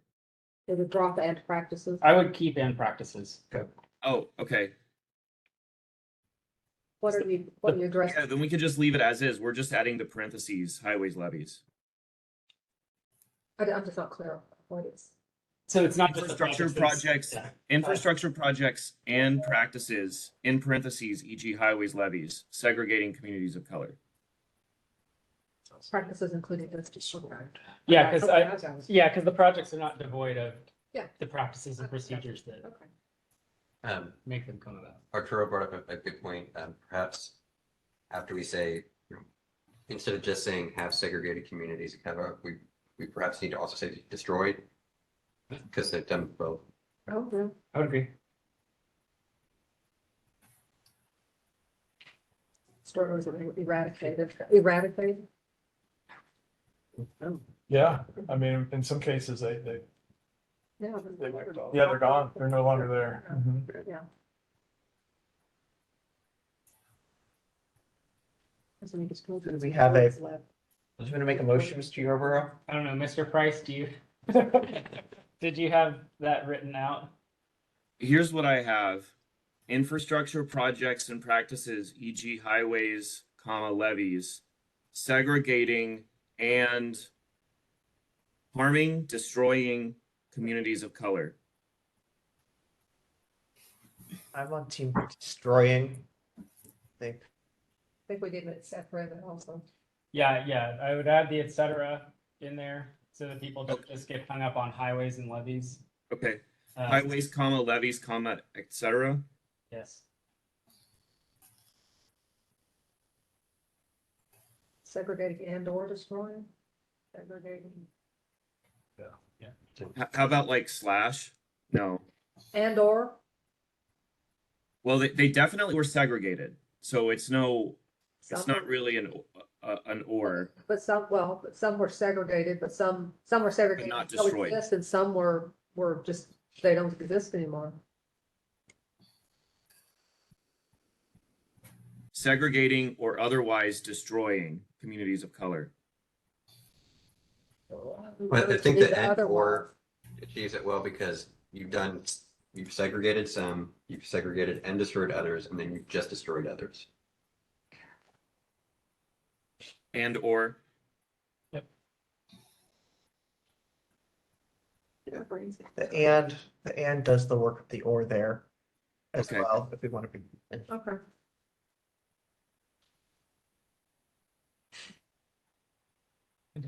Infrastructure projects and practices, e.g. highways, levees, etc., segregating and destroying communities of color. Okay. I move to adopt that language. I will second that motion. Any discussion? And then all in favor say aye. Aye. Any opposed? Nay. Thank you. That was item 2 and 4. Yes. Got it.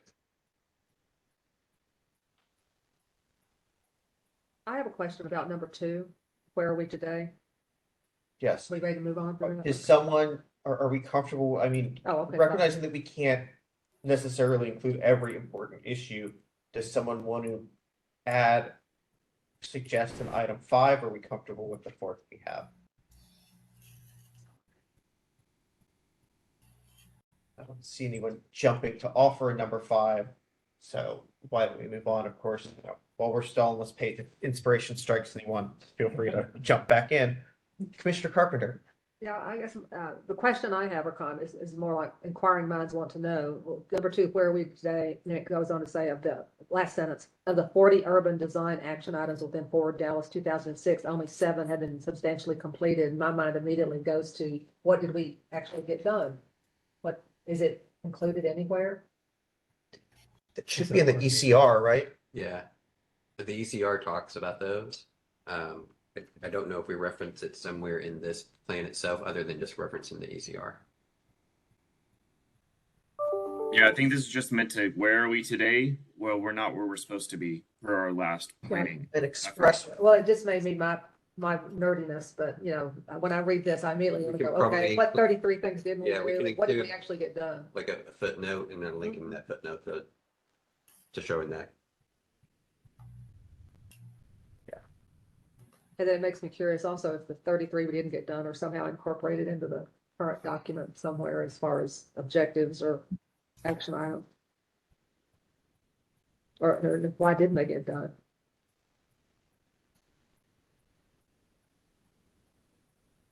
That not enough time, just it sat on the shelf. Well, for in too general, expensive. implementation was not as deliberate a priority with the original Forward Dallas. So when we've tried to be consistent in the messaging throughout the process, that is what we're trying to fix this time. Mhm. And when we get to the urban design implementation table, you will see a fairly rigorous set of city processes and policies that we will be working with. Okay, thank you.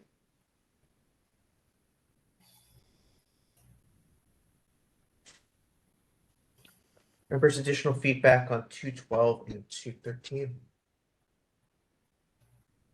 All right, let's go to the second page of community and urban design.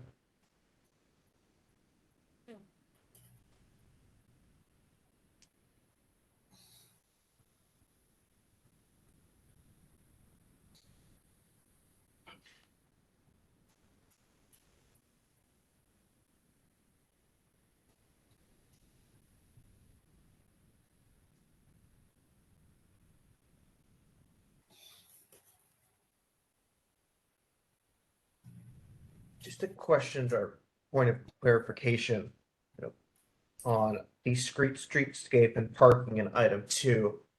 ZOAC is in the middle of consideration of code amendments right now relating to parking, and a key component of that is the discussion of how much of parking should be driven by city set minimums versus how much of parking should be determined by a property owner or a business operator determining how much, or even a homeowner determining how much parking that they need for whatever their use is.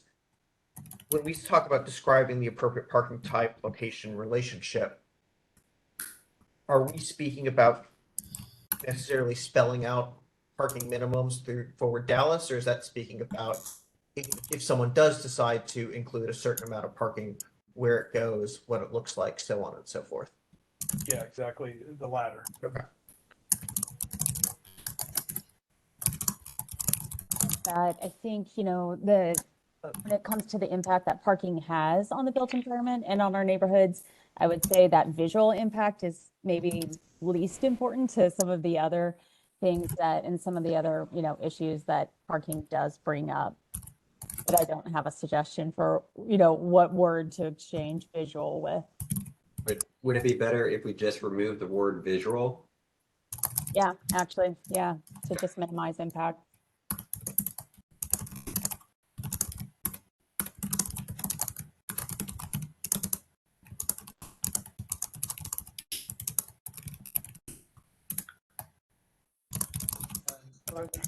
Couple. Yeah, Kenan. Just minor urban design principles. So for principle 4, I'm just looking at the pink highlighted words here. So just going to read this out where it says to thread together. Can we make that to seamlessly thread? And that way we capture that seamlessly that's hanging on at the end of the sentence. Yes. Yes. And then for design for the principle 5, is this new development? Question, because right now it's saying it's development should celebrate, but we talking like new construction, or what's development as a what's the on the second part here. So we could make that, if that is in reference to new construction, which it sounds like it is just from the rest of the sentence. And those are my 2 points there for the principles.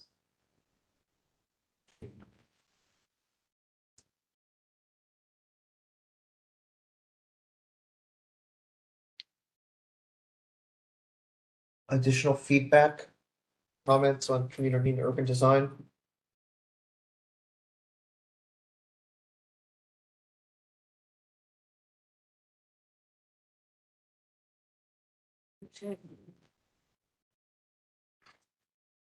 All right. We are heading into the place types portion. This may be a natural stopping point for a 5 to 10 minute break. Why don't we take 10 minutes, but let's all really try to be back at our computers and back at the table in the room by 2 o'clock sharp. So we will stand in recess for 10 minutes. Chairman, this is Linda McMahon. Yes. Unfortunately, I'm gonna have to drop off. Okay. Do we have a hard? I apologize. I know this is really important, but I will get my comments to the staff. I apologize. Understood. Thank you so much, Ms. McMahon, for a wonderful contribution today and throughout this process. Great work, everyone. Great work. We have a hard stop. Here in the room, online. Members, if you could turn your camera on. See 1, 2, 3, that gets us to 8, which is above quorum. So it is 2:01 p.m. and the Comprehensive Land Use Plan Committee is back in session. And with folks having various afternoon commitments, it does seem like we will probably stop today. I would think around 3 p.m. And then we will plan to come back. I had some discussion with city staff, and I think the date that we would target would be Tuesday, January 9th. And that would be a meeting that would be called, so we can finalize that, and potentially tweak that if there are conflicts, but that would be the plan, and really appreciate everyone's very hard and careful work today. This is a very long document, and while I think everyone was hopeful that we would, potentially get through this today and let CPC take up the pen, in reviewing it, it does sound like we have quite a bit of, meaningful work left to do, but the hope would be that in January, at that meeting, we would be ready to pass off the baton to CPC. So let's dig into the place types section. Does anyone have any comments on the place types introductory page?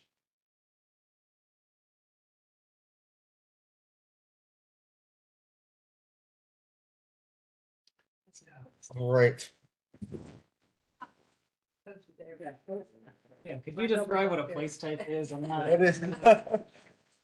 I should note that our consultant says they have a hard stop at 2:30, so if you have a question for them on place Okay. types, now's your time. This is our place type and land use matrix. Did the definition of multiplex change? Because it says it's fewer than 10 attached dwelling units. I was thinking it was a different number before.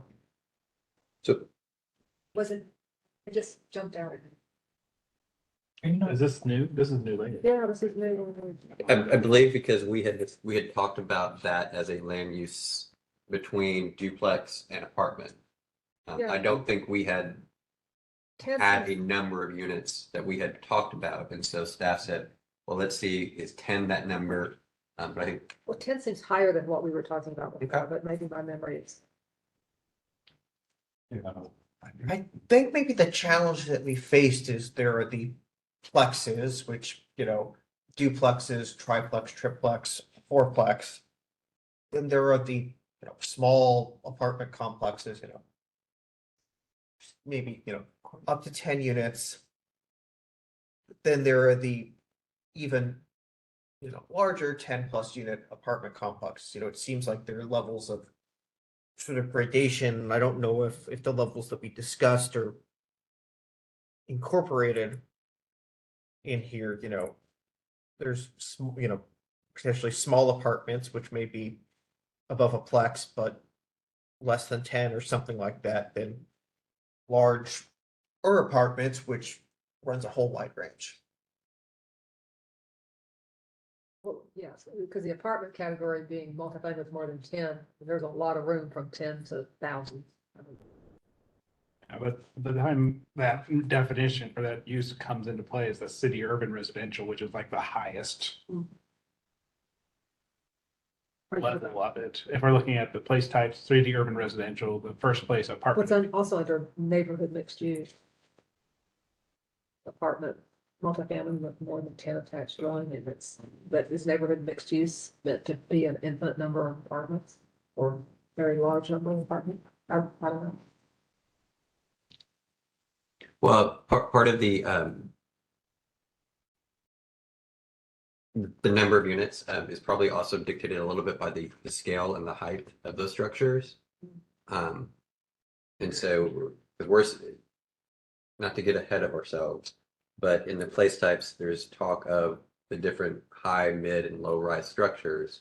And so it may be difficult to have, you know, a huge number of units in one low rise structure. So, you know, we can address it from different approaches.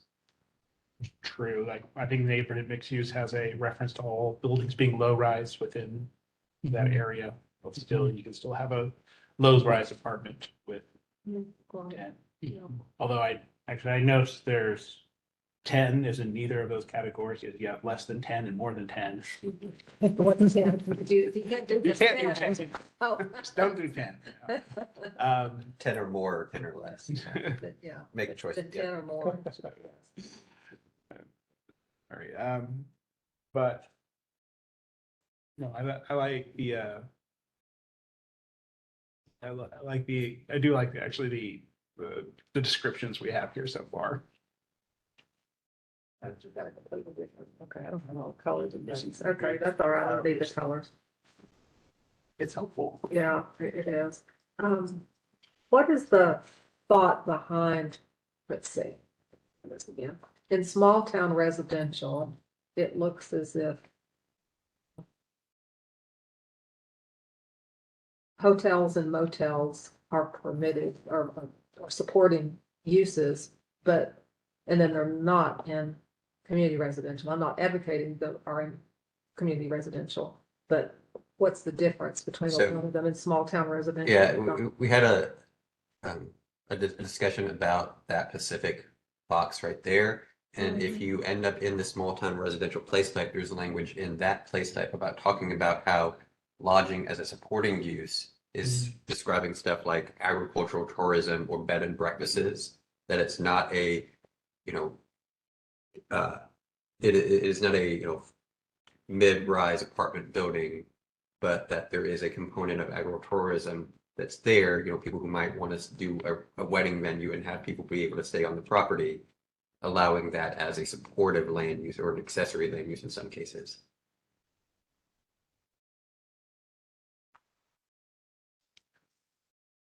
But then in the community residential, most definitely saying that a hotel or a lodging would not be allowed in that place type. I do have a question about community residential, and it's sort of a high level question is, you know, we heard from several speakers today that they think that there should be, in addition to community residential, a single family place type. You know, let's just assume that we stick with community residential that does allow, you know, traditional single family and, you know, the duplex, triplex as a place type distinct from zoning, and, you know, small apartments.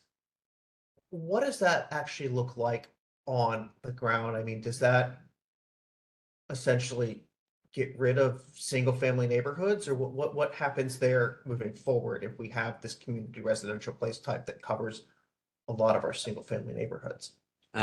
So yes, definitely folks have definitely voiced an opinion that says that they want a place type that is for single families, single family structures, single family detached structures mainly. Creating a community residential place type that has an option for other land uses does not mean that it removes a neighborhood that is largely single family from existing. It just says that there's a possibility that as a part of that overall neighborhood, there are other land uses that may be suitable in certain communities.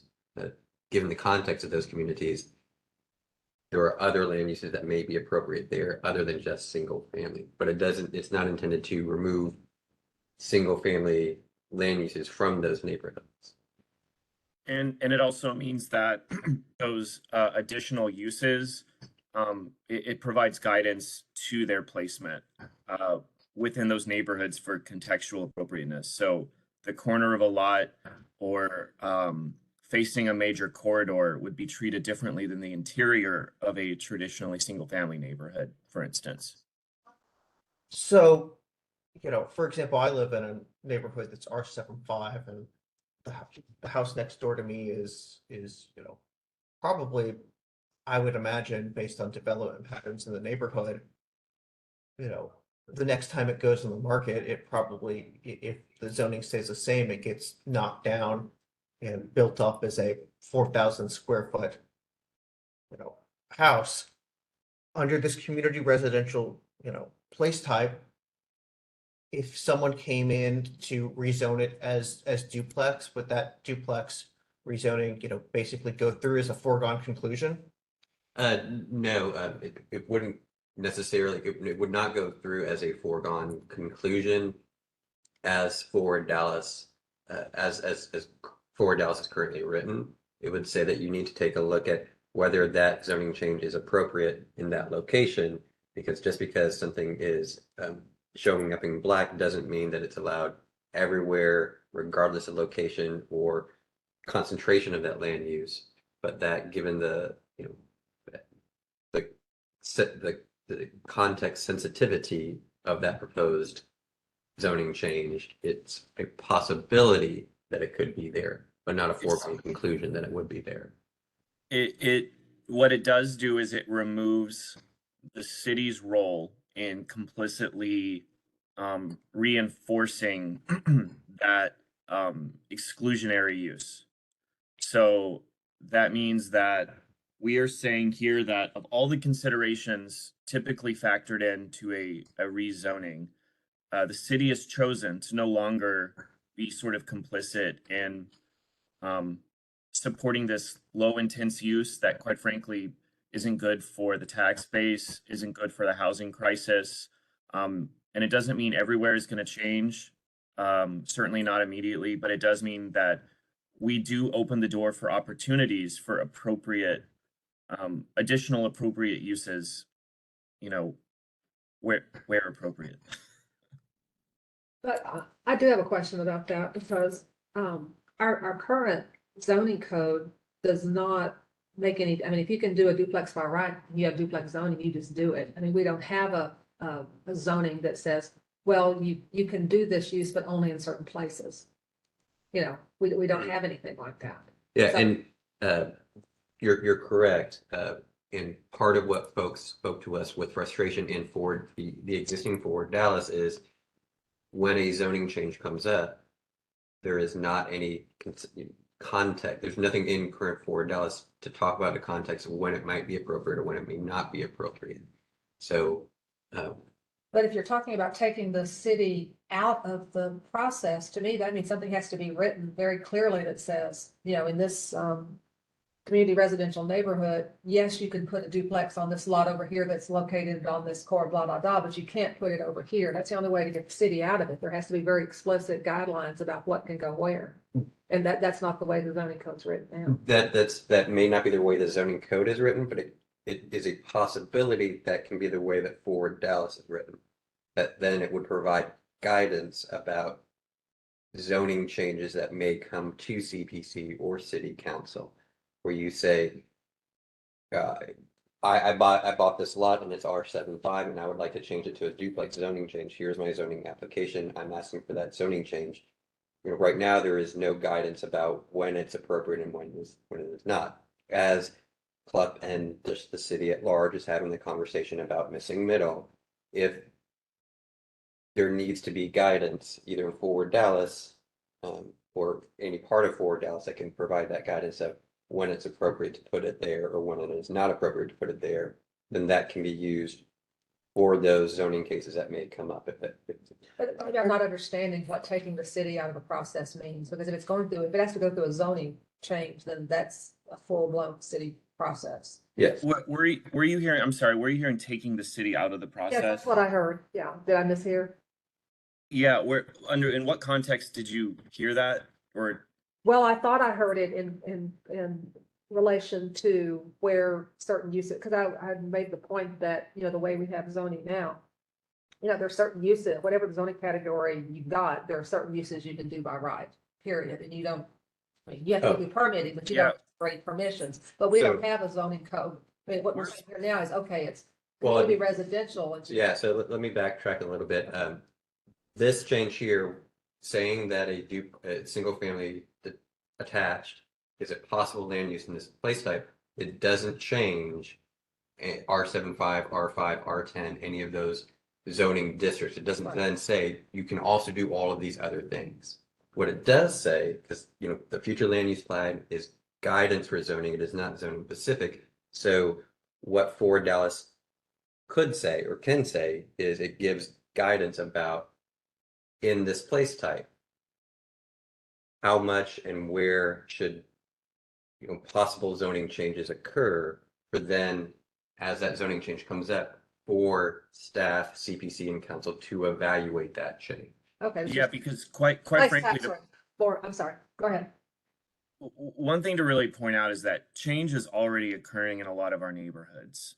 So part of the problem is a lot of this really strict, rigid, single family zoning, you know, you get new development that comes in and makes a PD because there is already a dearth or a lack of guidance as to what the neighborhood wants the neighborhood to be. So in many cases, this is about managed growth in a way that's informed from community feedback and from informed design considerations.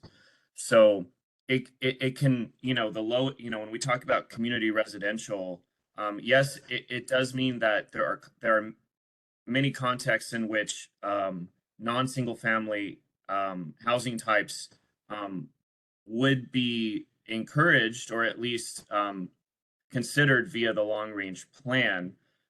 What it's really doing is offering guidance to prevent these extreme jumps that are completely out of context with the neighborhood.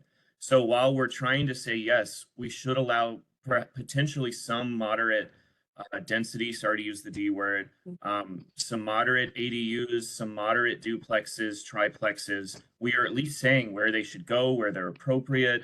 How do we make sure that growth occurs within the neighborhood in a way that preserves the core of the neighborhood while achieving the essential needs of housing production versus rigid R75 and then all of a sudden a PD with a tower, you know, or a PD with 10 stories because it was like, well, we have one choice or the other and the market's going this way, so it's going to get dictated by that PD and by that development rather than by informed management of the process. So I think that's kind of how we think about it.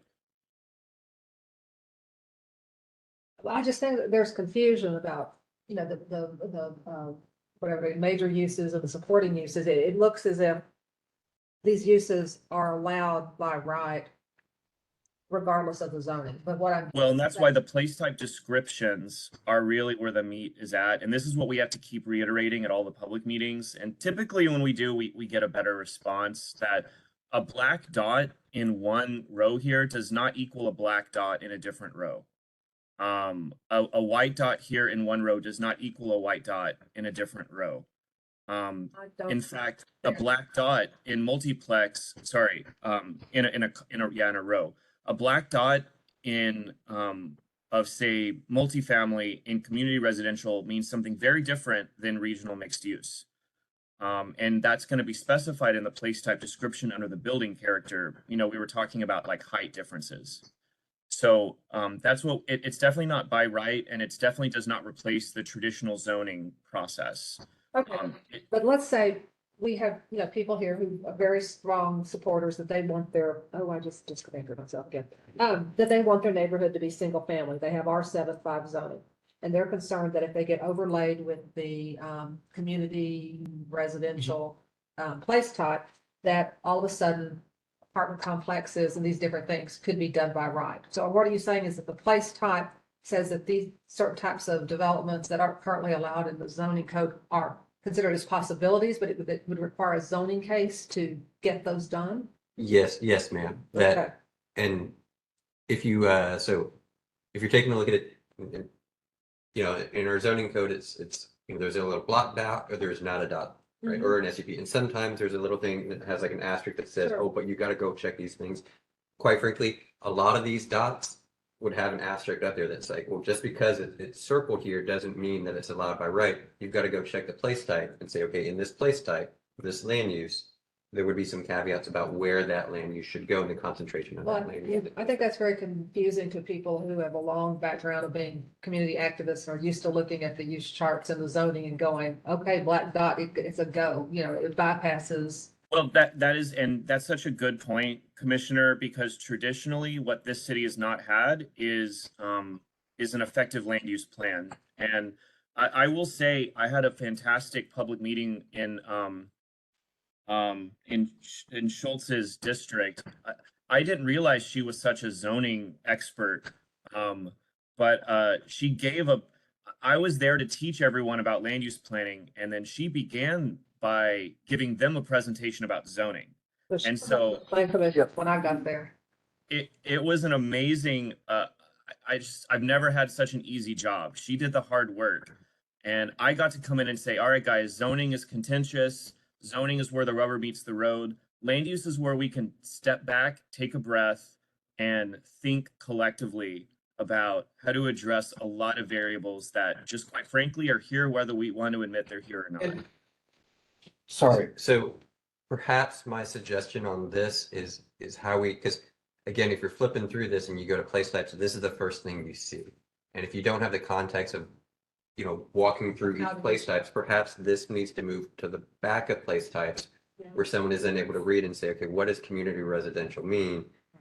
And, you know, perhaps this matrix needs to go at the back so that way you have that context, because we all know everyone's going to read 35 pages, but they'll learn it. These community groups, they read their zoning codes, they read their PDs, they know them like the back of their hands. I have no doubt they're going to learn this, and a lot of them already have. The learning curve has been amazing. You know, we spent a lot of time working with them, and I think all of us feel really good about, especially engaged communities. If you can read a zoning code, you can certainly read this plan. You know, zoning codes are not given such beautiful colors and attention to representation in the graphical setting. Absolutely.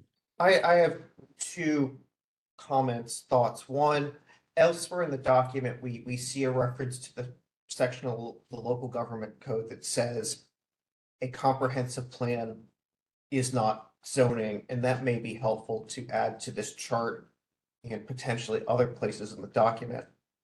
Speaking to the by right issue, there is one issue that I believe for this draft for Dallas does call out for changing to by right, and that's ADUs. For the plexes, for the apartment complexes, this doesn't come down on saying whether or not they should be allowed by right in, you know, in the future in these community residential districts. I think that's a conversation that is definitely happening now, you know, in light of a 5-signature memo that you know council had.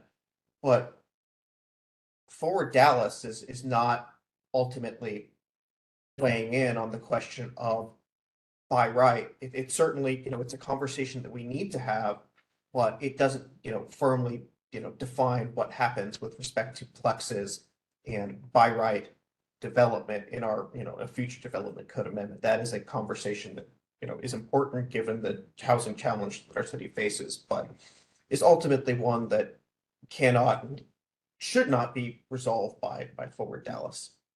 Correct, but ideally, it makes that discussion a little bit easier because we've done the legwork of analysis, engagement, political discussion, community discussion, etc.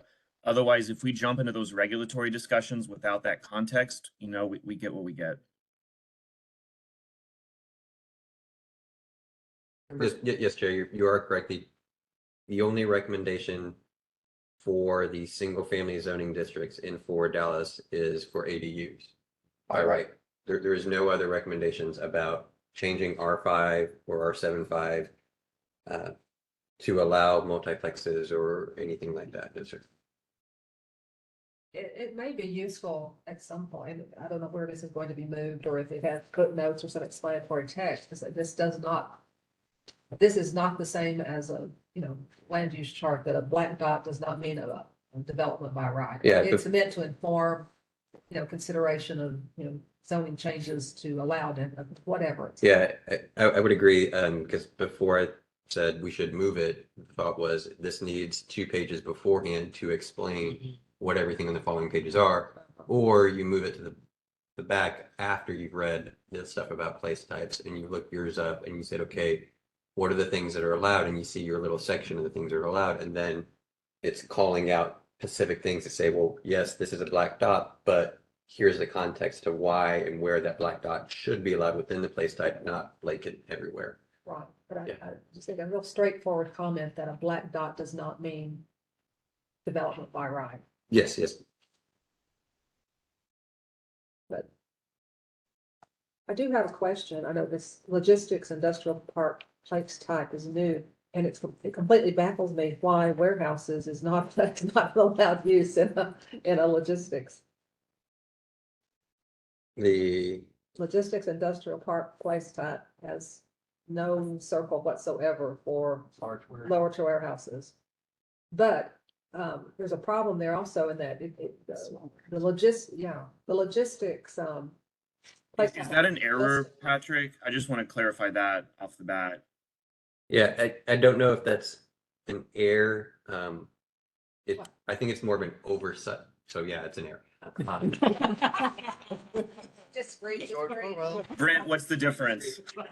Yes, the intent there was because right now heavy industry includes large warehouses and the not the stuff. Yeah. I think our conversation has been heavy warehouses could be allowed in the logistics center, but not in the industrial hub. And so, yes, I think either there's another column somewhere Yeah. that needs to be addressed. For the way they're, because this has large warehouses and hazardous materials, and yes, large warehouses would be the main use in a logistics place type, but hazardous materials would not be. Yeah, perhaps large warehouses gets moved to light industrial, and that is a black dot in the logistics one, but is a white dot in. But there's a problem there also because there are many place types where a small warehouse will work, but there aren't a lot of places. I mean, that's one of the distinctions I've been trying to make through this process is the large warehouses are a completely different animal. Now, I thought that was the point of that new place type was to give that place a home. It is, but lumping the large warehouses and hazardous materials together is a problem. I mean, these like the inland port, it's a certain type of place, but it does not have metal salvage in the middle of it or pallet grinding, or I mean, it's warehouses and commercial parking and that sort of thing. So I don't know that lumping large warehouses and hazardous materials together is. Yeah, it's that not may useful. be, there needs to be another column for big warehouses and where those are allowed. And I don't know if there needs to be some, I mean, like with multiplex, we have a specific number, 10 attached dwelling units. I mean, what is small and large? I mean, is it square footage? Probably. Yeah. 10. I mean, just like we do with general merchandise stores. Um, Where we have Costco, I mean, the 100,000 big box, and then we have the below 3,500. I don't have an answer. I'm just. Yeah, and I think we can come back with, and as this plan continues to evolve, that number will could change, but I think we can come back with a number of what a small warehouse is versus what a large warehouse is, whether that's 10,000 square feet, whether it's 50,000, whether it's 35,000. We can spend some time to do a little bit more research to understand what could that number be? Yeah, and I was also curious about the thinking behind allowing multifamily, like mixed use retail, lodging and all that, and hotels and motels in a logistics warehouse place type. Logistics, industrial park place type shows that it has some residential in it as a minor supporting use. That seems a little troublesome to me. So, a couple of things on that. So first, for the lodging, like a truck stop. Yes, that if you have large logistical centers, some of those folks may want to have some place to stay, and so it shouldn't be allowed everywhere, but it should be something that is a possibility in certain locations in that place type. I can see that with the multifamily. That seems That seems, I'm having a hard, maybe adjacent to it, but within a logistics industrial park place type, I'm. See that? Yeah. Yeah. Oh, shut up.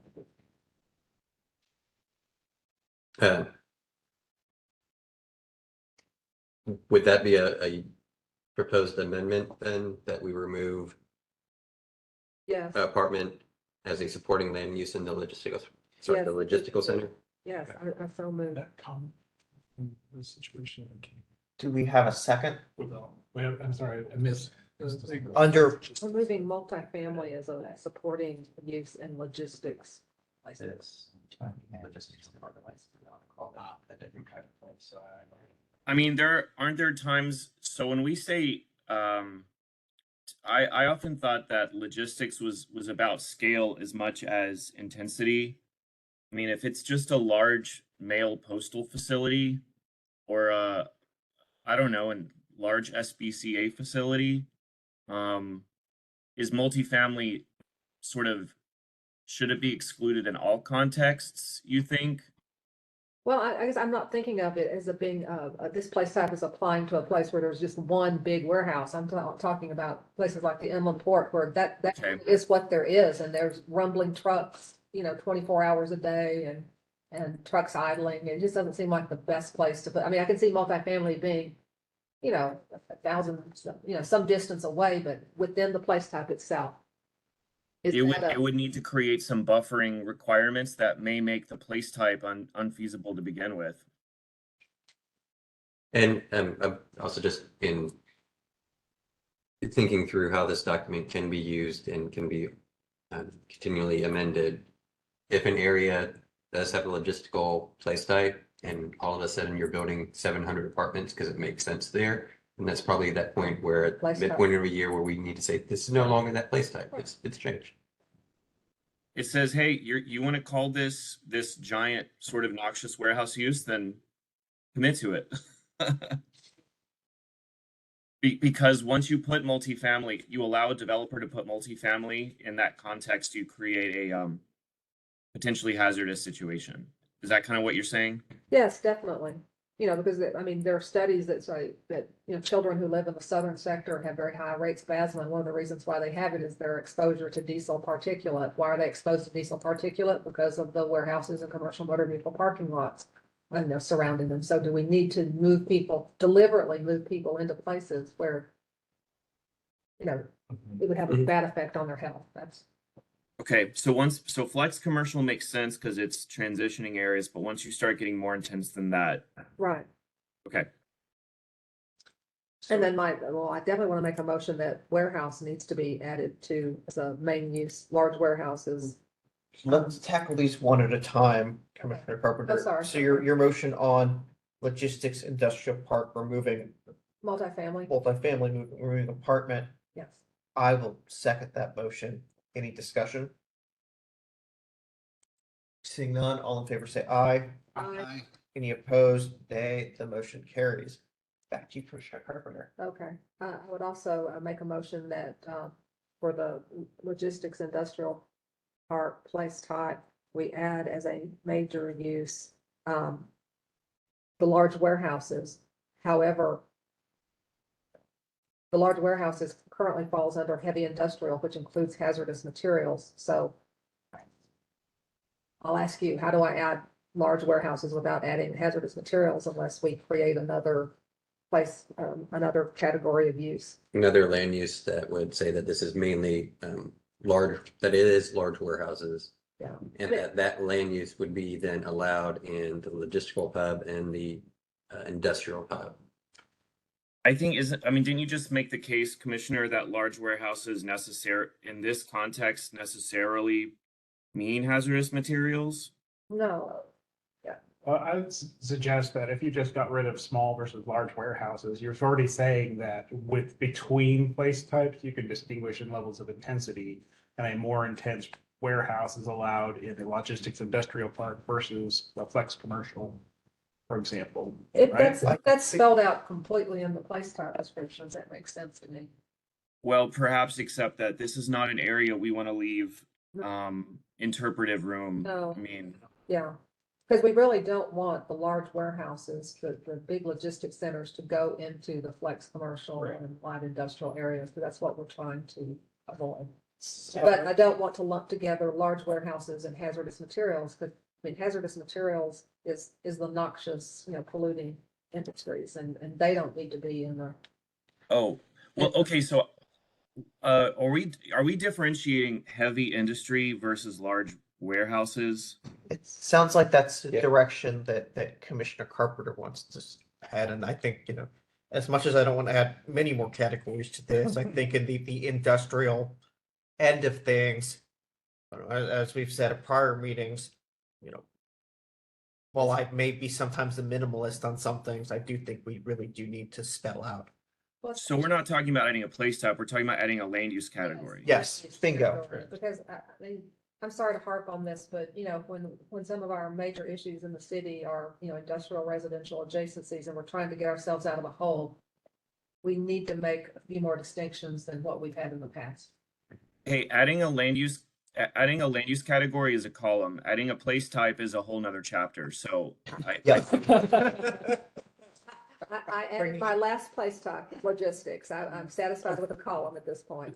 All right. I just want to separate, while large warehouses could be in heavy industrial, I don't want hazardous materials to be in the logistics. You have a motion, Commissioner Carpenter. I move that we add a column titled, I don't know, what are we titling at this point? Is it Large warehouses. Large warehouses, Logistical uses or something like that. We can, large warehouses, logistics. yeah. Logistical uses / large warehouses. Yes. I mean, we created a whole place type specifically for that use, so it makes sense. I mean, it is an important distinction. Is there a second? I will second it. Any discussion? I'm sorry, let me clarify motion here. So you're adding the column, but you also want to add it to industrial hub. I mean, sorry, you also want to add it I didn't know to. if that was a separate motion, but yes, I'll get there. Yeah, so as I understand it, we are adding a column for large warehouses or logistical uses, and that in the logistical place type, that's a main use. Yes, that's a main use, and that in the industrial hub, it's also a main use. Right. Okay. All right, we have a motion that I've seconded. Any further discussion? Seeing none, all in favor say aye. Aye. Any opposed? Nay. The motion carries. One other comment, most of these things, the land uses seem to have multiple bullets below. We've had a long discussion about, what can be allowed in flex commercial. It's not just small warehouses. There are some more innovative uses. I think maybe adding a couple more bullets, just making clear. You're correct. What LI is. The intention has always been to more than just, it needs to have more examples of those land uses below that. You're correct. Okay. Yes, sir. Perfect. Could you clarify for me what the airport? Is that a note or a motion? I think that's a note. That's just a note. Yeah. What's the purpose of airport on here? When it says here, airport place type description spread not included in plan document. Oh, so as you're going through the document, we have a spread about regional open space. We have a spread about community residential, a spread about regional mixed use. We have no spread for the airport. There's no urban design guidelines that we've talked through. There's no, how that interacts. We just know that we have several airports. And so we just add those as airports. But we haven't created a spread You're going to? I mean, I don't remember the airport place type before. So is this? Yeah, that's part of and we have it there because we have to label those areas as something. And we can label them as an institutional special use or public utility as well, if that gets us through it. But it would be, as Mr. Price said, creating another place type is another chapter. There's a lot more that would go into creating urban design and placement guidelines within the airport, where that spread, quite honestly, might never really ever be used. And I don't think there's a lot of CPC or zoning cases that come up about land uses in airports. We have very little, when we have very little say, I mean, this document's not designed to be an airport planning document. We just need to have, some plans just gray it out. I think this is just the approach that's been chosen in order to have something on the map to cover it, while giving some direction as to what is reasonably expected within that space. It, just to be clear on the map, it only covers the actual Love Field property. If you step 1 foot off of city-owned Love Field property, it is one of the other place types and is fully up for discussion. Yeah. Okay. The only airports place type on the map are the airports in Dallas. Anything, again, as you said, that is not on that property is a different place type. Okay.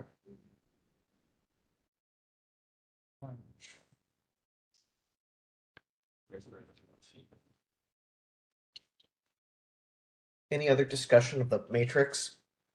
I'm not sure. Let's see. I wrote a note here. Let's see.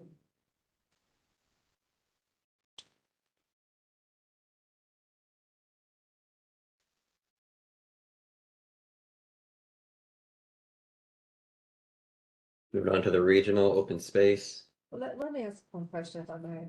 We're flex commercial. Hmm. We're adding multifamily.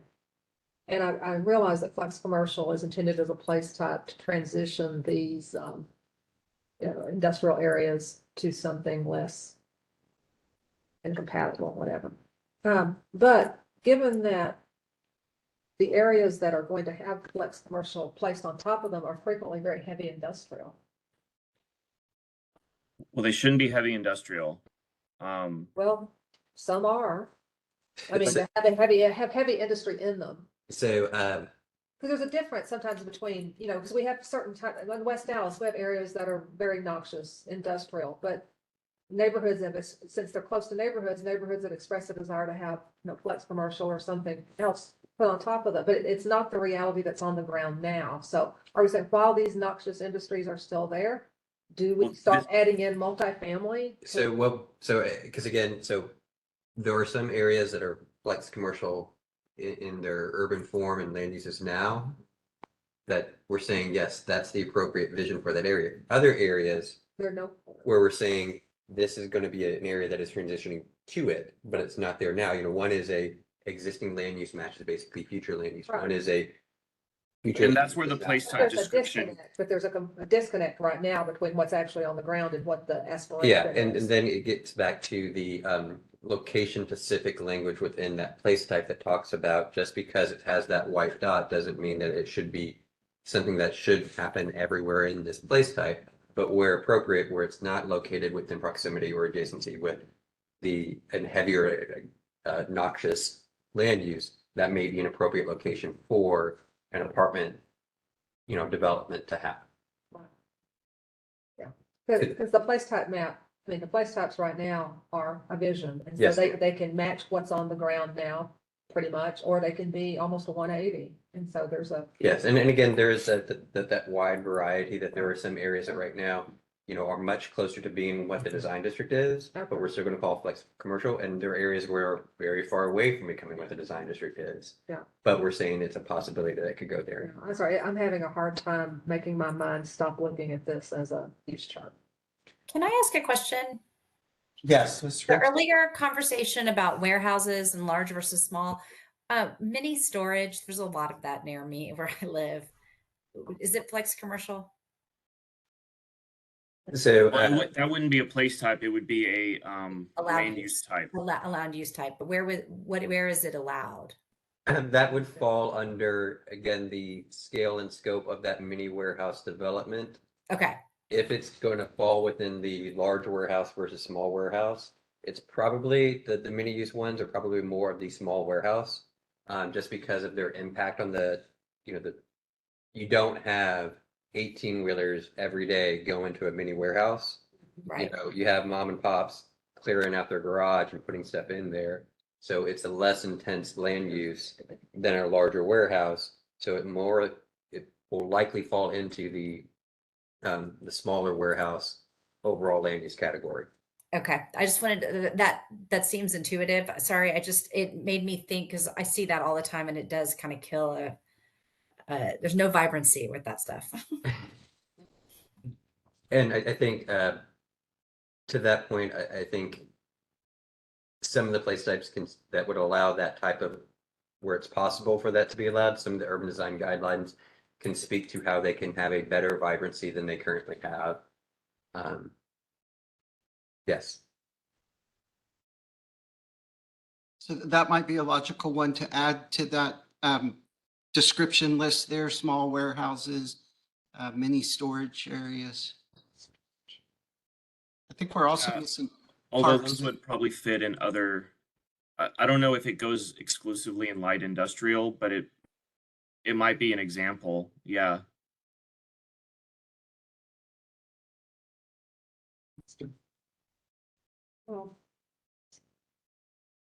Something to keep in mind is those descriptions underneath it are just helpful guides. I mean, they do specifically list what they are, but notice that some of them exist in multiple ones.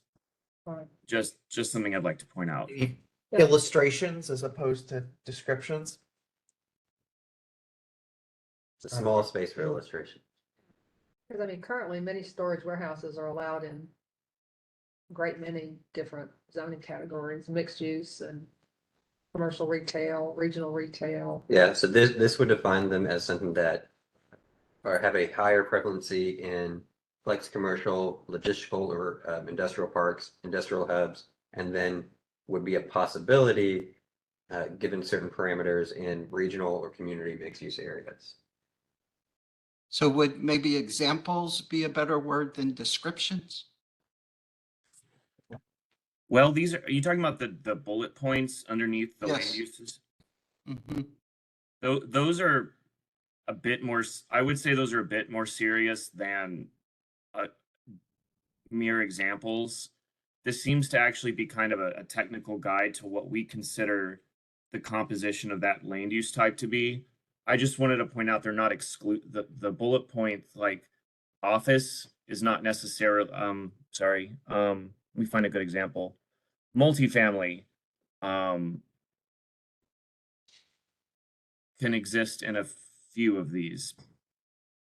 I would say the commercial land use grouping is probably the best example because there's a lot of land uses that would exist under commercial that we don't detail. But just saying, when we say retail, personal service, and restaurants, people generally speaking get the understanding of what those are. So perhaps, Peter, we can take a look at whether it should be descriptions or examples, because as Mr. Price said, it's not intended to be all encompassing in that level space of describing what would be there. And it's certainly not meant to be zoning. Just doing a quick time check, it's 2:48. So why don't, and we have a little bit more business to do before we wrap up outside of the document itself. Does anyone have any additional feedback on the matrix?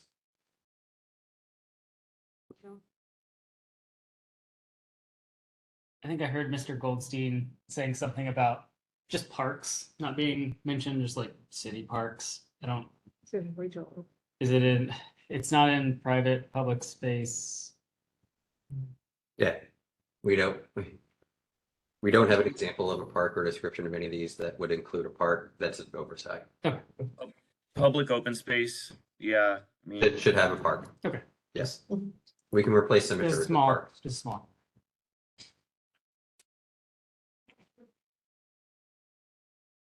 All right, anything else on the matrix? Thank you, everyone. What did I? Okay, I did. My ears are playing tricks on me. All right, well, thank you, everyone, both on the committee and on city staff for all of your hard work today. I think we made a lot of progress towards getting this document into even better shape before it gets to the plan commission. The plan will be to come back in January, tentatively January 9th, and we'll have city staff communicate to make sure that works for most, if not everyone, for another session like this That's Tuesday. And the aim will be, if it's ready, which knock on wood it is, to send this thing on to CPC and express a great sigh of relief after 2+ years of work on this. Could I ask a question? Yes, of course. Would it be possible for us to get the pages that we've already covered and make suggestions on correcting? Would it be possible to get that part from staff Yes. well in advance of? Yes, I think that is very doable for us. And Yes, that, ma'am. okay, that would speed things up. And, I liked it how you did the pinkish text for the changes in this iteration. Maybe if you went to another color for the changes next time, so we can see what's, What if so the pages that you have already looked at, anything that's in pink right now moves to black, and then anything that you have made a suggestion on goes to that pink, and the pages we haven't reviewed, any of our new language remains in pink. So that way. that works. Okay, Yeah. all right.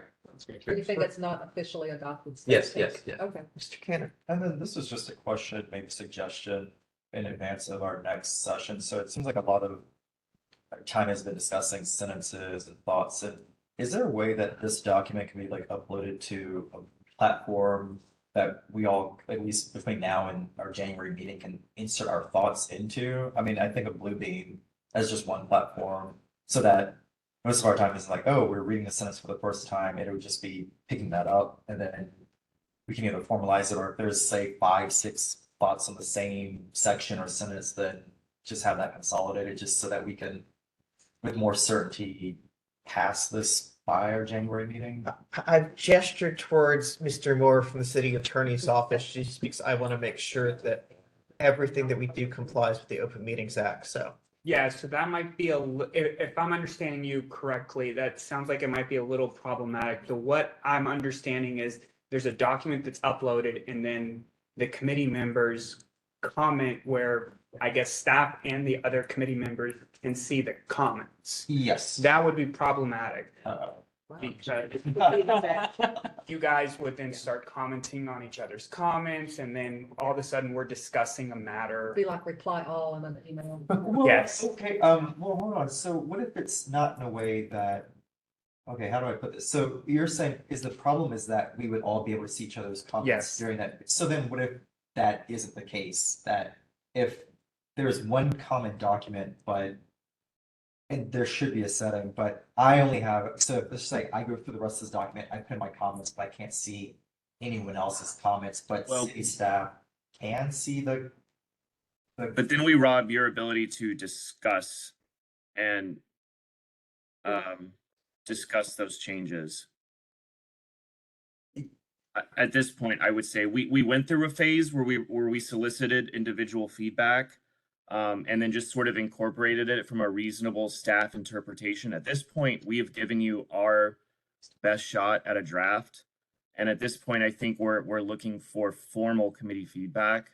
And Patrick, I think that's my understanding. Yes, so, again, we can provide you the document well in advance. As COA have said, there's a limited ability for you all to have an interaction on whatever platform or document that is. We can bring a commented version of a document that includes comments from different members to the next meeting to use as a basis for a conversation. So instead of saying, okay, does anyone have a comment on this page? We can say, there is 4 comments. Mr. Barrett has a comment here. Let's discuss that. If that's something that I believe we can do. Yeah. But I don't. Or we certainly, I think, would be helpful just for the committee members to come to the meeting with their comments ready to go. Sometimes the discussion tends to impact what actually comes out. So it might be better to just hear from the committee directly rather than read back what they've written. I don't know, Patrick. I wish Andrea were here for this. Let me ask you this. I know city staff, particularly on the current planning side, often likes to know what questions people have in advance, so they're fully prepared to answer them. if members of this committee were to provide staff with questions or feedback in advance, would that be helpful regardless of what staff ultimately uses it for? Yeah, I mean, obviously that would be helpful. I would say again, because of the time between now and then, I think we have more time to get you a version of the document and more time for the big couple of things happening between now and then that are probably more important for y'all and us than reviewing the comp plan. But especially if there are comments that you say, this is a big thing, or I don't like the fact that this isn't addressed in something, great. So that way we can come prepared to say, here's this. We also have an update to say we've got some comments back. We have some language that we'd like to propose that's not included or some changes. Yeah, I mean, and I also will say, have been very appreciative of everyone's time today, and other than 1-2 page spread, I think we were able to make a lot of really good progress in the current format of what we're doing. Any other questions about the process going forward? Then the last order of business is to get a motion to approve the November 28th, 2023 minutes. So moved. Great. Second. Motion, Commissioner Carpenter. Thank you for your second. Mr. Houston, any discussion? Seeing none, all in favor say aye. Aye. Any opposed? Nay. The motion is approved. All right, it is now 2:56 p.m. and this meeting of the Comprehensive Land Use Plan Committee is adjourned. Thank you all. Brandon, always look like your voting day. Thanks, everyone. Really? I hate minutes.